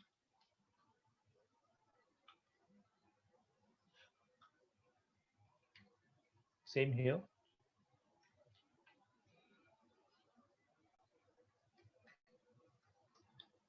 This too.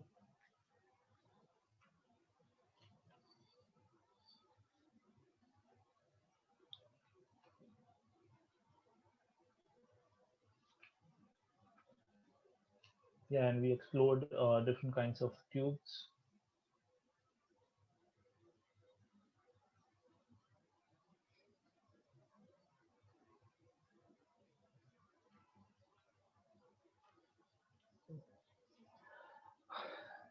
You guys have any more questions? Maybe you can wrap it up.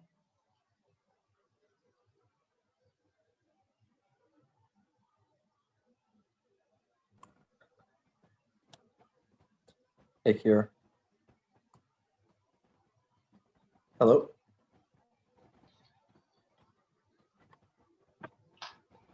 Can you hear me?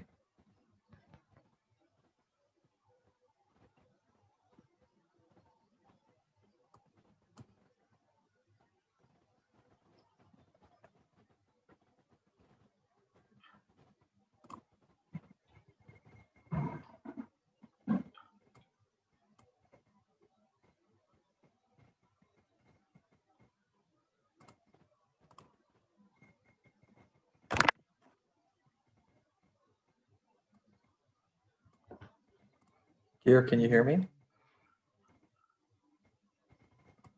Can you show us the material applications, like how we applied in polygroups? Yep.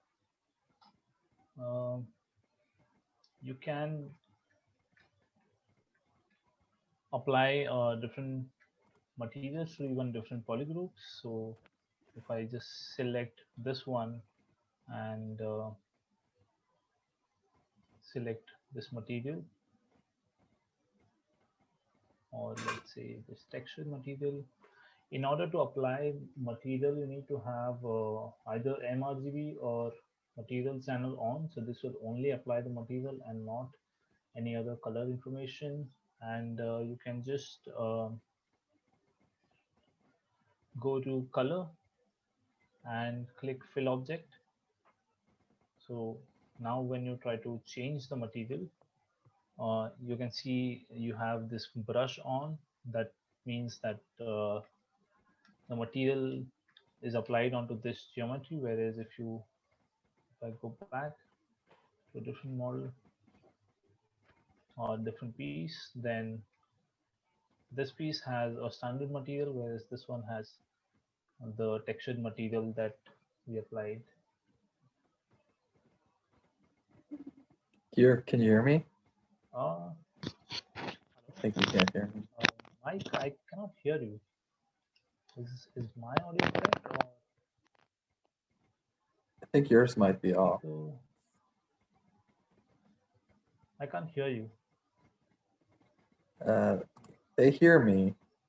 Okay.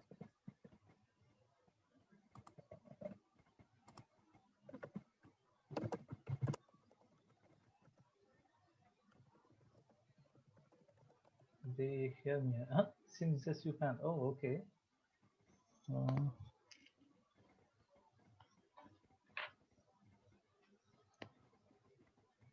Let me test my audio settings.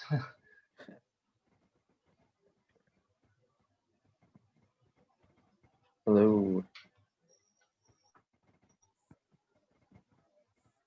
Hello? Yeah. Oh, okay. Yeah, now I can hear you. You can hear me now? Yeah. Okay, good. Yeah, that was really awesome. I was watching the whole time. Really cool. Learned some stuff myself. Let's see if we have any. Oh, nice Yeah, crash to end the day. There's one question. Is there a specific way to export with a certain file type, a finished model, so that each subtool will be separate piece for rendering purposes, such as Blender and material application? Yeah, you can go to Z plugin and go to 3D Print Hub, and from here, first of all, update your size ratio, because this will be a standard ratio, and you can set either or inch, and then there are different export options. You can export all subtools or all the subtools that are visible or any selected ones, and then you can click either export to separate files or export just individual or as a whole OBJ or STL, and then you can just click export to OBJ, export to STL, and if you want to export to FBX, there is FBX export import option. Go to Z plugin, and yeah, there are some options over here below for export and import, and yeah, I'll share my UI settings. So, do we want to see if anyone wants to ask their question on the camera? Yeah. They want? For sure. Yeah, we can do that. Yeah, if anyone wants to try to answer their question on the camera, just raise your hand. If not, we'll, I guess, look at the Q&A.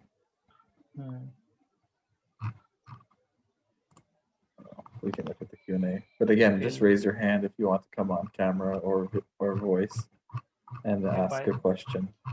By the time I'll share my UI. Yeah. Do you want to share this final file too? Yeah, sure. Yeah. Save UI. resolution.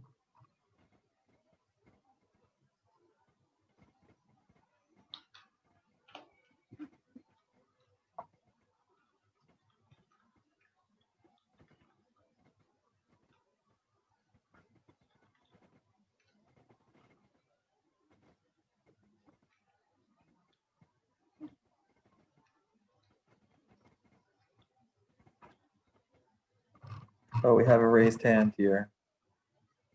Okay. Let's bring them here.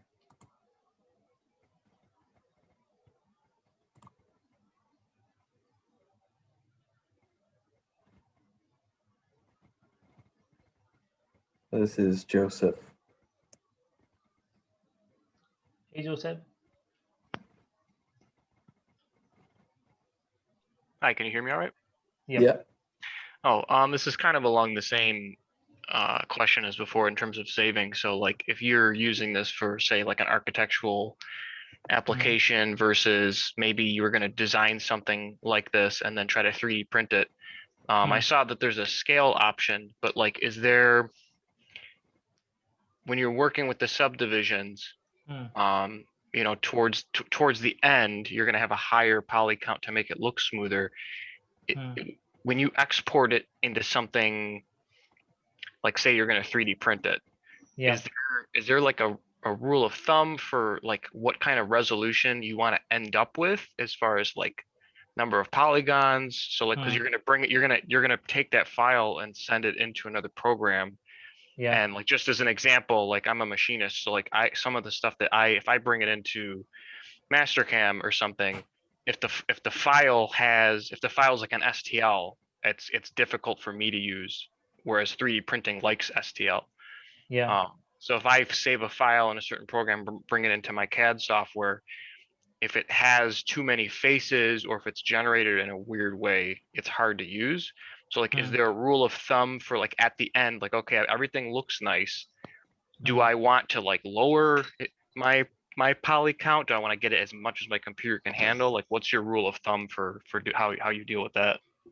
So as far as I know, for 3D printing purposes, you need to have a file number of polygons below 1 million. So right now, say we have about active poly count of 1.9 million for this piece. And if you just hover over it, we'll get more details like number of total polys.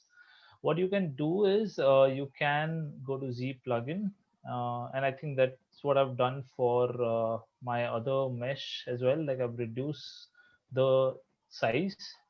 So you can go to Z plugin, go to decimation master, and here if you have UVs applied or texture applied, you can click on keep UVs and use and keep polypaint on, and then you can set either percentage or number of polys and points. So like you can also set it from here, just say 20k, and then like right now it is just starting to work. So it will decimate or reduce your geometry in terms of number of polygons, but it will retain your overall geometry profile and the shape of it and all the details. So let me see if I can escape this one.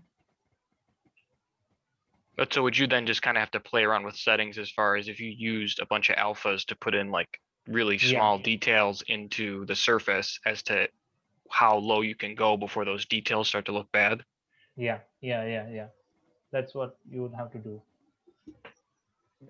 Or you'd have to bring it in parts.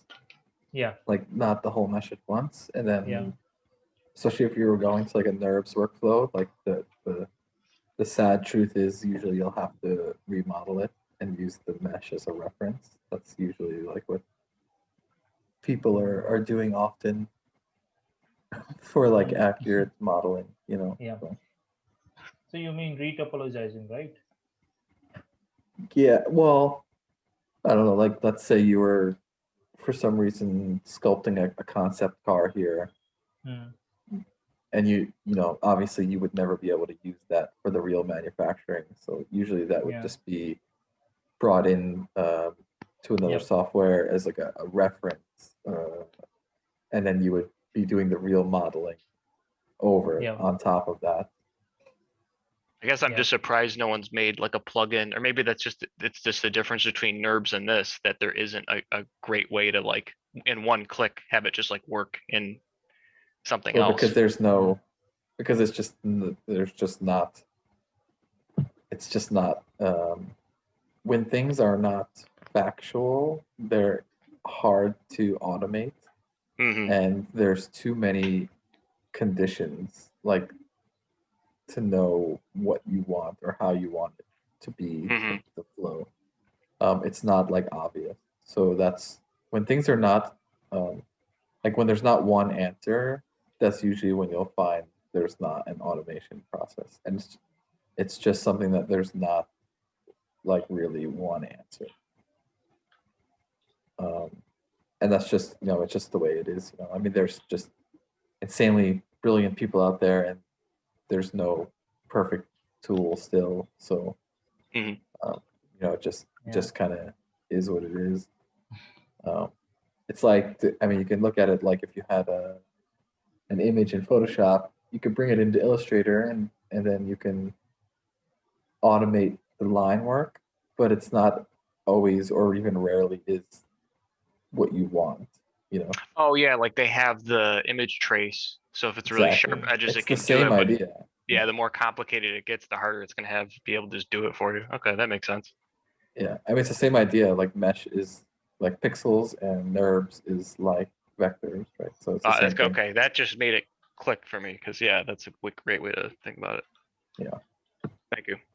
Okay, thank you.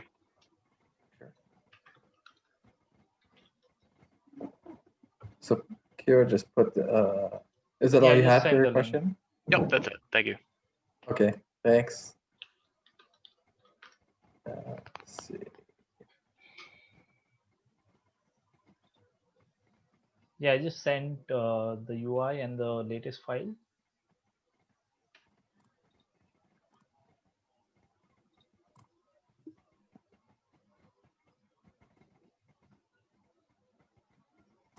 Anyone else have a question they want to jump on here? I'll also download this, and we'll send it to them in an email also. Yep. With the when the recording becomes available. Okay, well, I don't see any more raised hands. Let's see if there's anything in the Q&A. Settings, yes, or you share the settings. Oh, we got a raised hand here. Let's see. Yep.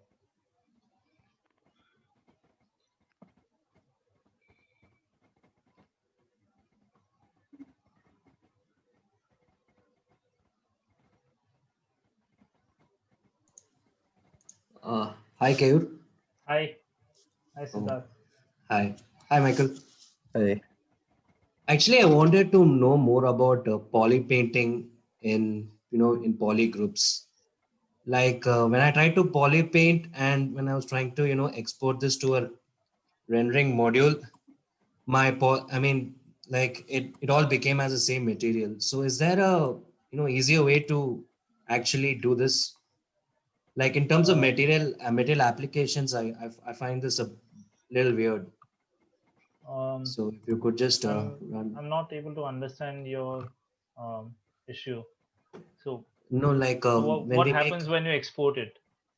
no. Actually, when we make several poly groups in the model, and when you try to poly paint it, how does that how does it like work? How does it like like get identified in Keyshot?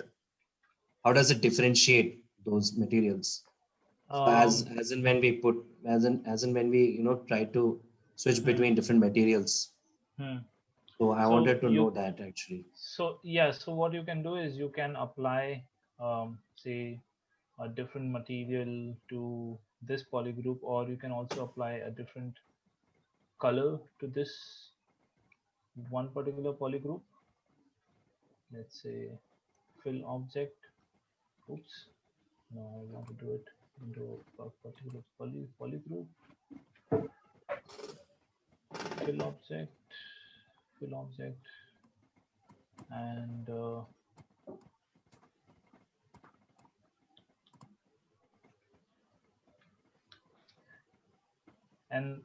then you can go to render,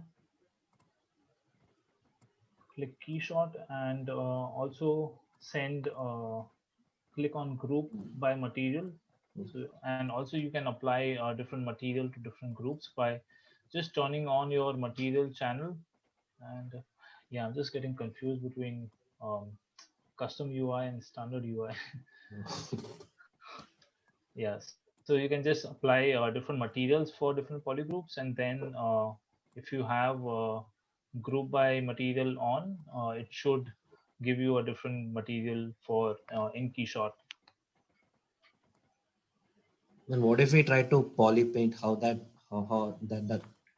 So if you does that also give you a different altogether different poly group if you try to poly paint, like those kind of poly paint, like you'll need to change it to a poly group. So if you have poly paint on, sorry, poly group, and then you'll have to change it to, say, if I now try to poly paint this piece with my brush, RGB, and this is super heavy now.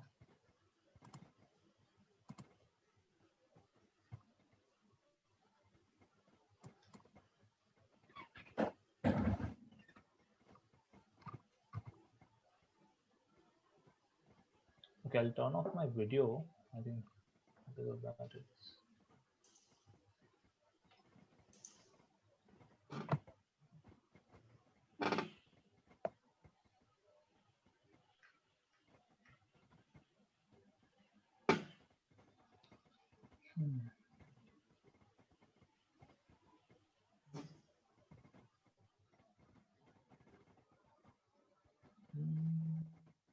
I don't know why I'm not being able to paint on this. Yeah, like after you paint it, you'll have to make it a separate poly group in if you want to apply a different material in Keyshot. And like you can just go to poly group and click poly group from poly paint. So that will make poly group for the areas that you have painted. okay, thank you. Yeah. Another quick one, is the rule of thumb before exporting to render or another application is divided up an application to divide up the different pieces of subtools? Did we answer this one? No. I mean, yeah, if you just want to reduce the file size, just go to Z plugin and decimate your models. I think you're talking about the one from Joseph, right? Yeah. I think it depends. I think you'll want to export different pieces if you want to like have different materials, I think. Yeah. Like for something like Keyshot or something like that, like you'll want to, anything you want as a different material should be its own piece. Yeah, a different material. And so you can usually like I export all the subtools into like a folder or something. Yeah. And I think like if you export it as a separate export to separate files, that should do it. Yeah. And dividing up is only because if you are exceeding your number of poly count. Yeah. Just planning to go back through the steps with the video. Thank you for the comprehensive introduction to GPS. Yep, you're welcome. If you do that, do you need to reposition them in the main file, or will they be related to each other if you bring them in? No, if you just export it from here, they will all come as one piece. Yeah. How they are. Yeah, it depends on also like your import options of the software you're using. Like, Yeah. for instance, if you were to bring it in Keyshot again, there's an Hmm. option like to keep it relative to the export or to center it on the origin. In that case, Yeah. you wouldn't want to center it to the origin because it's going to basically find the center of each geometry and put that at the origin. Yeah. So you got to pay attention to your import options of the software you're using.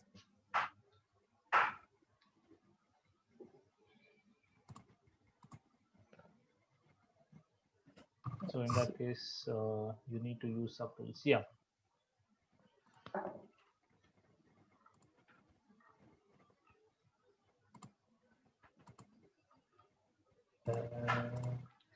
Did you answer everything else? No. Yeah. Yeah, and I've also sent the original ZBrush project decimated file as well. That's somebody was asking in the middle.